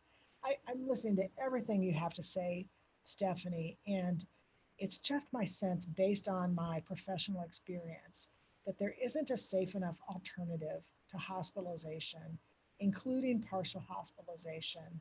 I really do think you need to hospitalize your daughter today. I really think that's essential that that happens today. What's that experience feel like at this point compared to me pursuing hospitalization for her from down there? Is there a difference? Is it worth all of this discussion if the end is still hospitalization? I think so, because you allowed me to have a say, and then we talked about it. You brought in the child's perspective as well. And then, yeah, so now I'm thinking, well, what clothes should I pack for her to take? Isn't this fascinating? I hear that. That is absolutely fascinating. Keep going. Is there anything else happening in your brain? Like who I need to contact at the church that could be in contact with her at the hospital, how far the hospital is away, you know, how we can get there and still get to work, and, you know, I mean, just. Here we are doing a role play. That is activation. That's parental activation. Do you all know what I'm talking about? Right? I'm using an approach that has assisted in activating the parent, and look at all this change process that's happening. She still doesn't love the idea that her daughter's getting hospitalized, but look at this, planning is in place. Now, what's the experience like? You know, where are we going to get the better health outcome? If she was hospitalized from down here, or if she's hospitalized from up here? There's no contest, right? Mm-hmm. This gives us the best chance.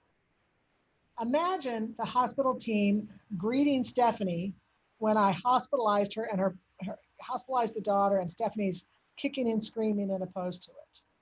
And that's how the hospital team sees Stephanie for the first time. And how different it is when we've done this up here. And Stephanie is actively thinking about how to make this most comfortable, how to get the team around her daughter that's going to be most essential. And how's that hospital going to view Stephanie for the first time when they meet her? Because what's happened to your crisis state throughout all this, Stephanie? Initially, I probably would have had to been hospitalized as well. But now it's more of, let's take care of the daughter focus, as opposed to, you're gonna have to call the cops. And what part of your brain is most active now? Prefrontal cortex. Can everyone feel that? And notice the only thing that's changed is my orientation to care. From down here, I activated the limbic system, created iatrogenic harm. Up here, this was parental activation. This is resolution-focused parental activation. And we can just feel the shift in Stephanie as we've done that. Yeah, Viv, you have a question? Yeah, I think, I don't know what other people's experiences are. I often find myself in the reverse experience of like a kid is needing higher level of care and can't access it because not enough beds, not the issue's not big enough. And I think that often is like the frustration we're sitting in is like the family is feeling like the kid needs to, but then it's what's happening from top down is like, what else could the parent be doing to keep the kids safe at home? And we're like, this is not a situation about how much more a parent or parents or caregiver can do. It's more of a question of this kid needs higher level of care, and that's a conversation we're willing to have. But the idea that we maintain a kid who's like presenting in this way creates a lot of concerns for us. Yeah. So it's similar to what you were experiencing, but it's like you flip it. It is a flip. And so the approach is kind of the same. It's a little, it's a little bit tricky with when you have like maybe an insurance company, you've got all these sort of players. But what I'm really wanting to take the kind of the same approach, which is to sort of join whoever that person is that's got the stance where they are. So let's say, for example, Stephanie was saying, my kid needs to be hospitalized today. Mm-hmm. And I'm saying, yeah, she just doesn't meet the criteria, Stephanie. I'm sorry, you're going to have to take her home. And then Stephanie might be yelling and angry and refusing to take her child home, right? So same scenario, it still can feel counterintuitive to put my belief aside and to come up and say to Stephanie, say more. What is it? What's your thinking? Why is it essential to hospitalize your child? What are the reasons for doing that? What do you think I'm missing? What part of this do you think I don't understand? And notice how important it is that I have loaded my brain with the belief that Stephanie's credible, capable, intuitive. And I'm asking the questions with that kind of perception of her. Because if I already think she's a bad mom, then that comes across like, well, what do you think I don't understand? Right? Mm-hmm. Or what are the good reasons? And that's not going to work. But if I'm saying credible, capable, intuitive, that's my mindset. To me, it doesn't look like he meets the criteria, Stephanie. What do you think I'm missing? Is there something here I'm not understanding? Right? Now I'm inviting the parent into that conversation. And notice that if at first I say absolutely not, doesn't meet the criteria, that will create in Stephanie a limbic system reaction. And it'll be very difficult for her to articulate the reasons. Mm-hmm. Why, right?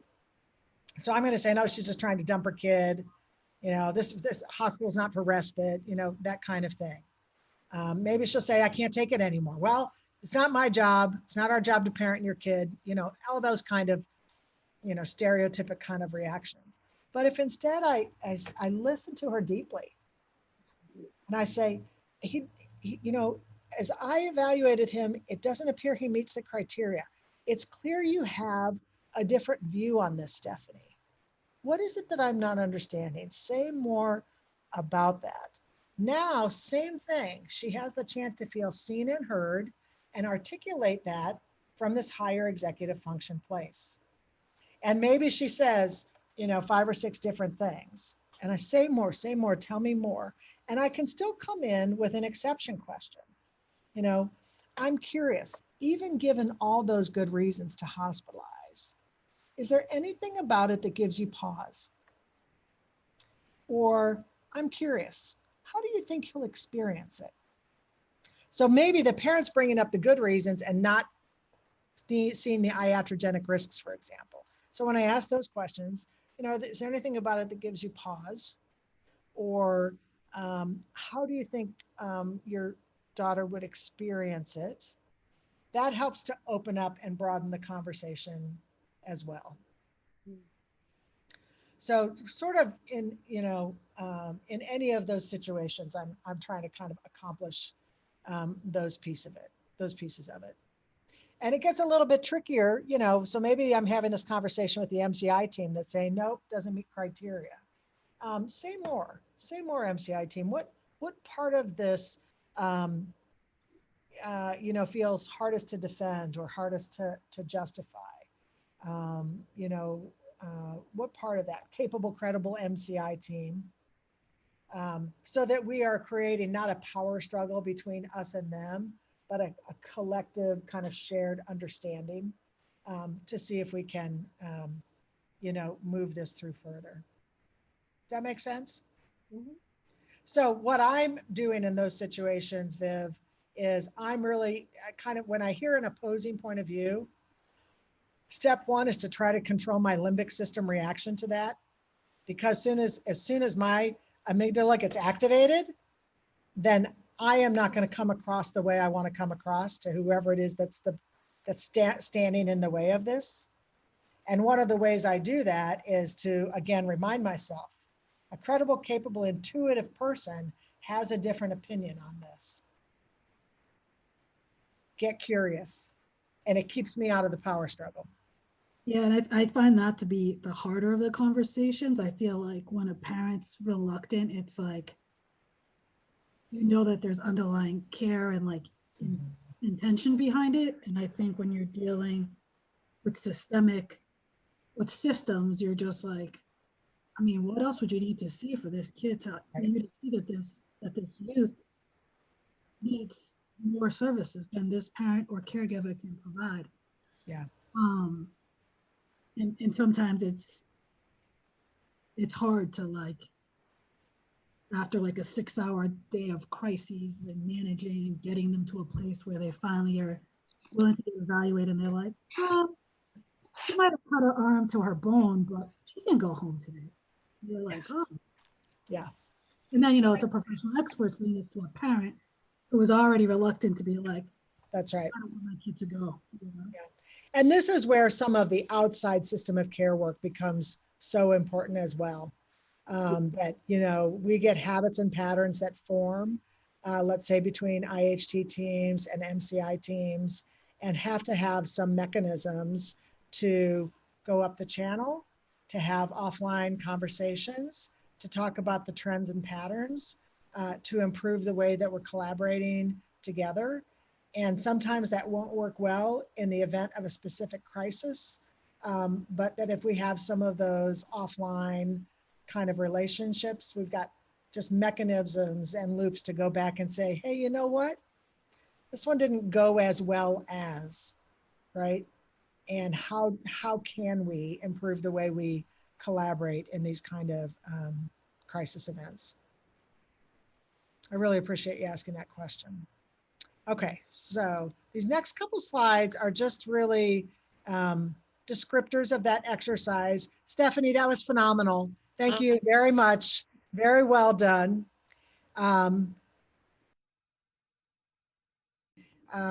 During that exercise, I can understand and appreciate a parent, guardian feeling all those emotions, but to play devil's advocate, if the child is at imminent risk, then inpatient care might be needed to keep the child safe. And you're absolutely right. And it may be, as I continued on and I kind of played that out a little bit more with Stephanie, you could see how I can continue to proceed as if I need to with inpatient hospitalization. And it may be that I deeply believe I don't have much choice. That doesn't mean I can't suspend that stance and really listen and hear and engage. And it is very possible that I will hear something from the parent that helps me to agree that given the whole situation, that that some alternative is going to have to be considered. Maybe, for example, this is a child with reactive attachment disorder or PTSD, or who has deteriorated during previous inpatient stays or something like that. And as we collaborate, we're really able to put something together that feels like it'll have the necessary sort of safety and security. And it's one of the reasons that we spent time earlier today talking about the efficacy of inpatient hospitalization to make sure that we are countering, kind of weighing things differently. We're not talking about 100% good and effective hospitalization. In fact, this group said 30% of the time the kids are getting health benefit from hospitalization, which means there could really be some alternatives that we can consider on a child-specific basis. We have an opportunity in crisis situations to go far further, being person-centered, giving parents a chance and kids a chance to think it through and sort it out and ask those exception questions and ask some scaling questions, and look at consider alternatives, that it's worth the time to do all of that. With the hopes that we arrive at a consensus that makes sense to all of us. So even if I deeply believe that's the only option, it's really important that I set it aside and deeply listen and give a parent a chance to sort it out. And you could see that as I did that, Stephanie's brain was working two tasks. I don't want it, but it might be essential. You know, things started to shift away from that firm stance to becoming more and more open to the possibility. And so that's just an essential change process. And we want to create for that change, create space for that change process to occur. But certainly at the end of the day, I can play that final card if I need to. The more I practice this approach, the less likely I'll have to need to ever play that card. So I think of this as trying to reach a consensus 99% of the time. And some of what you might be doing is, buying a little bit of time for watchful waiting, to think it through more, to explore some options. Maybe a family can figure out how to put a good plan in place, bringing in natural supports for 24 hours, even if they can't do it for an extended period of time. And maybe that 24 hours is a period of time to really have a more extended version of this conversation that I had with Stephanie. And meanwhile, we can watch and wait and see, is the crisis abating? Is it getting worse? Are people getting clearer on their decision? Have they had a chance to look at a few hospitals and see what the options are? Have they had a chance to consult with other people who they trust in making the decision? I really want both child and parent to reach a point where, even if they don't love the idea, they think it's the approach to take for now, because that's when we're most likely going to get a health benefit. So I just want to not rush that, because if I rush it, all those feelings that Stephanie didn't get a chance to say out loud will continue to impact how that care gets experienced if I do sort of force her daughter into the hospital. Okay, our next little session here is quick. This is on strengths. And mostly what I really want to talk about here is that it's easy to take a narrow view about what strengths are when we're doing strength-based care. And when we take that narrow view, it's hard to figure out how to do strength-based intervention consistently with every intervention. So for example, I used to really take the view that strengths were mostly talking about sort of talents, gifts, assets, those sorts of things. And so I'd be identifying things like, Billy's good at basketball and he's got a lot of friends. Well, those are lovely strengths, but it's hard to incorporate them into treatment all the time, right? I can only incorporate the game of basketball so many ways. And so I think it's really useful to look more broadly at strengths. And the word strength actually has a number of different definitions. Asset is just one of the ways, one of the definitions for strengths. So let me share with you some of the others. the capacity for exertion or endurance, the power to resist force, impregnability. The fourth bullet, we see asset or attribute, but that's just one of a number of ways the word is defined. Force is measured in numbers. A person or a thing regarded as embodying or affording strength, like the strength of faith, for example. Concentration, intensity, potency,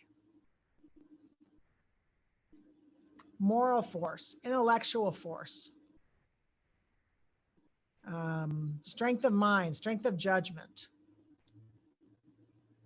strong place, stronghold, strength of argument, strength of evidence. There's a whole array of ways of thinking about that.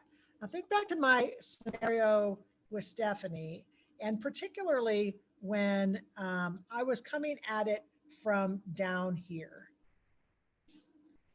What are some examples of strength that I could see down here that I could have been paying attention to?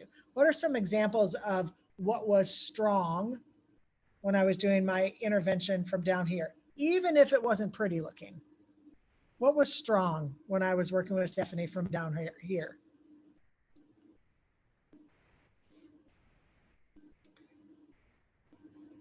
What was strong, even if it scared me? She did care for her daughter. I didn't recognize that from down here. What could I actually see from down here? What was my narrative down here that was strong? Yeah, she had a strong opinion. She had a strong opinion. In fact, she had a strong stance. Now, it was the complete opposite of my belief, but it was strong stance, strong-willed. What else was strong? What was the energy in the room when I said your daughter's going to the hospital? Yes, strong feelings, and not the warm and fuzzy feelings, right, Viv? It was anger, it was fear, it was mama bear fierce stuff. As treater, it scared me, but it was nonetheless strong. Strengths are not always pretty, but they give you a very good indicator about where a person is on something. And so I want to join with the strength. When Stephanie is extremely angry, I recognize, wow, something here is very important to her. I need to get curious. I need to go there. Because I ignore that anger at my own peril, right? It's not going to go well for me to ignore it. So I've got to go there. It's of dominant importance to her. Her stance to not hospitalize is of dominant importance to her. And so I can't just power struggle my way out of it. No, you don't understand. She is being hospitalized. I don't care what you think. I have to actually go there. Say more, the thing that's very important to you, as indicated by your anger. So we want to watch for anywhere that there's intensity and go there and not try to ignore it or work around it. Where there's resistance, go there. We started our day with this. A credible, capable, intuitive parent is reluctant, right? Viv, not resistant, reluctant. They're reluctant. Ask more. I can see your reluctance. I can see you're reluctant. Say more. What's your gut telling you about this? Can you say more about the reluctance? I trust your thoughts here. What are your thoughts on this? Of course, when I moved up here, it was a lot easier for me to recognize Stephanie's strengths. But even from down here, the strong stuff was apparent. The stuff that I needed to pay attention to was apparent. And then I can move there. I think it'd be helpful if we call them strong-based interventions. What is strong now? What is strong now gives us a really good sense of where is a person, this credible place where they are. What is strong now? Because then I just get to go there. When Leo's mom comes to the emergency department, what is strong? Her anger at the school, her fear for her child, her upset that she'll lose her job. her shame that she's coming into the emergency department this way, whatever's strong, I want to go there because it's what is kind of swamping and swarming the amygdala. That's the essence of the crisis. So I want to go there. So I think if I think of it as strong-based interventions, I have a wider menu of ways to think about it. If it's just the pretty stuff, it's just the assets, it's just the talents, that's really narrow, and it's hard for me to incorporate that in all of the work that I do. So you may just find that kind of piece of this useful to think about strong in a broader way.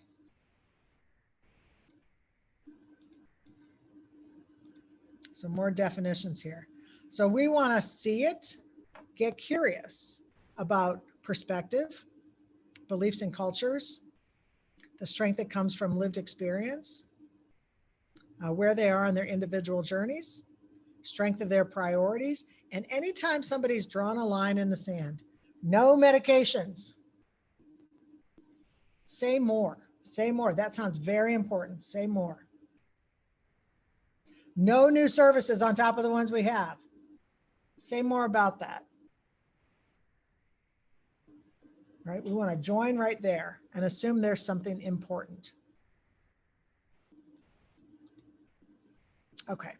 Our third competency is resolution-focused care.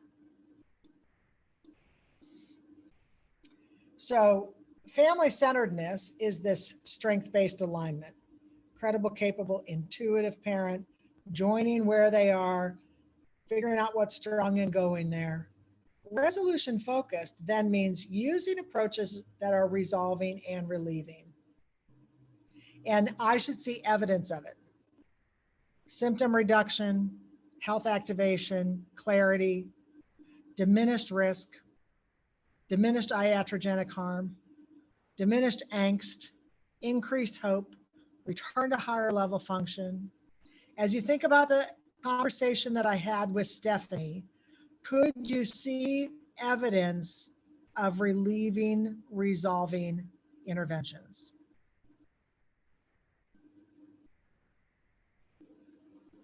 What was the evidence in my interaction with Stephanie that I was using approaches that are relieving and resolving?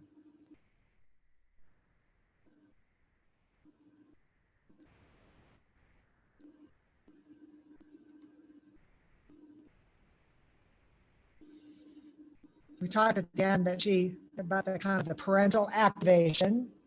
She began to consider the options. Yes. What else happened? She got calmer. And she actually said, I'm feeling calmer. She was feeling heard.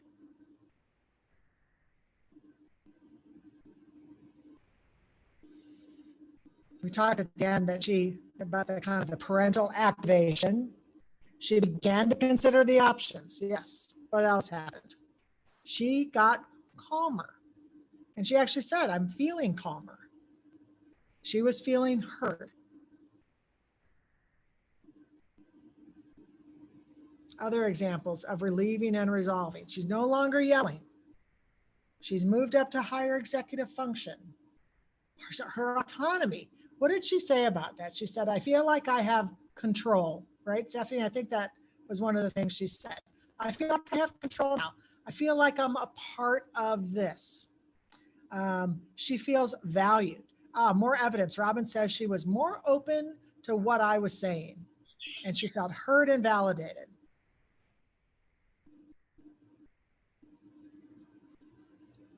All examples that I'm using approaches that are having the intended impact. I'm not waiting for 2 months later for her to say, oh, that thing Cappy said to me 2 months ago is so helpful.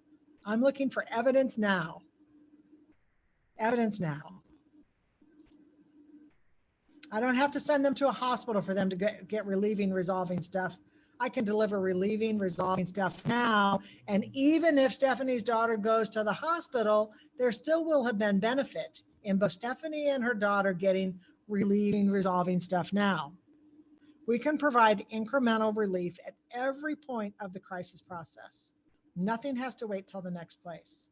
And this relieving and resolving work that I've done with Stephanie and her daughter here around any ambivalent thoughts they have about hospitalization, we resolve that, and that's going to make that next care experience that much more effective, that much more likely to be effective. So every point of contact is a chance to be relieving and resolving. But we have to intend to do it. And this is another narrative. This is another narrative. What am I in the business of doing? Am I here to assess, or am I here to relieve? Am I here to relieve?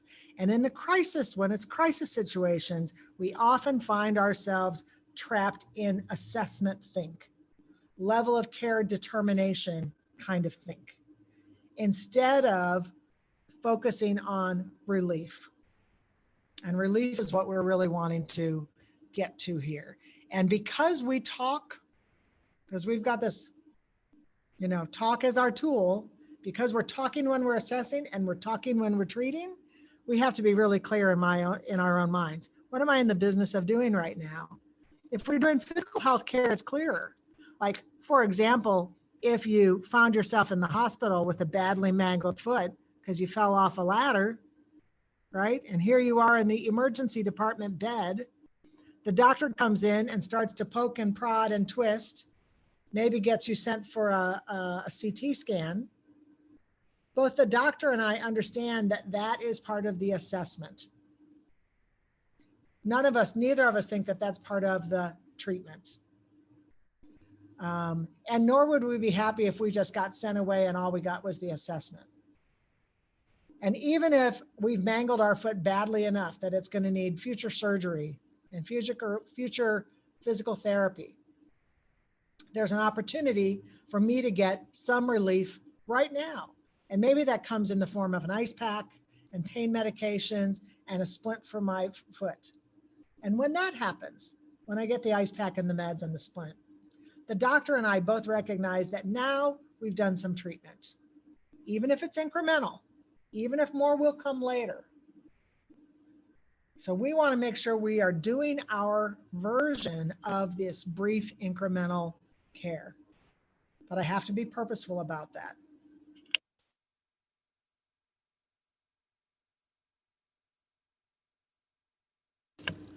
Likewise, I want to differentiate between crisis disposition and crisis resolution.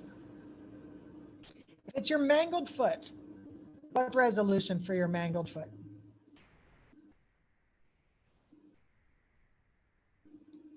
Disposition is when you're sent over for surgery. What's resolution for your mangled foot?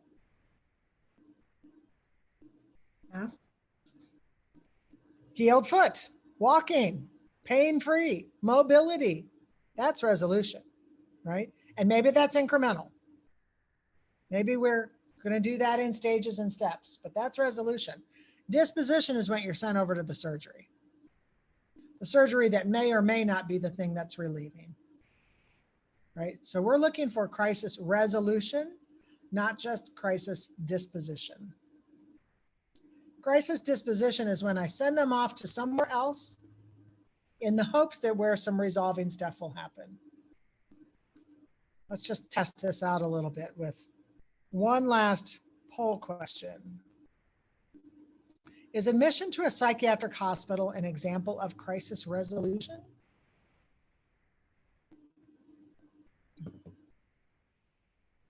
We're going to go just 10 more seconds. Get your votes in.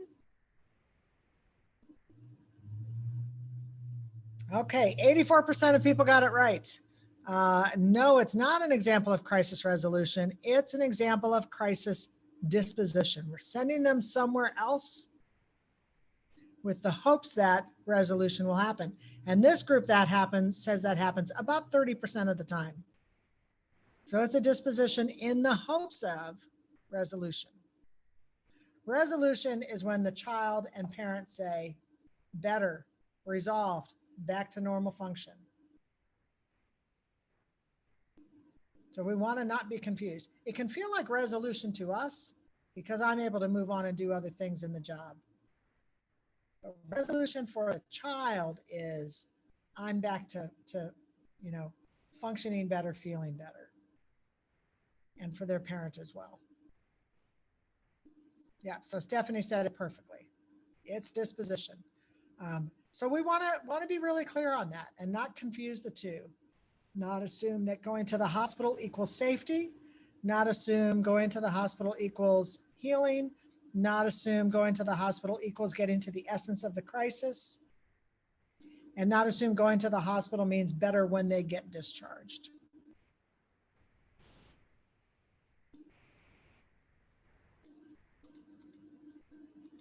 Okay. So we are going to do our role play now. I told you earlier today, we're going to do an immersive role play. It's the easiest role play you've ever done because all you have to do is move. I'm going to be doing the talking and you're going to be just moving. There are a couple of ways you can do this. If you can do it in terms of your speaker and your physical space that you're in, I think it's very useful to stand up for this exercise and to give yourself space to move forward and backward several steps. After I show you one more slide, you won't have to look at the screen at all. If it does not work for you to stand up, then instead you can rock forward and backward in your chair. Please do add some physicality to this exercise. In this exercise, I'm going to be the treater, and I have 4 brief scenarios where you are the parent. And I'm going to read a little scenario, and then I'm going to ask you questions and make some statements. And I'd like you to pay attention to your gut reaction as I ask you those questions and make those statements. And determine at a gut level, don't overthink it, determine at a gut level, was that statement or question productive or counterproductive? If it's counterproductive, meaning it makes you mistrust me, it makes you disengage, it makes you not like me, it makes you angry, you have salty thoughts about me, anything like that, take a step backwards. If on the other hand, I say something that you're trusting, you're either trusting me or trusting this intervention, it feels engaging, it feels calming, it feels harm improving, anything that feels good, take a step forward. And if it's neutral, stay where you are. You will be going back and forth quite a bit. So give yourself room to do that if you are standing. The most important part of this exercise is that you take your treatment provider hat off and put it aside. If you don't do that, then I'll ask a question and your parent gut will say, that's terrible, and step backwards. But then your treater hat will come on and say, but that was a really important question to ask. For this exercise, our treater opinions don't matter. We want to try to immerse ourselves in the experience that parents have during our interventions. If you are in a situation where you have a hard time considering the parent point of view, because that's not a lived experience you've had, for example, it's helpful to make it as personal as possible. And so, for example, you might think about a child that you fiercely love and would do anything for. And imagine these exercises on behalf of that child, or imagine the parents of those kids that you fiercely love. Try to make it as personal as you can in doing this. So here's the first scenario. You are a parent of a 16-year-old daughter who has been skipping school, staying out past curfew, and using drugs and alcohol. This is newer behavior for her, and it has resulted in a lot of sleepless nights for you. You are exhausted, and you're feeling helpless about your ability to reinforce rules. It seems like you have lost control at home. If that feels productive, step forward. Counterproductive, step backward. It feels like you have lost control at home. It sounds like it's been exhausting.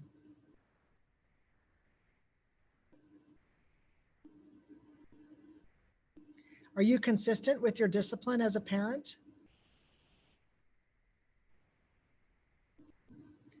What has concerned you or surprised you most about her behaviors? What has been the hardest part about this for you? Is there alcohol in your home? It's time to get tough. You need to take away her keys and her cell phone. Does it go better some nights than others? Have there been any strategies that work better than others? Okay, shake that one off and get yourself reset for the next one.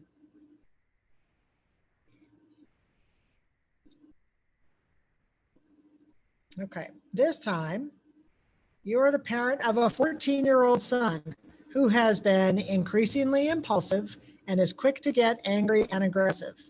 He runs around the house, he throws things around, and he chases his siblings. You have 2 younger children in the home who get scared when this happens. Trying to verbally talk him down only makes things worse.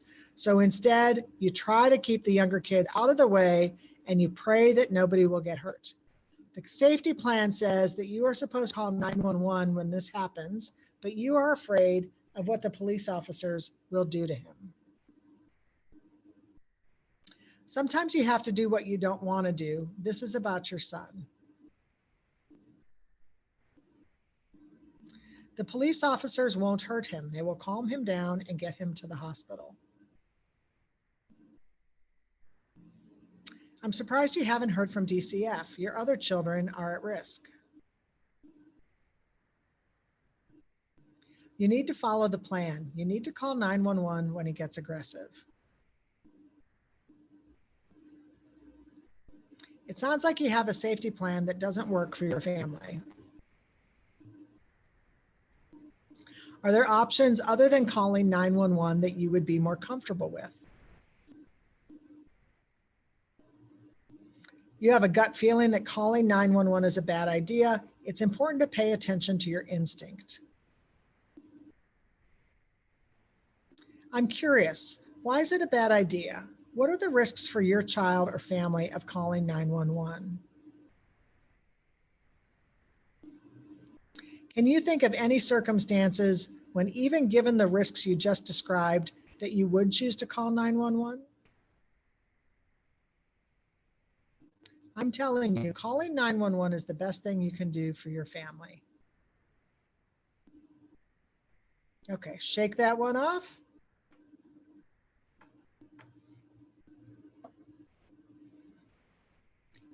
And here is number 3. You are the parent of a 10-year-old boy recently diagnosed with severe depression. He's very embarrassed to be the focus of so much attention, and he does not want to have to go to counseling sessions or take the medicine that's been prescribed. It's a struggle to get him out of the house and into the car. He cries and begs to not have to go, and you often end up crying yourself. You have canceled a number of sessions at the last minute when it's clear you will not get there. As a parent, you have been beating yourself up, wondering whether you are the cause of your son's sadness. It's really important that he doesn't miss any appointments.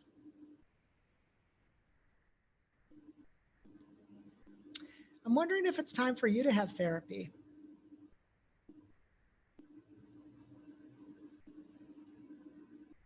It looks to me like your heart is breaking for your son. What has the experience been like for you and your for you as his parent? Your son's depression is a big deal for you and him. It's okay and natural to be upset about it. If you were to guess, what do you think he's having the toughest time with? Let me show you how to put together a reward system for him. He can earn stickers when he goes without complaining. If you aren't able to get him to cooperate, we'll have to put him in the hospital. Then he won't have a choice about taking his medicine. Okay, shake that one off. We have one last one.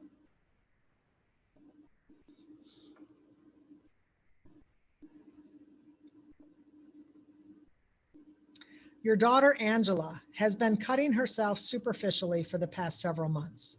She has been seeing a counselor, but you had kept this information private. You haven't told family members, friends, or school personnel.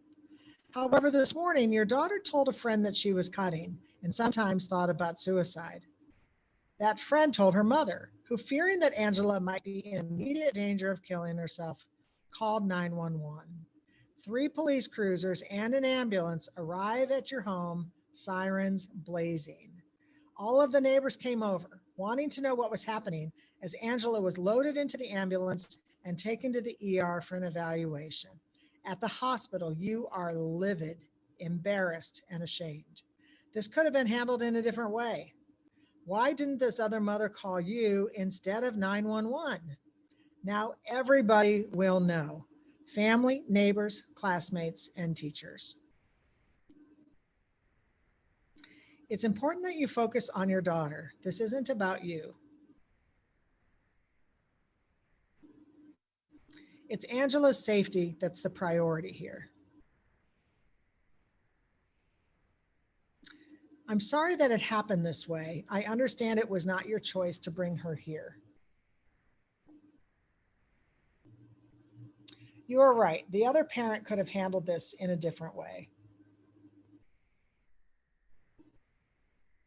It is a big deal, and the feelings you're having are legitimate. What is the hardest part about this for you? Thank goodness she told a friend she was feeling this way since you didn't know about it. Looking back, do you think there were signs that she was suicidal? The doctor will do a mental status exam and decide if she will be hospitalized. You will have a chance to meet with the doctor in about 30 minutes. Is there anything you need to take care of in the meantime? It sounds like everything happened very quickly at home.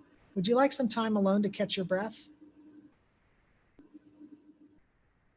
Or would it be helpful to you to talk out loud as you plan for the meeting with the doctor? Do you have thoughts about what you hope will happen today? Are there things you want to be sure to address when you meet with the ER doctor? Okay, shake that one off and have a seat. Easiest role play ever, right? The kind where you don't have to talk. But now, of course, let's do some processing. So just kind of first thoughts. What was that exercise like? Feel free to unmute and talk about it or put some notes in chat.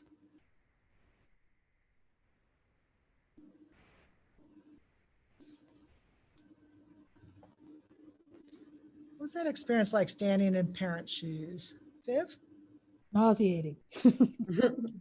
Because you were moving back and forth so much or something else? No, I think like being a parent and embodying being a parent when you care for your kids so much, to have to go through those experiences. Like an emotional tug of war roller coaster. Wow. I felt like the actual act of moving towards you or away from you really helped illustrate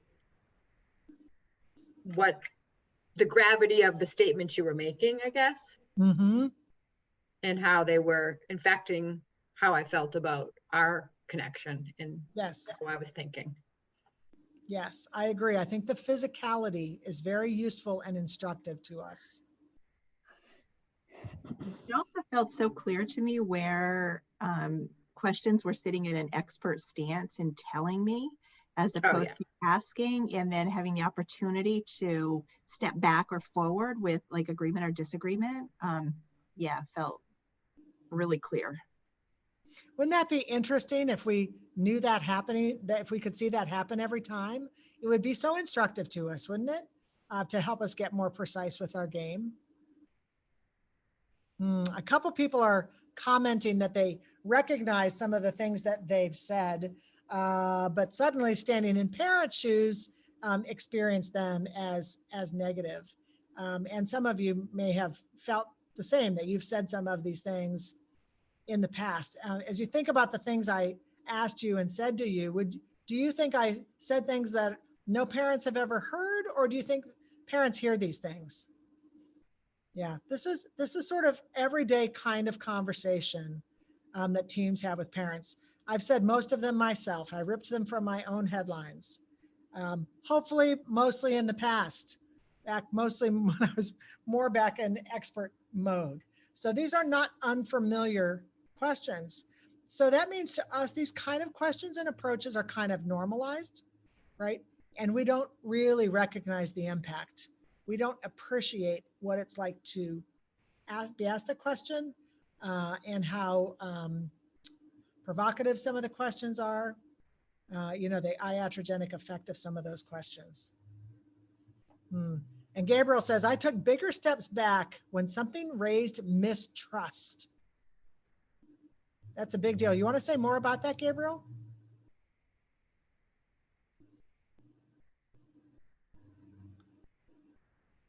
No pressure, but if you would like to. Yeah, the size of my steps were like matching how I felt.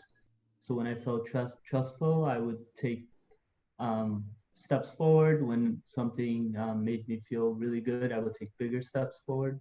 And I like that. And was there anything particular that struck you, Gabriel, when you stepped backwards? Like something that you were surprised it really made you mistrust me? Yeah, when I felt I didn't have any control. So when you were saying this is how it's gonna be, yeah. That's a really great example of it. And we saw that in the exercise with Stephanie as well. When I took all the control from her, right? We could see that reaction. So let's look at some other comments here. Enlightening to view it from a parent viewpoint. Uncomfortable at times. Rebecca says, I'm a parent, so put it into perspective for me if the crisis were to happen. Yeah. Interesting how some things that sound like they can be comforting might not be when you are experiencing it from parents' shoes. This exercise really shows the difference between how effective we think we are and how parents are experiencing it. That's the difference between sort of my view of care and the quality of my care and the family's care experience. And sometimes there's a really significant gap there that we're not aware of. In general, when you were stepping back, what was happening to the relationship between you and me when you were stepping back? More distant. Yeah, so it's creating a distant relationship between us, literally and figuratively, right? Like emotionally distant kind of relationship. The relationship is deteriorating. What's happening to your crisis state as a parent when you're stepping back? It's going up, right? It's escalating. How long did it take you to step back, to decide to step back? Pretty quick. Yeah, pretty fast. This is really instructive. It's very fast, right? Our limbic system is gauging the safety immediately before I'm even putting conscious thought to it, right? So it's an instant feel. It's an instant feel. We sometimes feel like we don't have much power in our roles, but this exercise shows just how much power we have. But we're like a power tool. We can do good cuts that create step forward. We can do bad cuts that step backwards. So we have a lot of power there. Did any of you find yourselves having salty thoughts about me or wondering about my credentials? Wondering who the heck I thought I was? You're way too kind, Michelle. I've heard some FUs sometimes in this training, like, who do you think you are? You're a far more polite group. Maybe I just knew there was a role play too. That's it. Yeah. Let me be impolite then. I think there were moments where I was like, there lack compassion and integrity. Yeah. And I think like speaking to Gabriel's point earlier is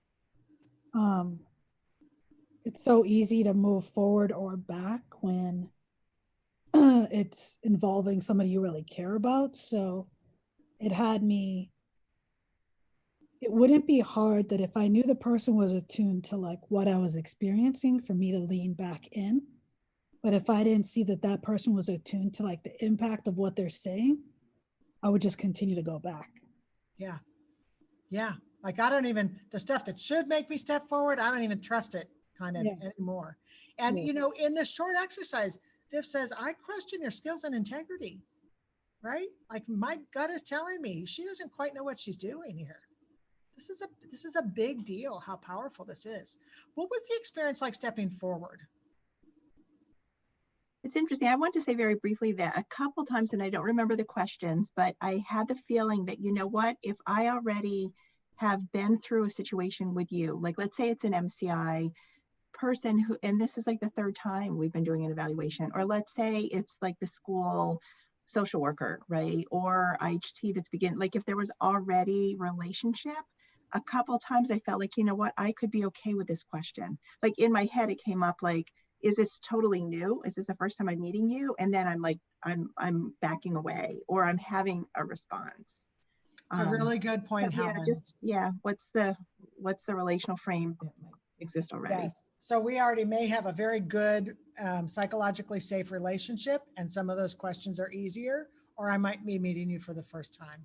It's also possible, you know, that think about this in your early days of working with a family. It's possible that they come to us in step back positions to begin with because of past experiences, because 85% of their time has been spent self-protecting in the past. They come with the wall up and expecting it to go bad again, right? So they're not coming and starting in a neutral place like you were in this exercise. What was the step forward like? What was that experience like?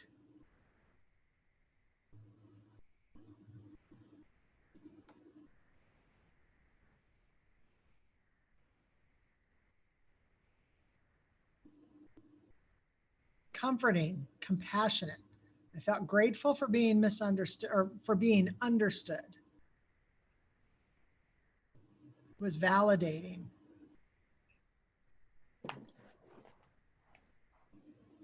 I had a little bit of trouble whether, you know, differentiating if I was taking a step forward because I'm a provider and I know those questions are helpful and they're being put in a positive way, or if I'm doing it because I'm not really a parent, or if I'm doing it because it will be helpful for the parent.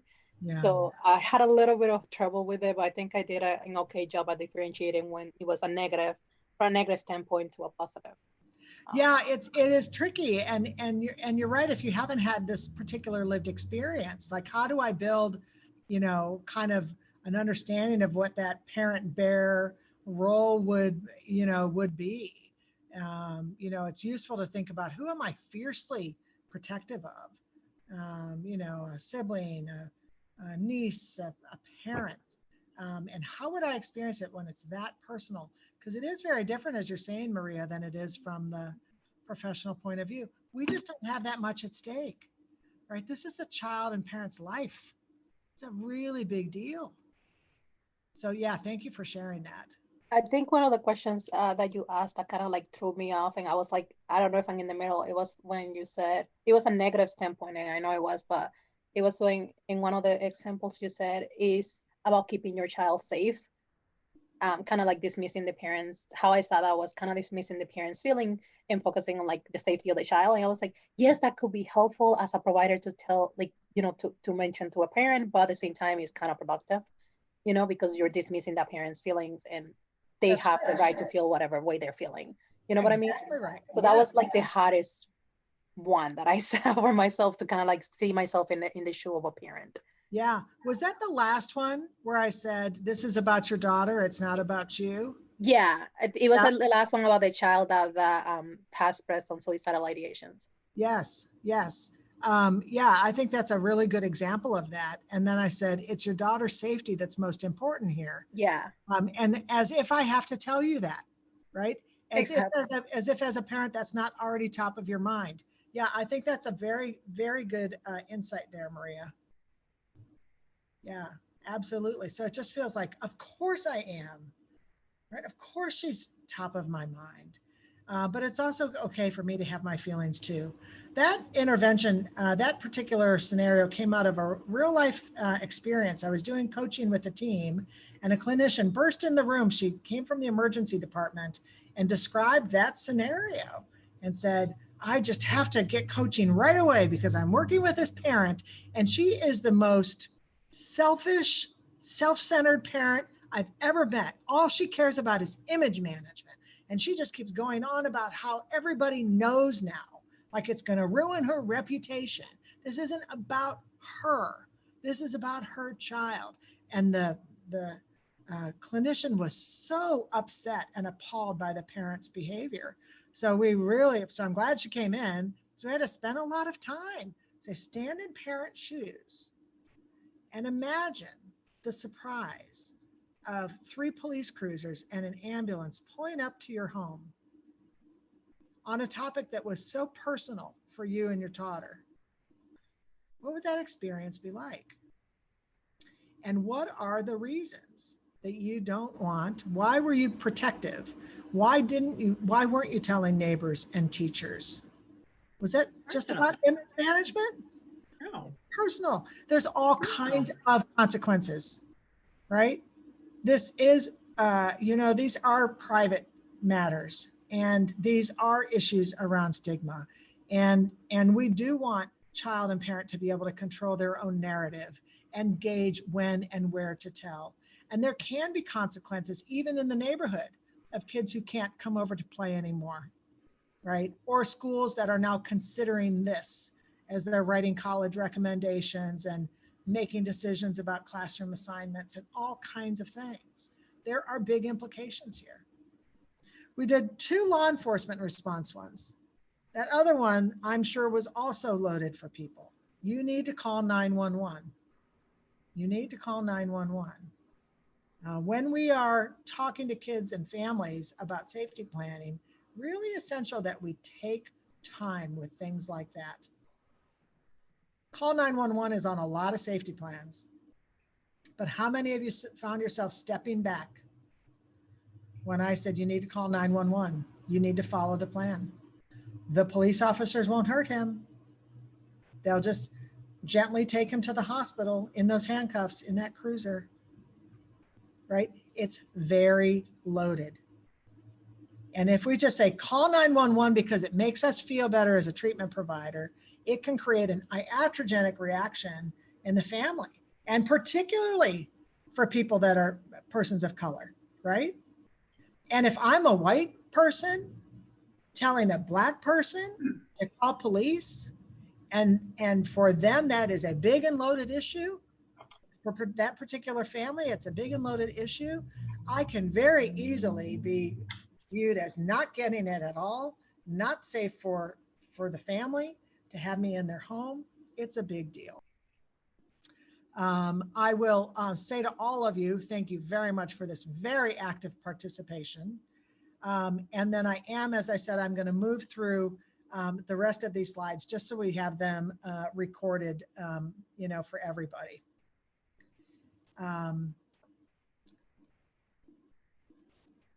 So there are 3 approaches that, and you might have noticed this during the exercise, and a few of you made some comments about the approaches that helped and the approaches that didn't. These 3 approaches are you can just expect that the most common reaction is going to be counterproductive. And that's any time the treatment provider uses communication that indicates any kind of blame or criticism of the youth or the caregiver. Anytime we use deficit-based language and indicates blame or criticism, it can be things like, are you consistent with your discipline as a parent? Or is there alcohol in the home? Right? Anytime we use deficit-based language, let me show you how. Let me show you how to put together a sticker chart. Or have you thought about counseling for yourself? Anything that gives this impression that I see you as less than capable of. And then anytime the treater's directive and makes decisions independent, you need to call 911 in an emergency, or the doctor will be here shortly and the doctor will decide what happens next. You can just expect that those approaches are more likely counterproductive. And so if we can change our language, it'll make a difference. From the treater point of view, notice the absence of bad intentions. I wasn't meaning to create iatrogenic harm. It's easy for me as treater to not know I'm doing it. I'm asking these questions frequently. And because I don't have the big stakes in it, I'm not recognizing the risk. I've given you so one other thing. Imagine what happens if I cut out all of the step backward questions. Then you would have gone forward, forward, forward, forward, forward, forward. And how cool would that be? Relief, relief, relief, relief, relief. So that's what we're going for. Our care here is much more about precision, forward, forward, forward, than it is about length of time or intensity of service. It doesn't matter how long I've worked with the family. If I'm asking step backward stuff, it's not going to get better. It's our precision that makes a difference. And someone noted that earlier in the chat. This actually allows for recovery much sooner. And that is right.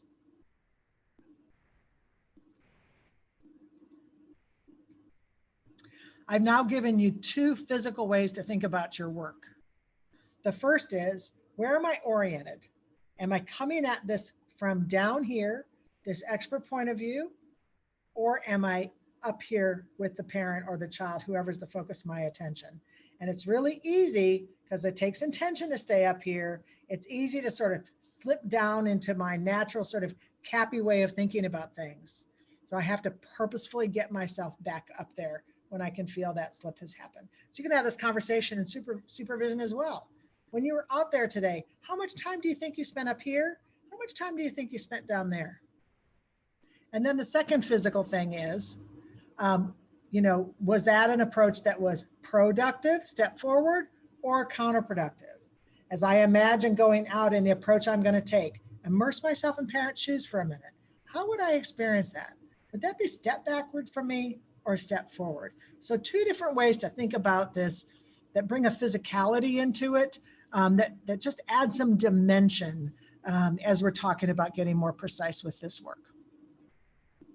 The last few slides are really about safety planning and recognition that safety planning itself introduces iatrogenic risk that would not otherwise be there. There is no harm-free, risk-free, I should say, safety planning. It always introduces the risk of iatrogenic harm. Kids or parents who are turned off by it don't feel heard about it, that we come up with a plan that they don't particularly like, or they weren't ready or interested in planning. There are a lot of elements there. Good safety plans come out of kind of good harm reduction focused safety planning. And we get there by using approaches that lead to an increased empathic understanding of what's happening.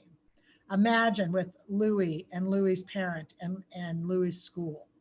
If we collectively, if there's a new empathic understanding of what's happening with Louis, if there's a reframe from a deficit story to a more strength-based story about Louis, if there's greater understanding of the nature of Louis's distress, all of that then can lead to more viable, sustainable strategies. If I try to safety plan when the school is angry and the parent's angry and they're angry at each other, we're not going to get a good plan that's going to be useful to Louis. We might get a punitive plan from the school, and that's not a safety plan at all. So we want people to feel empowered, feel that change activation that Stephanie felt when we did that work there. So I'm looking for evidence of that. The language that's used about the child or the parent or the school starts to shift. There's more clarity. We go from always never talk to sometimes talk.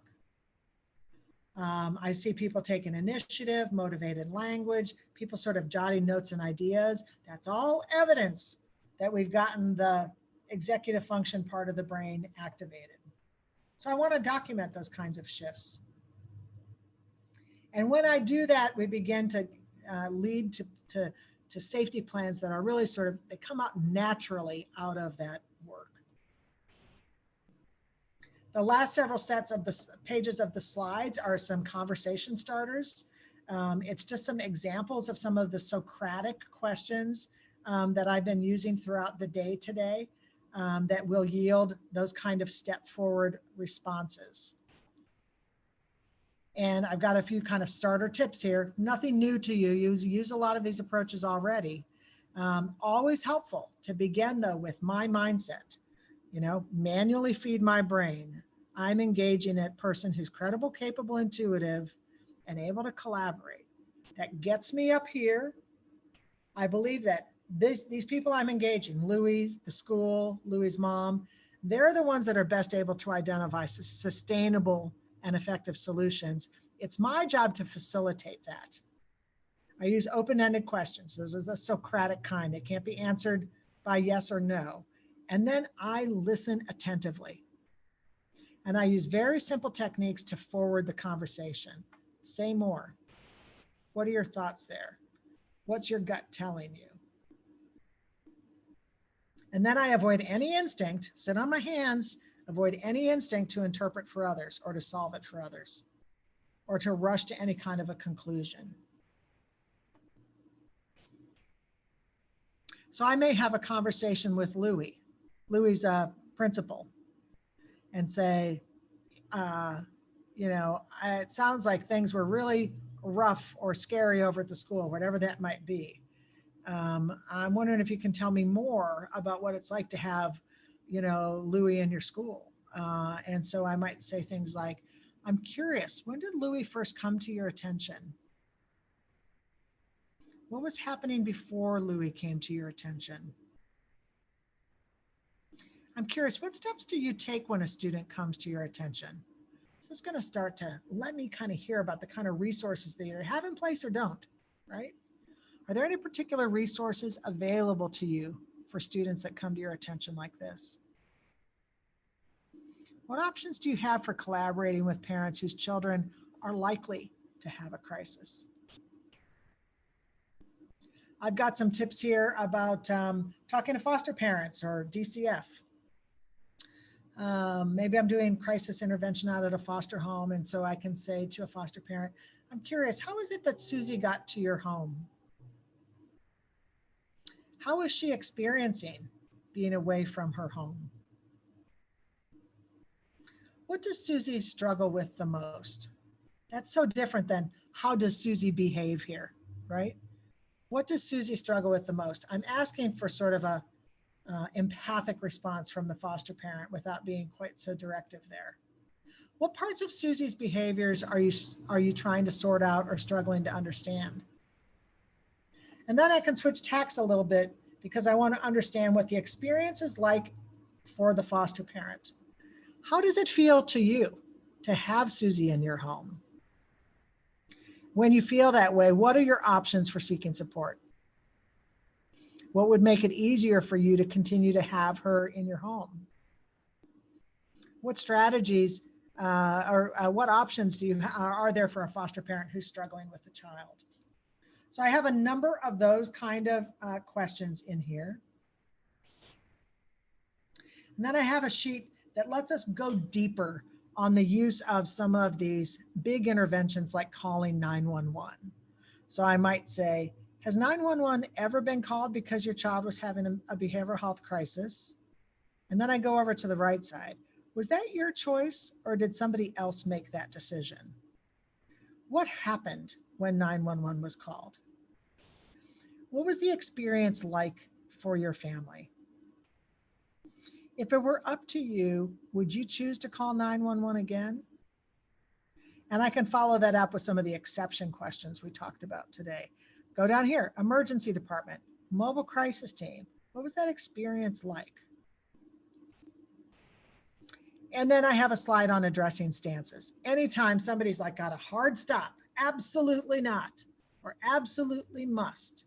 I recognize that as a strength, even if it's not pretty, and I go there. Could you say more about that? What are the good reasons? What concerns are you trying to address? What has your experience been with? And I listen until the person sort of had a chance to catch their breath, and then I can come in and use some of the exception questions to kind of make that work. Okay. Thank you for indulging me for an extra 10 minutes. I'm sorry that I kept you longer than expected, but again, thanks for staying on. Aria and I will stay on here for a couple of minutes to make sure you all have all of your needs addressed in terms of CEs. Please feel free to make any final comments in the chat. And thank you so very much for your participation today and all of these great comments that people put into the chat that just really enrich the experience for everybody. You should see the SurveyMonkey link and you are also should find it in your email if you don't get it here.